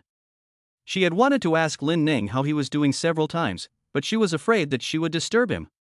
Just as Han Yun was waiting anxiously, the door was knocked on. "Sis-in-law, I'm back." Outside the iron gate, the familiar voice of Lin Ning came. "Xiao Ning." Hearing Lin Ning's voice, Han Yun was instantly overjoyed and quickly ran over to open the small iron gate. As soon as the small iron gate opened, she saw Lin Ning carrying a large bag in a small bag. This not only made Han Yun suddenly stunned. "What are you doing, Xiao Ning?" "This is a gift for my sister-in-law." As Lin Ning walked in, she handed Han Yun the bags. "What? A gift for me?" Han Yun was stunned. "Yes." In addition to the beautiful clothes and high-end cosmetics that Lin Ning bought, this guy even bought Han Yun a new LV co-branded bag. Women are always keen on designer handbags, especially for a beautiful woman like Han Yun. However, since she had been with that scum Zhang Long, buying designer bags had long since become a luxury. I really didn't expect that Lin Ning would buy himself a bag he liked. "Lin Ning, did you buy all this for me?" Han Yun's eyes were filled with excitement as she looked at the pile of things in front of her. "Yes, sister-in-law." "Do you like it?" Lin Ning asked. "I love it. I love it so much." Han Yun's happy tears flowed. "But Ning, where did you get the money to buy all these things?" Han Yun was very surprised. From the first time she saw Lin Ning at the train station, she knew that he must have had a hard time over the years, especially since he was living in the mountains. But in just a few days, Lin Ning has changed like a person.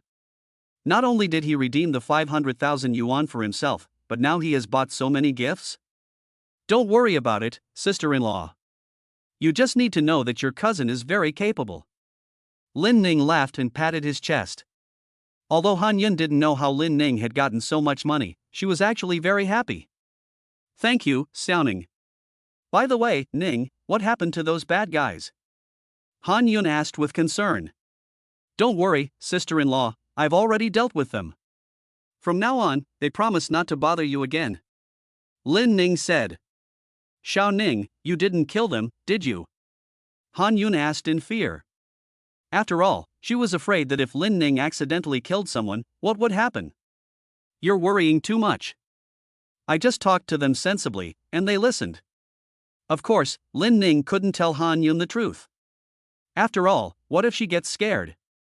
Although Han Yun didn't believe it, she chose to believe Lin Ning. "After all, it was my good fortune to meet you in a previous life." Lin Ning smiled. "But that scum Zhang Long has not divorced me yet." Thinking of Zhang Long, Han Yun suddenly looked downcast again. "Sister-in-law, you don't have to worry about that animal Zhang Long anymore. He has unilaterally terminated the marriage with you. And he has already left Jiangcheng by himself." Lin Ning casually made up an excuse. "Really? He left Jiangcheng?" On hearing this, Han Yun couldn't believe it. "Yes. He said it himself. He also said that he would never bother you again. So, you are now completely free, sister-in-law." Hearing this, Han Yun was finally relieved. All along, she had been most afraid of Zhang Long's harassment, but now that she heard that Zhang Long had left Jiangcheng and unilaterally terminated the marriage contract, she felt a sense of relief and freedom that she had never felt before. "Xiao Ning, I am finally free. How can I thank you?"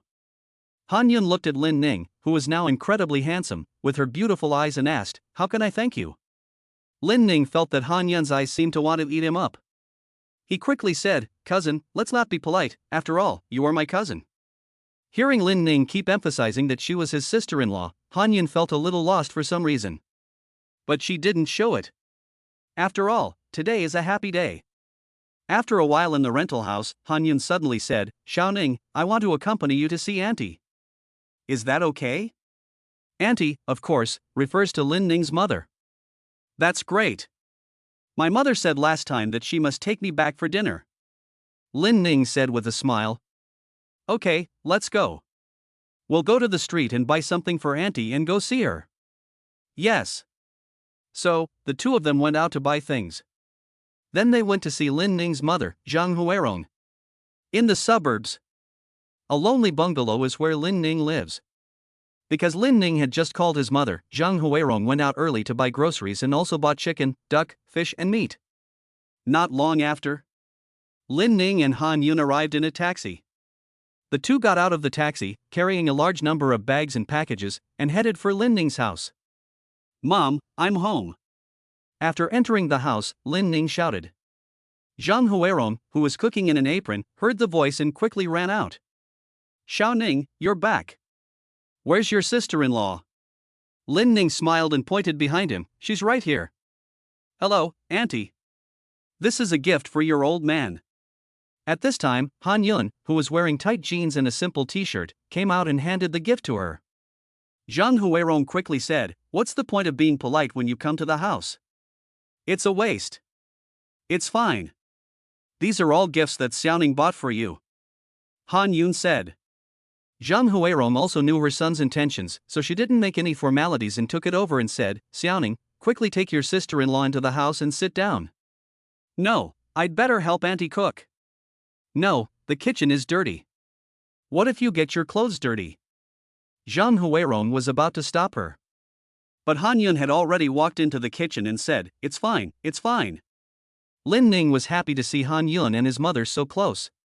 He returned to the main house alone, while Zhang Huerong and Han Yun stayed in the kitchen busy. After a while, Zhang Huerong came out of the kitchen and said to Lin Ning, Lin Ning, you tidy up the table and take out the 2 bottles of wine in the cupboard. Huh? Mom, you want to drink again? Lin Ning was surprised. Silly child, do I drink? I forgot to tell you, I just called your Uncle Chen and told him you were back. So, your Uncle Chen will be here soon. Uncle Chen? Hearing this name, Lin Ning instantly remembered. It turned out that this Uncle Chen and his late father were old comrades in arms. Because Lin Ning's father saved Uncle Chen's life in the army, Uncle Chen has always been grateful to the Lin family. For this reason, the two families had promised from a young age that if they each had a son and a daughter, they would definitely become in-laws. Little Ning, do you remember your Uncle Chen's daughter? Lin Ning suddenly remembered the little girl who used to follow him around when he was a child. I remember. What was her name again? Lin Ning asked. Yes, her name is Xiao Han. Mom told you that this little Han is very capable. Not only did she get into a prestigious university, but she is now working for a big company. Last time, your Uncle Chen told me that she makes hundreds of thousands of dollars a year. Upon hearing this, Lin Ning just smiled. To be honest, he still had a memory of Chenihan from 6 years ago.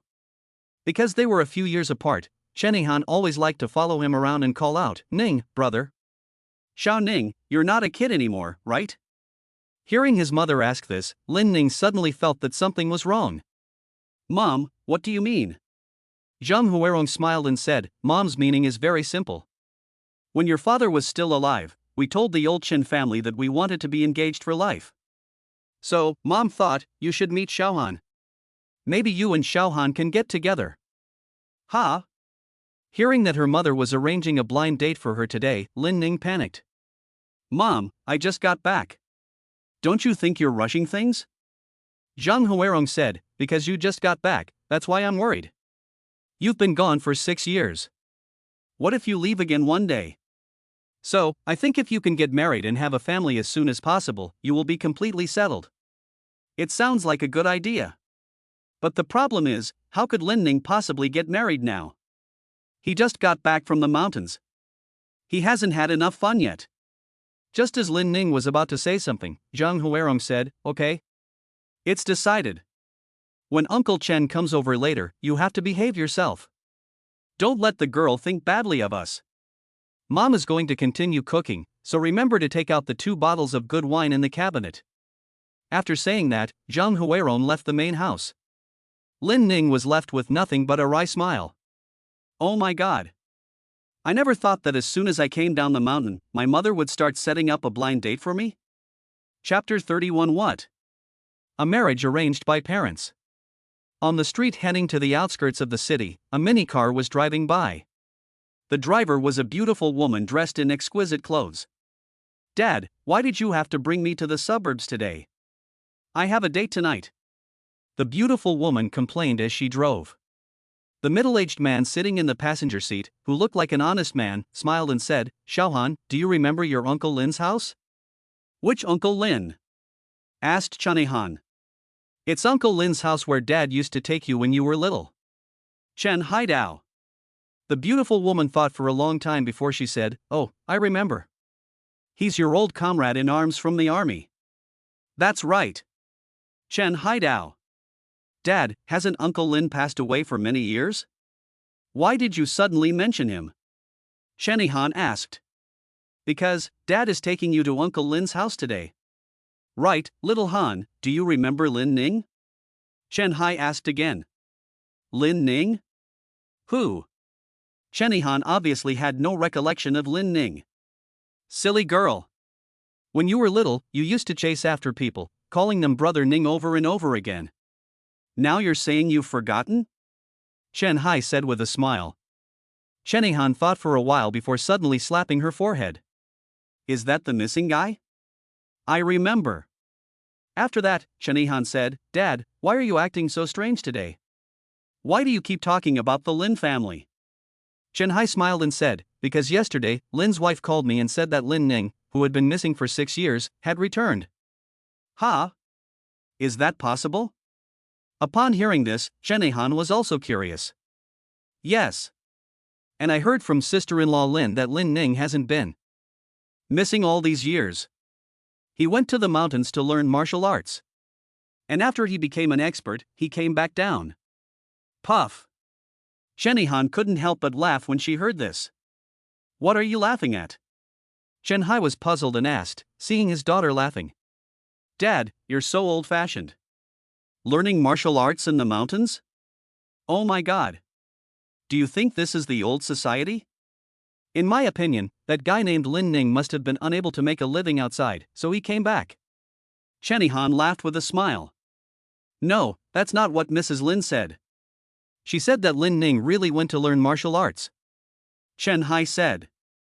Seeing that her father said so, Shenihan did not want to argue with her father too much, but just said, okay.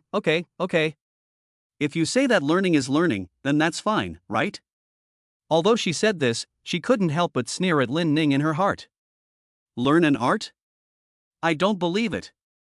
After thinking about it, Shenihan suddenly said, "Dad, even if Lin Ning, who has been missing for 6 or 7 years, has returned, we don't need to mobilize so many people, do we? Please, I really have an important appointment tonight." "Silly child. Since Lin Ning is back, of course I have to bring you here." Chen Haidao. "Why?" Shenihan looked puzzled. "Don't you remember? Your father and Uncle Lin were best friends. And your father owes his life to Uncle Lin." Chen Haidao. "Even so, what does that have to do with me?" Shenihan asked again. "Of course it does. Because, your uncle and I once made a pact that if the children of our two families were of the same sex, they would become siblings of the opposite sex. If they were of the opposite sex, they would become husband and wife no matter what." Chen Haidao. "Ha?" Hearing this, Shenihan almost slammed on the brakes. She widened her eyes and looked at Chen Haidao. "Dad, what do you mean by that? You didn't also arrange a marriage for me when I was little, did you?" "No, I didn't," Chen Hai said. "Mom, you scared me," Shenihan said, covering her chest and breathing heavily. "But, I am your sworn brother, so of course I have to keep my promise," Chen Hai suddenly added.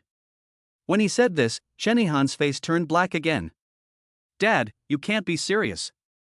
I just graduated. Besides, I don't know anything about that guy Lin Ning," Shenihan quickly said. "Silly child, of course I'm not joking with you. The reason I brought you here today is to let you meet Lin Ning. If you like him, then your mother and I won't have to worry about your future marriage anymore." "That would be great," Chen Hai said. Shenihan was speechless. "What the heck? Dad, you mustn't push me into a pit of fire. Besides, I already have a boyfriend." "What is he, Lin Ning?" I don't even know him. I don't even know if he's done anything bad over the years, so how could I possibly like him? Chenihan only felt that her father had gone crazy. Xiao Han. I know that child, Lin Ning. Since he was a child, he has always had good character, so I can absolutely guarantee you that he has good character. Chen Haidao. Dad, don't be so sure. Besides, even if he has good character, he's not my type. Don't forget, I already have a boyfriend. Chenihan directly rejected him. Hey, Xiao Han. Shenhai just wanted to say something else, but Chenihan said again, Dad, stop talking. I don't care what you and Uncle Lin decided in the past, but this is the 21st century. Don't try to use your old rules to restrict me. Today, Dad, I can give you face and go see him. But if that guy has any improper thoughts, I advise him to give up this idea as soon as possible. Chenihan was right. As a graduate of Jiangnan University of Science and Technology, she is also considered to be the most beautiful girl in the school. Back in school, the rich guys who chased after her were lined up in a row. But now, my dad has arranged for me to meet a guy who has been missing for 6 years, and even set us up on a blind date? Who would be happy about that? Can you listen to me for once, Xiaohan? Chen Haidao. No. Absolutely not. Chenihan said directly. You. Cough cough cough. Chen Hai has always had lung disease and cannot stand being angry. At this moment, he was so angry with his daughter that he could not help but cough violently. Seeing her father coughing like this, Chenihan felt that her father was having an attack of his old illness. Should we pull over and let you take some medicine? Chen Hai waved his hand, took 2 deep breaths, and then stopped coughing and said, No need. Hey, little Han, I just want you to listen to me for once. Chen Hai said again. Chenihan did not argue this time. Because she was afraid that her father would get angry and have a serious problem. So she just kept quiet. As for Lin Ning? Ha! What a jerk! How dare she make a marriage arrangement with him? Let him dream. Chenihan thought to herself. Chapter 32, I totally looked down on him. Not long after, Chenihan drove to the front door of Lin Ning's house. Looking at the dilapidated houses that had been demolished and the only remaining small bungalow, Chenihan's brows furrowed tightly in an instant. Chenihan's family is considered a middle-class family. Because Chen Hai has been in business for many years, the family's finances are still quite good. Although they are not as wealthy as the rich and powerful, they still own 2 sets of storefronts in Jiangchang. At this moment, when she saw that Lin Ning's family still lived in an old bungalow in the suburbs, it made her feel disgusted with Lin Ning again. We're here. Xiao Han, get out of the car. Obviously, the honest man Chen Hai didn't look down on the shabby place, but instead seemed very excited. Chenihan could only follow him down with a displeased look on her face. After getting out of the car, Chen Hai took out 2 boxes of gifts from the trunk. Here, Xiao Han, you carry them. When you see your Aunt Zhang later, you must say hello. After all, your Aunt Zhang loved you the most when you were little. Chen Hai said. Chenihan could only say, oh. So she took the gifts. In this way, Chen Hai took Chenihan and walked in. Mrs. Lin. Chen Hai shouted as he walked in. Zhang Huirong, who was busy in the kitchen, heard the voice and quickly ran out. Old Chen, you're here so soon. Today, Xiaohan is not going to work, so I brought her here early. Chen Hai said. After saying that, he turned around and said to Chenihan, who was carrying a gift behind him, Xiaohan, come and meet your Auntie Zhang. Although Chenihan was reluctant, she still came over and said, hello, Auntie Zhang. Zhang Huirong was overjoyed to see Chenihan and said, it's Han. My goodness, she's grown so much in the blink of an eye. She's so pretty. Old Chen, you're so blessed. Come, sit inside. Zhang Huirong quickly led Chen Hai and his daughter inside. Mrs. Lin, where is Xiaoning? Chen Hai asked as he walked. Hearing her father's impatient inquiry about Lin Ning, Chenihan's eyebrows instantly furrowed. Xiao Ning is in the house. I'll go get him. Zhang Huirong quickly ran in. In a short while, Zhang Huirong came out of the house with Lin Ning, who was wearing a street vendor's outfit. Xiao Ning, quickly call your Uncle Chen. Lin Ning looked up and saw Chen Hai and Chenihan. He said politely, hello, Uncle Chen. Chen Hai didn't recognize Lin Ning at first sight after many years, but after looking at him up and down, he said, "Xiao Ning? Is it really you?" "It's me, Uncle Chen." Lin Ning smiled. Chenihan, who was standing next to him, immediately felt more and more disgusted when she saw Lin Ning dressed in a peasant outfit. "My dad wants me to marry this bumpkin? Oh my god, kill me now." Chenihan ignored Lin Ning and took out her phone to start complaining to her best friend. "This way." Chen Hai, upon seeing Lin Ning, exclaimed, "Oh my god, you're finally back. When you disappeared, your mother and I searched all over Jiangqing for you, but we couldn't find you." Chen Hai's eyes turned red as he spoke. Lin Ning knew that Chen Hai was the most righteous. And just now, he heard his mother say that when he was away for the past few years, Chen Hai always came to help. "I'm sorry, Uncle Chen. I've caused you all so much worry." Lin Ning apologized. Chen Hai wiped his eyes and patted Lin Ning's shoulder, saying, "It's good that you're back. It's good that you're back. Xiao Han, come and meet your brother Ning." Chen Hai said to Chenihan, who was playing with her phone behind him. Chenihan didn't even look at Lin Ning, but just mumbled to herself, "Dad, I'm going to call a friend. I'll talk to you later." After that, she walked out of the yard without looking back. Seeing that Chenihan didn't even greet Lin Ning, Chen Hai couldn't help but mutter, "This child, how can she be so rude?" "It's okay, old Chen. Young people are busy, let's not bother them." Zhang Huirong quickly said something on the side. "Old Chen, you and Xiaoning go inside and have some tea first. I'll go cook for you." "Yes." So, Zhang Huirong went into the kitchen to continue cooking. Lin Ning and Chen Hai stayed in the main house. Lin Ning actually has a deep memory of this Uncle Chen. Not only because Chen Hai was righteous and honest, but also because he was very good to her when she was young. After pouring tea for Chen Hai, Lin Ning sat down and started chatting with him. "You've grown so tall in just a few years. You're as handsome as your father was when he was young." Chen Hai looked at Lin Ning and couldn't help but praise him. Lin Ning smiled and touched his head. "Come, sit next to Uncle Chen and tell me what you've been up to all these years." Chen Hai patted the seat next to him and said. Lin Ning then really sat down next to Chen Hai and briefly talked about his apprenticeship in Kunlun Mountain. Chen Hai was surprised to hear this. "You've been on the mountain all these years?" "Yes.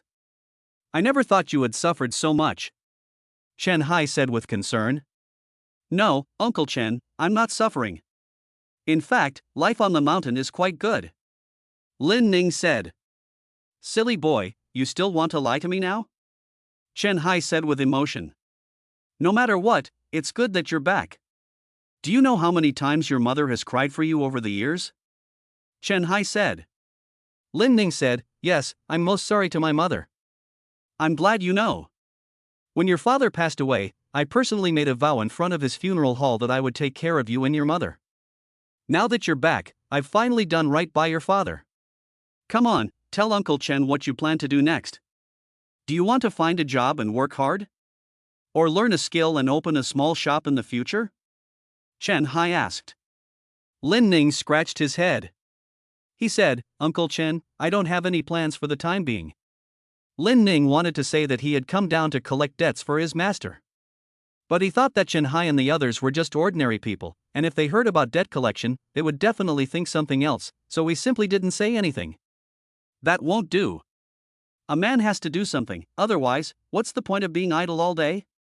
If you don't mind, I'll help you find a job," Chen Hai said. "What? Uncle Chen, this." Lin Ning was about to say no. But Chen Hai said, "Don't worry, although I am your uncle, I have always treated you like a son. So leave your job to me." At the same time that Lin Ning and Chen Hai were talking like this, outside, it just so happened that Chenihan walked to the door with her cell phone. When she heard that Lin Ning didn't even have a job, she became even more contemptuous. She took out her phone and sent a WeChat message to her best friend, "Oh my god, Yodo. My dad asked me to arrange a child marriage for this bumpkin, and he doesn't even have a job? And he's from the mountains." On the other end of the WeChat, a WeChat profile picture of a small cat immediately replied with an expression pack that made her eyes pop out. Then she said, "Is it a wild man?" Shenihan replied, "Don't say it, it really looks like it." WeChat, "Ha, you're going to make me laugh to death. Xiaohan, I advise you to leave there quickly. Don't forget, we're meeting at 0 degrees tonight. Chenihan said, okay, I know. Chapter 33. My name is Chenihan. While Chenihan was sending a message to her best friend teasing Lin Ning, Chenhai saw his daughter. Xiaohan, come in quickly and meet your brother Ning. Chenihan reluctantly walked in. She looked up with a cold expression and glanced at Lin Ning and said, Lin Ning, right? My name is Chenihan. Xiaohan. Why don't you call him brother? Chenhai saw his daughter call Lin Ning by his name and quickly said. Chenihan pouted her red lips, Dad, I just met him. Besides, we don't know each other well. Chenhai was about to lose his temper with his daughter. Lin Ning, who was standing next to him, spoke up. Uncle Chen, it's fine. Little Han, I'm Lin Ning. Lin Ning introduced himself. Chenihan didn't say much, but she thought to herself, you think you're worthy of calling me Ihan? Humph, who do you think you are? Lin Ning had actually noticed Chenihan from the very beginning. Chenihan is indeed quite good-looking. She has a slim figure and is pretty. But her kind of beauty only belongs to the type of small, delicate beauty, and compared to the ultimate goddess of Zhou and I, there is no comparison at all. It's like one is a chicken and the other is a phoenix. In a way, Chenihan is even inferior to her sister-in-law Han Yun. Therefore, Lin Ning never paid attention to her from the beginning. But now, seeing this Chenihan's attitude towards him, it made Lin Ning feel a bit surprised. He thought to himself, Uncle Chen is such an honest and generous person, how could his daughter be such a character? Lin Ning, you've been gone for 6 years, and Han Han has already graduated from college. Chenhai sighed. Yes, time really flies. Lin Ning also said. When you were little, you two always played together. Now that you've finally met, you young people should have a good chat. I'm going to go talk to your mother. After Chenhai finished speaking, he winked at Chenihan, the meaning being more than obvious. However, Chenihan simply ignored it. After Chenhai left, Lin Ning and Chenihan stayed in the main house. Chenihan kept her head down and played with her phone, completely ignoring Lin Ning. And Lin Ning didn't care at all. A little cat, Han Bao, what's going on now? Where's the wild man who came down from the mountain? Chenihan's WeChat account received a message from her best friend. Chenihan, this wild man is currently alone with me in the living room. A kitten, ah? Are you really on a blind date? Chenihan, what a head. It's my dad, he made me stay here, so annoying. At the same time, she sent an emoticon of vomiting blood. A small cat, ha. A small cat, oh, right, send me a picture of that wild man. I want to see what kind of confident guy dares to go on a blind date with my Hanbao. Chenihan. A little cat, send it. Chenihan, okay. So. Chenihan secretly opened the camera and took a side shot of Lin Ning and sent it over. Chenihan, see? This is the wild man my father wants me to meet. A few seconds later. A small cat replied, wow. This profile looks pretty handsome. But this outfit is so old-fashioned. Chenihan, he's from the mountains, so of course he's not fashionable. A kitten, that's true. But it's strange, he doesn't look very old. How could he have been on the mountain for 6 years? Chenihan, who knows? My dad said he was learning skills in the mountains. Puff. A little cat laughed. Learning martial arts? Could it be that he was practicing martial arts? Chenihan said, who knows? He's so weird. He suddenly disappeared for 6 years, and now he's inexplicably appearing. A kitten, okay. I'm not talking to you anymore. I'm going to get my hair done. Remember, we're meeting at 0 degrees tonight. Chenihan said, I know. After sending the last message, Chenihan put the phone away. Look up. She looked at Lin Ning proudly. She saw Lin Ning sitting quietly. He had a well-defined face and a handsome appearance. If it weren't for the cheap clothes he was wearing, he would really be a super handsome guy. Most importantly, Lin Ning had a sinister look on his face, and a bit of a scruffy look. He was the standard handsome type. He is indeed very handsome. But he's really country. Chenihan commented in her heart. After looking at Lin Ning for a while, Chenihan suddenly said, hey. Lin Ning, who was sitting quietly, turned his head after hearing Chenihan's voice. Are you talking to me? Chenihan glared at him angrily. Nonsense. Besides you, am I talking to the air? I heard that you spent 6 years on the mountain. Is that true? Chenihan suddenly asked. Lin Ning nodded. Yes. Can you tell me what you did on the mountain? Chenihan asked. Lin Ning said, I didn't do much, I just learned some skills from my master. Oh. So you really went to the mountains to learn? You're talented. Chenihan sneered. Lin Ning didn't say much. Do you know why my dad brought me here today? Chenihan asked again. Lin Ning shook his head. My dad said that our families used to be close. He also said that we used to be engaged to each other. You know what a betrothal is? Lin Ning didn't say anything, just smiled and listened. I don't care if you know about this or not, but I want to make it clear to you in advance that you are not my type at all. Besides, I already have a boyfriend. So, I'm here to make it clear to you that you should never think about it. After all, we are from different worlds and it's impossible for us to be together. You should be able to tell that my dad is a good person and has always thought of your family, but you can also see that there is a huge difference in status between you and me. So, do you understand what I'm saying? After Chenihan finished speaking, she looked at Lin Ning. Lin Ning always maintained a listening posture and didn't say a word. Now that he saw Chenihan finish speaking, he smiled at the corner of his mouth and then got up and left the main house. Hey, what do you mean by not saying anything? Seeing Lin Ning leave the room like this, Chenihan couldn't help but stomp her feet in anger. This bumpkin is really strange. And Lin Ning. After leaving the room, he couldn't help but sigh. In fact, he really wanted to give Chenihan a good scolding. But thinking of the honest Uncle Chen, Lin Ning finally held back. As soon as he walked out of the room, Han Yun suddenly came out of the room with a strange look on her face. Xiaoning, just now your aunt said that you were on a blind date today? What? Lin Ning was speechless. Don't say that, cousin. I just came down from the mountain.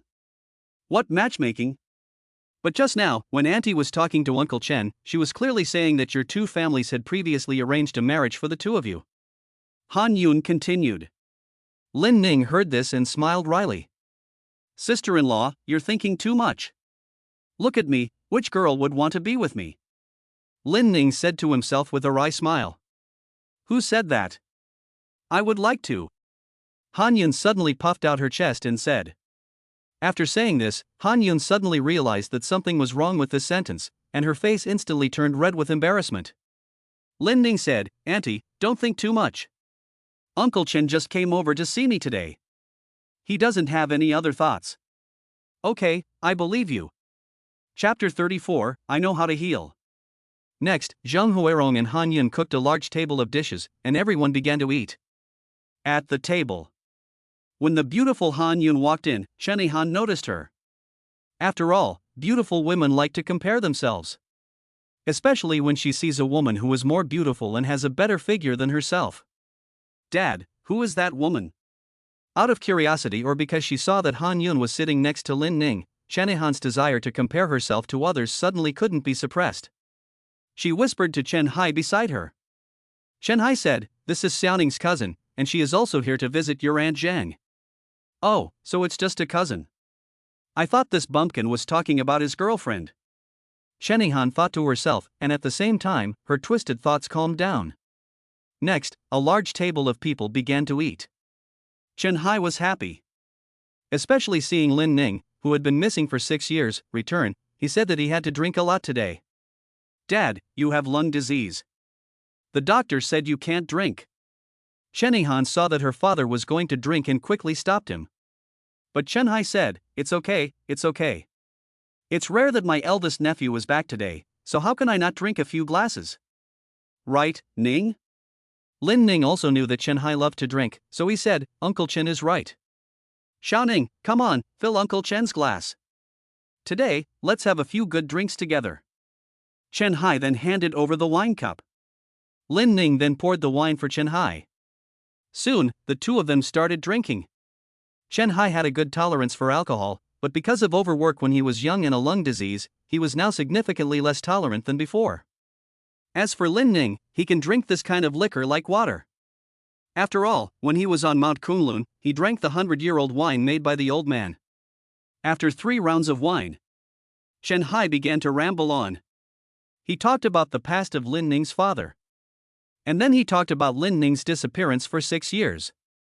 As he spoke, Chen Hai said, "Xiaoning, Chen Shu promised your father that he would take good care of you and your mother. Now that you're back, leave the rest to Chen Shu. Don't worry, Uncle Chen. I may not be able to do much else, but I can still find you a good job. By the way, Xiaohan, is your company still short of people?" Chen Hai finished speaking and turned to Chenihan and asked. Chenihan, who was looking down at her phone, didn't even lift her head and said, "Dad, our company is the largest private enterprise in Jiangcheng. How could we casually recruit people? How can you talk like that? Can't you just ask if they are hiring?" Chen Hai was very dissatisfied with his daughter's answer. "Okay, I'll go to the company's human resources department tomorrow and ask for you, okay?"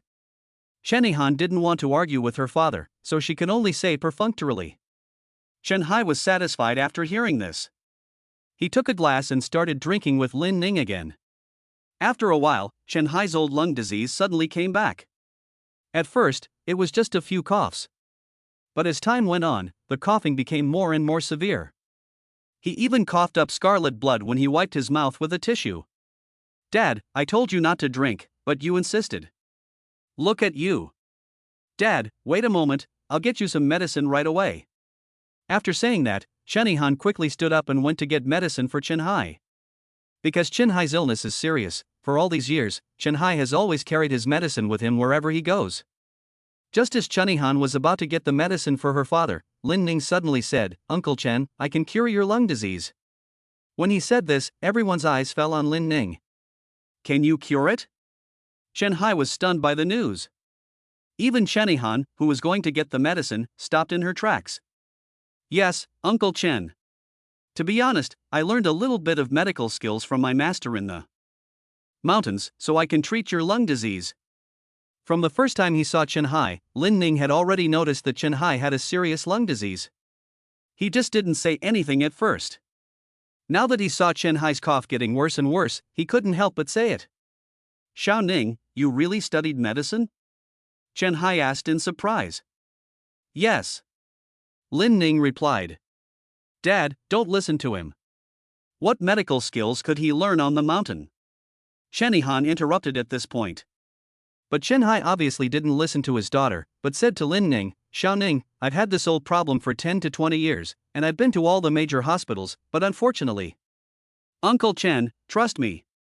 Give me a few minutes and I can definitely cure your lung disease," Lin Ning said. Lin Ning said that he could cure Chen Hai's old illness in a few minutes. Chenihan was unhappy. "Hey! Don't treat my dad's illness blindly. If you treat my dad's illness and something goes wrong, who will be responsible? You?" Facing Chenihan's doubts, Lin Ning did not choose to say more. He just looked at Chen Hai. Chen Hai actually didn't believe in Lin Ning. After all, he knew his own old problems. But he really likes Lin Ning from the bottom of his heart. Therefore, he said, "Xiaohan, don't say any more. Since your brother Ning studied medicine in the mountains, it's no harm to let him take a look." "Dad, Chenihan wanted to say something, but Chen Hai interrupted her. Seeing that her father was really going to let Lin Ning treat him, Chenihan's eyes were about to burst into flames. She said to Lin Ning, "You better not give my father any nonsense treatment. If you make my father sick, I won't let you off." Lin Ning didn't care about Chenihan. Instead, he walked up to Chen Hai and first gave him a pulse check. Seeing Lin Ning taking his father's pulse so seriously, Chenihan was speechless. She thought to herself, what century is this? Still taking pulses? What a nutcase. Lin Ning pressed his finger on Chen Hai's pulse and felt that his pulse was disordered and his qi was irregular. Then, at this moment, Lin Ning's eyes flashed, and no one saw it. A faint golden halo appeared from his pupils. When this golden aura appeared, in an instant, Chen Hai's internal organs appeared in Lin Ning's pupils as if they were being x-rayed. And in the area of Chen Hai's lungs, there was a shadow the size of a walnut. This is a tuberculosis nodule. But fortunately, it is benign. If it were malignant, it would have directly developed into a tumor and eventually become lung cancer. After confirming, Lin Ning withdrew his finger from Chen Hai's arm. Watch carefully. Lin Ning smiled. What's wrong with me, Xiaoning? Chen Hai asked quickly. Zhang Huirong, Han Yun, and the others also looked at Lin Ning curiously. Because they didn't know if Lin Ning really knew how to heal. Uncle Chen's illness is not very serious. It's just that when he was young, he might have been too tired, which caused some tuberculosis and some nodules. Lin Ning told him everything. While listening to Lin Ning, Chenihan muttered in her mouth, nonsense. It's the same as saying nothing. Who doesn't know that my father worked hard when he was young? Chapter 35, Take Her for a Walk. Can it be cured, Xiaoning? Chen Hai asked Lin Ning. Don't worry, Uncle Chen, just give me a few minutes and I can completely cure your old problem. For Lin Ning, who has practiced the 9 yin-yang needles in Kunlun, this minor illness is really not worth his attention. After all, his 9 yin-yang needles are said to be able to revive the dead and turn flesh into bones. But obviously, no one around him believes it. Especially Chanihan. What are you bragging about? My dad's lung disease has been treated unsuccessfully in all the major hospitals in Jiancheng, and you think you can cure it by moving your lips? I said it can be cured, so it can be cured. Lin Ningdao said. Humph. Pretending? Keep pretending? You don't really think you're a miracle doctor, do you? Dad, I'll go get your medicine from the car. Don't listen to him. Chenihan didn't believe Lin Ning at all because in her eyes, Lin Ning was a bit of a swindler. Xiao Han. Don't be rude. Since your brother Ning said he can cure it, then let him try. Chen Hai said at this time. Dad. Seeing that her father was still going to believe Lin Ning, Chenihan was so upset. Stop talking. I've already made up my mind. Chen Hai coldly interrupted Chenihan. Then he said to Lin Ning, I'll leave it to you. Okay, Uncle Chen. Next, Lin Ning began to treat Chen Hai. He took out his old cloth bag and took out a black wooden box from it. What is this? Chen Hai was surprised to see Lin Ning take out a strange black wooden box. It's a needle. Needles? Yes. Lin Ning opened the box and a long needle appeared in the eyes of Chen Hai and the people around him. There were 9 needles in total. 4 short and 5 long. Each needle glowed with a cold, sinister aura. After Lin Ning took out the black wooden box, he took out the smallest short needle from it. Uncle Chen, don't be afraid. I will use the silver needles to treat you. Lin Ning said. Chen Hai smiled and said, What are you afraid of? Come on. Just let Uncle Chen treat you. So, Lin Ning really took out the silver needles and began to treat Chen Hai. His technique was very strange. The needle between his thumb and middle finger was even more skillful than the old doctor's, and it was inserted into Chen Hai's lungs at a speed that was incredibly fast. At the moment the needle was inserted, no one saw it, but Lin Ning's fingers began to tremble like a butterfly. This is the famous butterfly dance technique in acupuncture. But it was obvious that the person in front of him didn't know. Just look. As Lin Ning's needles penetrated, Chen Hai felt that his previously oppressed and dull lungs were suddenly opened up, and he began to breathe more easily. At the moment Chen Hai was surprised, Lin Ning gently pressed one of his palms on Chen Hai's back. Boom! A powerful wave of warmth spewed from Lin Ning's palm, entering Chen Hai's 8 extraordinary meridians like a tidal wave. When this warm current hit him, Chen Hai felt a sense of comfort that he had never felt before. Even his spirit and vitality improved. This lasted for about 2 minutes, and then suddenly Chen Hai opened his mouth and spat out a mouthful of black blood. Dad! What's wrong with you? Chenihan was shocked to see her father spit out black blood. Old Chen! Zhang Huirong and Han Yun were also scared. You bastard, what have you done to my dad? Chenihan glared at Lin Ning and shouted angrily. Lin Ning, he calmly withdrew the silver needle and said, I have already cured all the nodules and tuberculosis in Uncle Chen's lungs. Nonsense! You made my father vomit blood, and you still say you cured him? Chenihan shouted angrily. Lin Ning didn't pay any attention to her.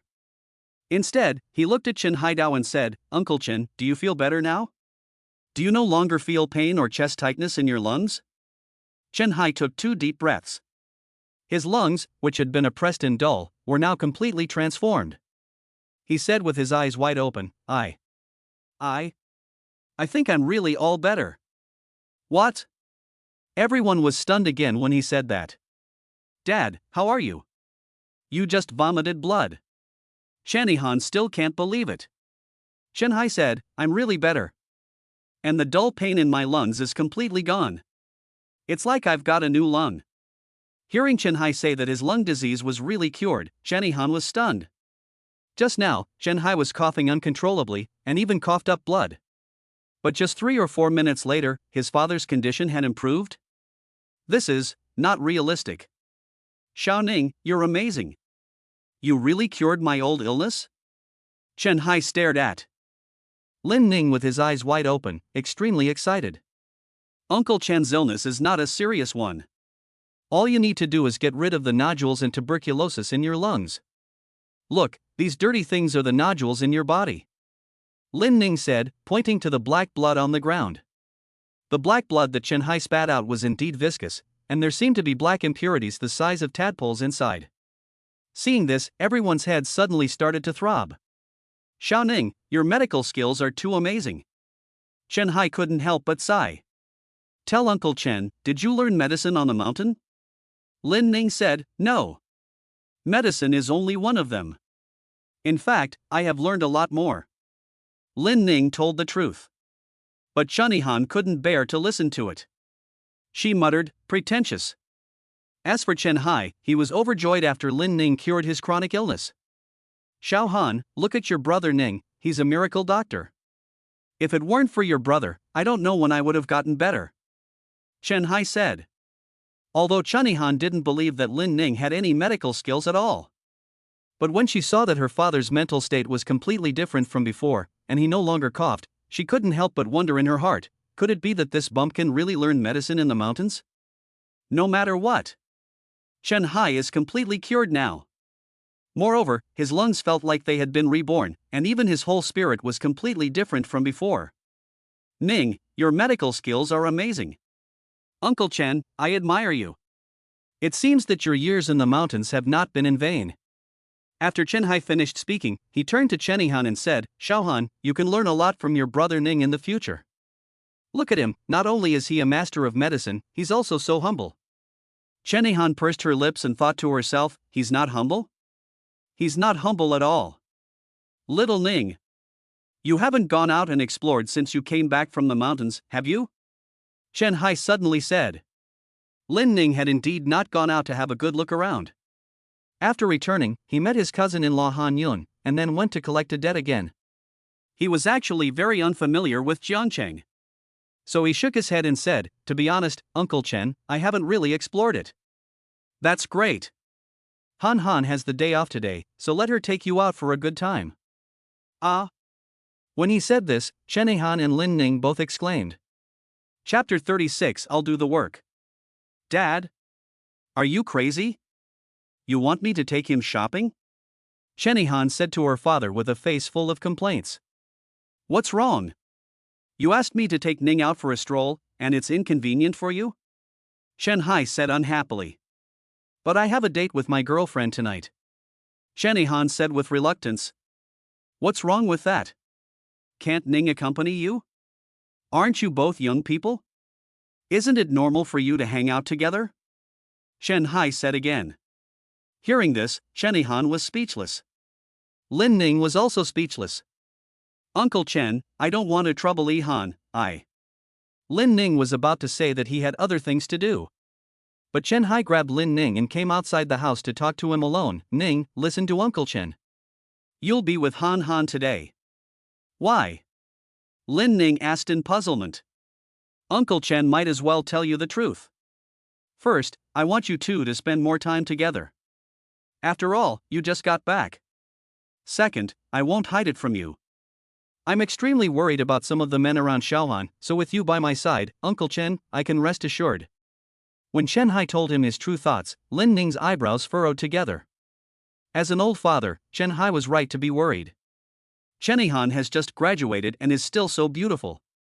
Who wouldn't be worried if she went out alone at night? After thinking about it, Lin Ning sighed and said, okay, I'll listen to Uncle Chen. Lin Ning is still the best. Chen Hai saw that Lin Ning had agreed, patted Lin Ning, and then returned to the main house. In the house, Chen Han was unhappy. She was disgusted at the thought of being followed around by a bumpkin like Lin Ning today. But there was nothing she could do. Her father had given the order, and Lin Ning had cured her father's lung disease, so she could only put up with it in the end. After another hour, it was already past 5 p.m. Chen Han kept her head down, sitting on the side, complaining to her girlfriend on her WeChat. Oh no! My dad made me take that savage with me today. What should I do? A little cat on the other end of the WeChat said, Ha! Is that true? Chen Han, oh, why would I lie to you? A kitten, what about the bar tonight? Chang Fei and the others have already reserved a table. Chen Han, I don't know either. After sending it, she also sent a blood-spitting emoticon. A little cat, why don't you bring the wild man along with you? Chen Han, huh? No. Will Chang Fei be jealous? You know how he is. He hates it when guys get close to me. A little cat, what are you afraid of? You haven't even agreed to be Chang Fei's girlfriend yet. Besides, that wild man is just your brother, not someone else. Why would he be jealous? Chen Han thought about it. That's right. Then I guess I'll have to bring him tonight. A little cat, yes, bring him along. After all, although he is a bit of a bumpkin, he does have a handsome face. Chen Han, oh my god. You're such a flirt. What's the point of having a good-looking face? It's still useless. If you like him, I can introduce you tonight. A kitten sent a flirtatious emoji. Said, okay. I don't reject anyone, I'll take it all. Chen Han sent a face with a spit. After a while, Chen Han said it was time to go. She also said that Lin Ning should change his clothes. In order to please Chen Hai, Lin Ning had to go back to her room and change into a clean white shirt and blue jeans. He still dressed very, very plain. It was like a college student who had just come to the city to study. But it was more comfortable than the previous outfit. It's really tacky. Chen Han looked at Lin Ning after he changed his clothes and muttered to himself. Dad, I'm leaving now. Chen Han said to her father. Chen Hai smiled and said, okay. Remember, you must take your brother Ning out for a good time tonight. I know. Chen Han said perfunctorily, and then took Lin Ning and walked out. In the house. After Chen Han left with Lin Ning, Chen Hai said to Zhang Huirong, sister-in-law Lin, it seems that Ning has really learned his craft in the mountains for the past 6 years. That's great. Zhang Huirong said, well, this child hasn't told me much, just that he's been learning from a master. But he must have suffered a lot over the years. Zhang Huirong wiped away a tear while saying this. Don't worry. It's normal for a young man to experience a few setbacks. By the way, Mrs. Lin, do you think that Xiaoning and my Hanan are a good match? Chen Hai suddenly said.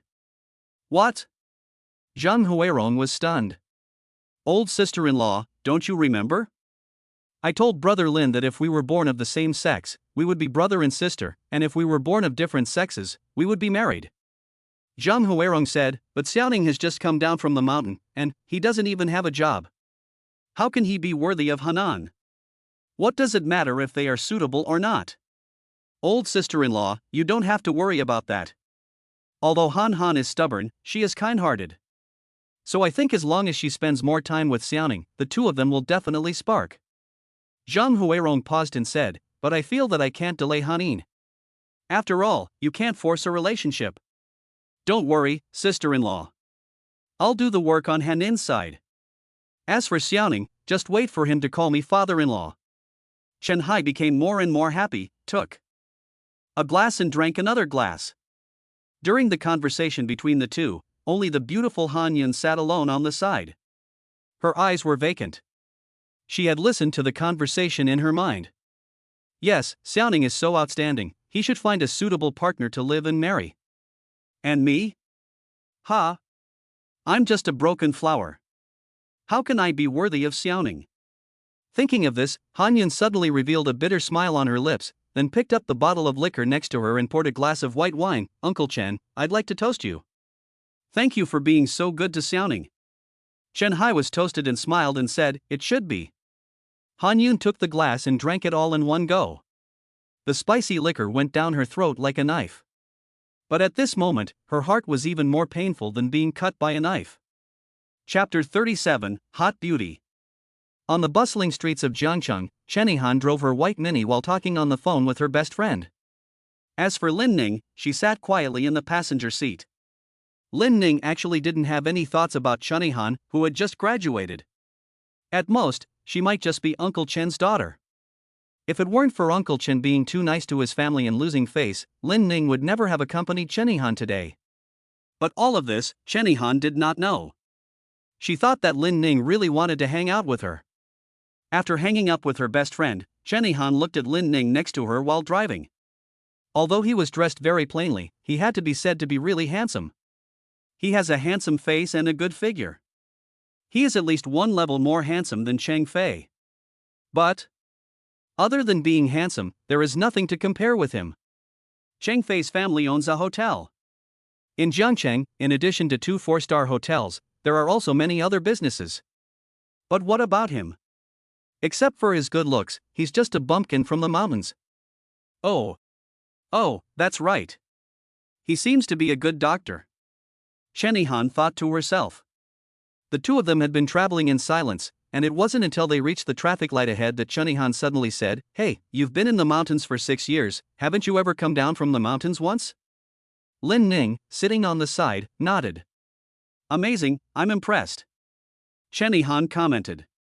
"Anyway, thank you for treating my dad today. Although it may be that you were just a blind cat that happened to catch a dead mouse, my dad's lung disease seems to have improved." Chen Han added. Lin Ning smiled and thought to himself, "With my 9 yin-yang needles, I can even bring back the dead, let alone a lung disease patient." But he definitely can't say that.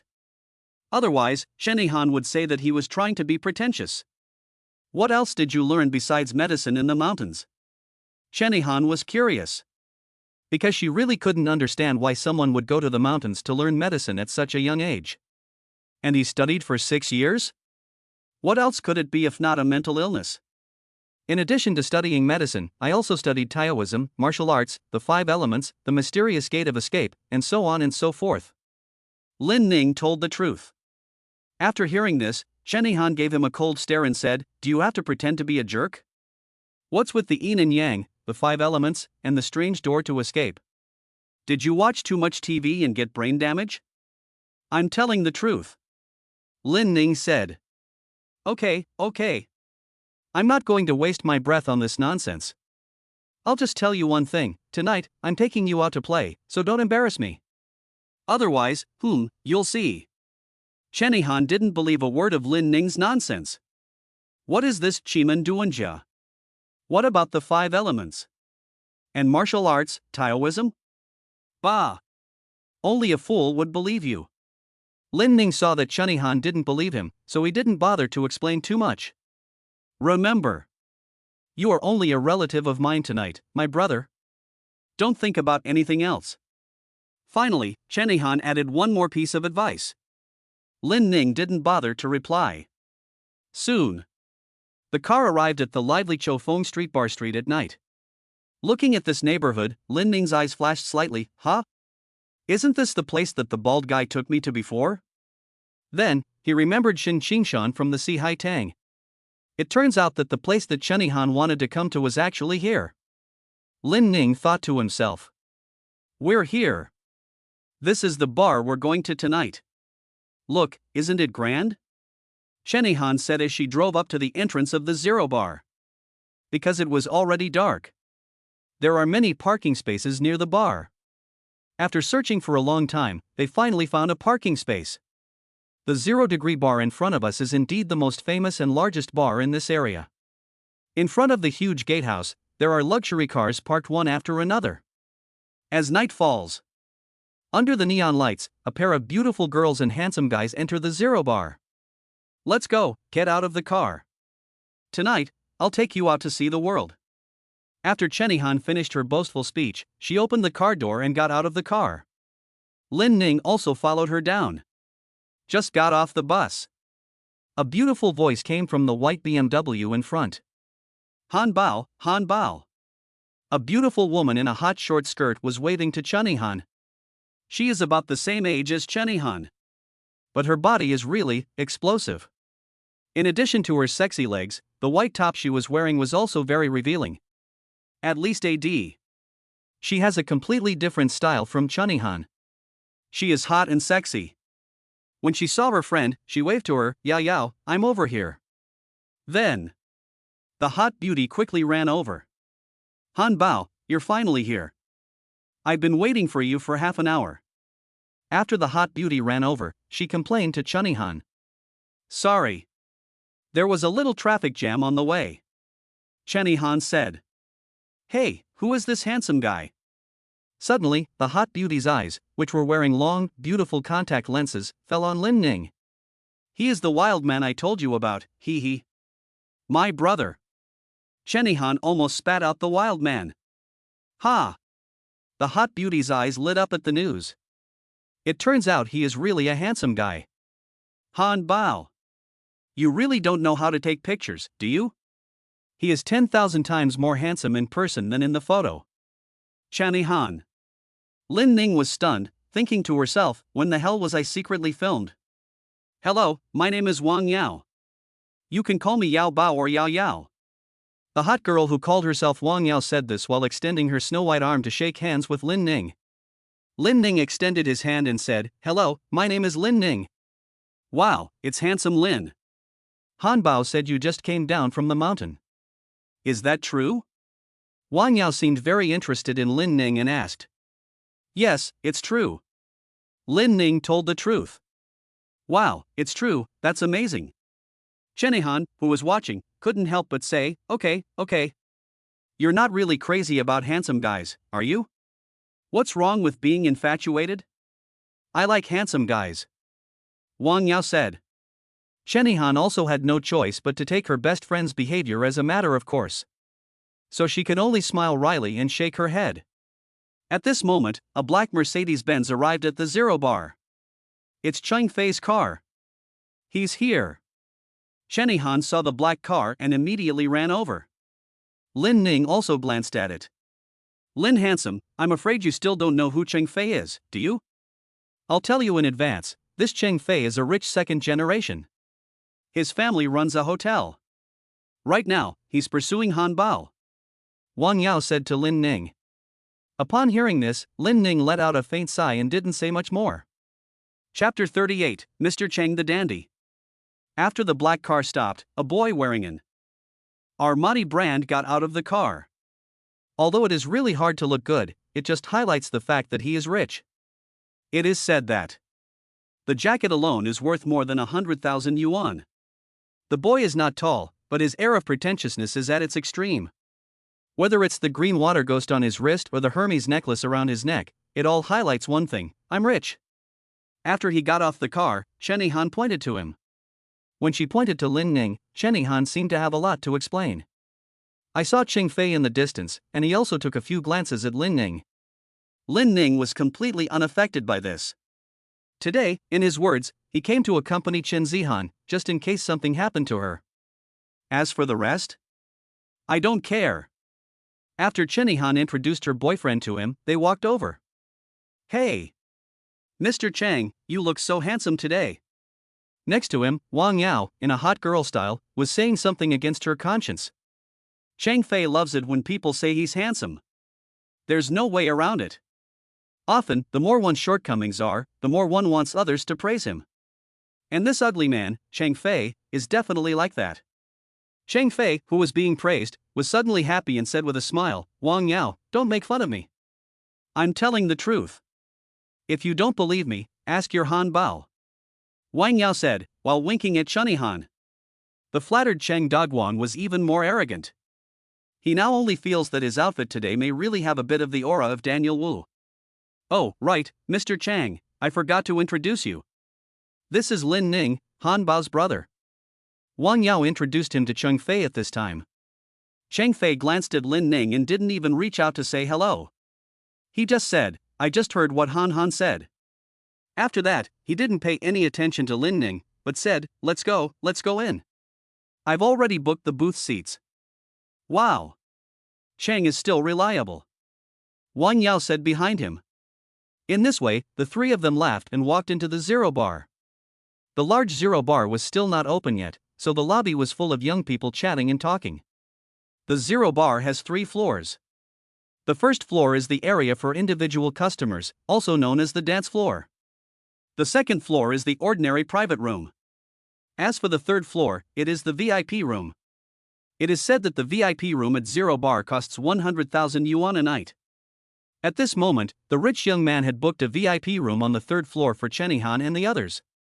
After entering the bar, some waiters who knew Chang Fei immediately came over, calling out to him warmly, "Brother Chang, you're here. We've already booked your private room for you. What would you like to order tonight?"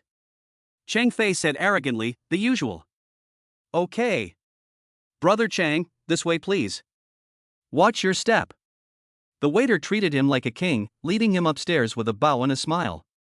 Soon, the three of them arrived at the VIP room. It's not bad. The VIP room at the Zero Bar is really nice. Not only is the interior luxuriously decorated, but the screen is also 5D surround sound quality. In the VIP room, the waiter had already ordered 2 bottles of Remy Martin and several bottles of high-end foreign liquor. In addition, there are also various snacks, beer, and so on. What do you think, Hanin? Are you satisfied with the VIP room? After entering, Mr. Chang began to act like a show-off. Chenihan smiled and said, "I'm satisfied." "That's good. To be honest, the owner of this bar has a very good relationship with my dad. So, if you want to come and play here in the future, just let me know." Young Master Chang pretended to be cool again. Chenihan said, "Thank you. Why are you being so polite to me? What's mine is yours." Cheng Dejun is pretending again. Chenihan's face now showed a happy smile.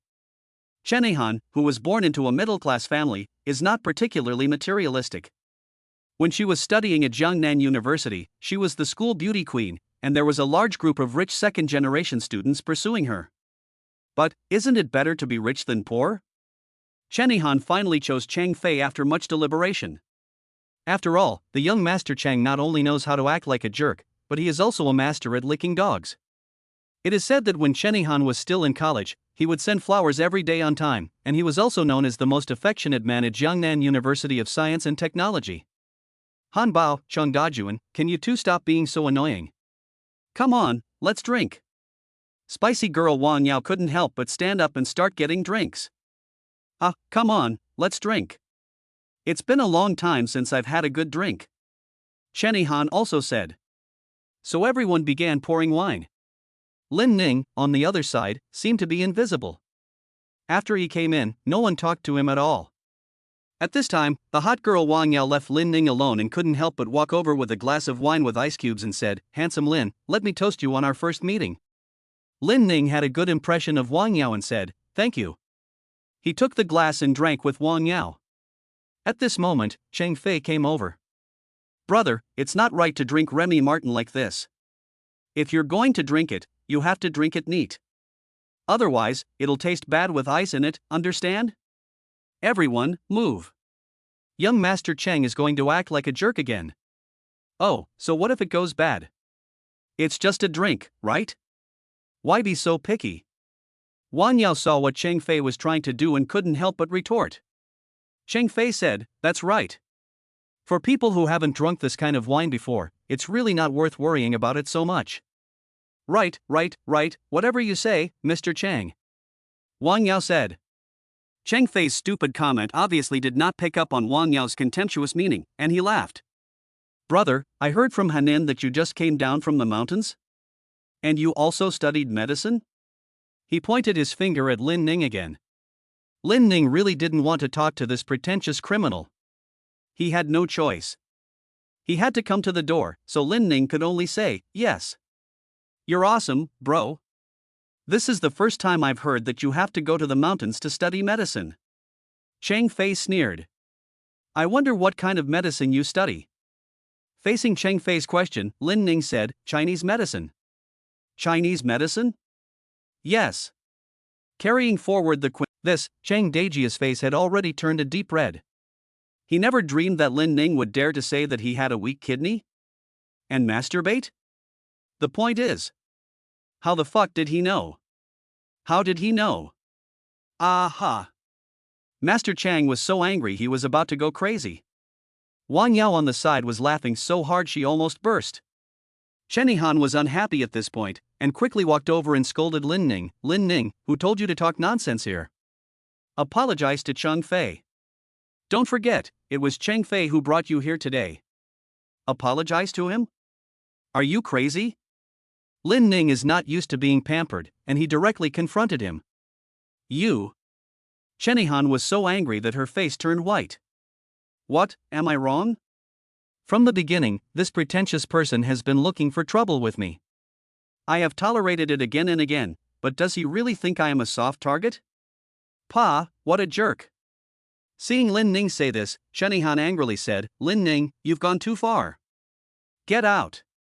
Fine, I'll leave. You think I want to stay here? Lin Ning said he would leave. With a bang, he opened the door to the private room and left.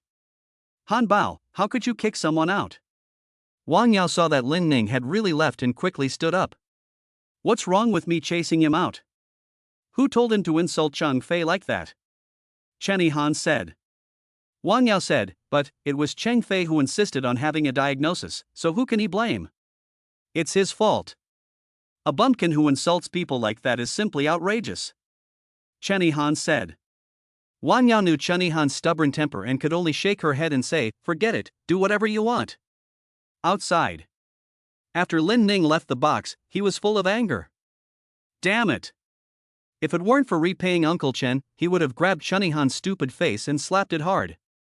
She's a complete idiot. Forget it. There's no point in arguing with a brain-damaged person. Lin Ning comforted himself. After leaving the private room, Lin Ning wanted to leave, but he thought of Chen Hai's words of advice and finally held back. He went to the first-floor lobby, found a seat, and ordered a bottle of wine. He started drinking on his own. Time passed by minute. Soon, the bar became more and more lively. On the stage, the beautiful DJ was wearing sexy clothes and shouting. And on the dance floor, young men and women were twisting and turning their bodies. I don't know how long it was. Suddenly, a beautiful figure tapped him on the shoulder and shouted, hey!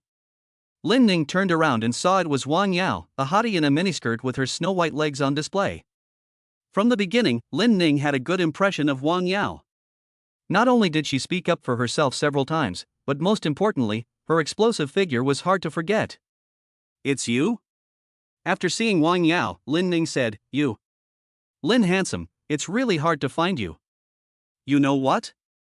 I just went around the third floor, and I didn't expect you to be in the lobby. Wang Yao sat across from Lin Ning with a glass in her hand. Aren't you drinking up there? Why are you looking for me? Lin Ning asked. They were drinking upstairs. I wasn't needed. Wang Yao said. What, handsome Lin doesn't want to see me? No. I'm so happy to see a beautiful girl like you. Lin Ning said. Is that true? Wang Yao deliberately flirted with her hair. Of course. Lin Ning said with a smile. Well, for your truth, cheers. Wang Yao held up her glass and said to Lin Ning. Lin Ning also said with a hearty voice, bottoms up. They both took a sip of their wine. After Lin Ning finished drinking, he wiped his mouth and said, actually, the wine here really doesn't taste like anything. Ha? Wang Yao was stunned. What do you mean? My meaning is very simple. This wine is rubbish. It's not even comparable to the great python wine that my master makes himself. Lin Ning said this while tasting the wine in his mouth. Wang Yao was puzzled. Just now in the private room, the Remy Martin that Cheng Fei took out was a limited edition. A bottle costs more than 20,000 yuan. Although it is not as good as the real Supreme, it is already considered a high-end product in this kind of place. But Lin Ning said that the wine just now was not as good as the python wine brewed by his master? What is Damang wine? I've never heard of it. Wang Yao asked. The so-called Big Python wine is a strong liquor made from a 100-year-old python. Moreover, it contains a lot of poisons, and you need to use poison to fight poison to enjoy it. Ha? 100-year-old python? Hearing this, Wang Yao let out a cry. Yes. In the mountains, my master used to catch some 100-year-old pythons to make wine. Lin Ning told the truth. Hearing this, Wang Yao swallowed a mouthful of saliva. She said, "Is that true? Oh my god, 100-year-old python in wine? Can you drink it?" Of course. If you don't believe me, I'll show you my belt, which is made of 100-year-old python skin. Lin Ning said this while really taking out his belt. It was a purple-black python skin belt. The python skin is soft and tough. Even if an ordinary person uses a knife, it is difficult to cut through this python skin. Looking at the python skin, Wang Yao suddenly felt that her three views were about to collapse. She thought to herself, "Oh my god, no wonder he said Cheng Fei's wine was rubbish." It turns out that he really had drunk wine made from a 100-year-old python. After thinking for a moment, Wang Yao asked, "Lin Handsome, you didn't really learn medicine on the mountain, did you?" "I already am," Lin Ning said. "Then, what you said about Cheng Fei just now, is all true?" Wang Yao asked again. "Of course. That bastard has kidney deficiency and impotence. And he doesn't let me tell the truth." Thinking of Cheng Fei, Lin Ning felt a lot of anger. Wang Yao, on the other hand, burst out laughing. When she laughed, her breasts were shaking uncontrollably. The shaking almost made Lin Ning dizzy. "Mr. Handsome, since you really know how to cure diseases, why don't you take a look at me?" Wang Yao increasingly found Lin Ning interesting. Unintentionally, her beautiful eyes began to flirt with Lin Ning, and at the same time, she deliberately puffed out her breasts. Wang Yao, who was already sexy and hot, had her long hair tied up in a high ponytail, and a lock of hair in her hair was dyed a milky gray. She looked both sexy and enchanting. Plus, her face is naturally charming, and her eyes and eyebrows are always flirtatious, always captivating. Although she is not a goddess, her body is really hot to the point of exploding. You don't need to look, you're not sick. The only illness is that she is too beautiful. Look. What is a scumbag? This is what a real scumbag looks like. Wang Yao burst into laughter when she was praised. So much so that Lin was dizzy again. "Handsome Lin, you are so interesting. I'm starting to like you," Wang Yao said with a smile. "Actually, I'm quite satisfied with myself. The only thing I'm not happy with is this scar on my leg," Wang Yao said, pointing to her own snow-white legs. "Where? Come on, I'll show you." Lin saw that Wang Yao had a scar on her leg and was instantly interested. Wang Yao really stretched out her slender legs, and sure enough, there was a scar on the side of her thigh. It was just because of its unique location that Lin Ning had not seen it before. Chapter 40. A martial artist. This scar was caused by a burn when I was a child. It was so bad that it left a deep scar, Wang Yao said to herself, touching the scar on her thigh. "Ha ha. It's just a scar, no big deal," Lin Ning said. "What, can you heal this scar for me?" Wang Yao was surprised to hear Lin Ning say this. "Of course. However, I have looked for many places to do medical beauty, but they all failed to repair it." Wang Yao was a little skeptical. "Trust me. I'll give you a pill. After you apply it, the scar will disappear in 2 days," Lin Ning said, while taking out a black pill from his cloth bag. "What is this?" Wang Yao was surprised to see the black pill.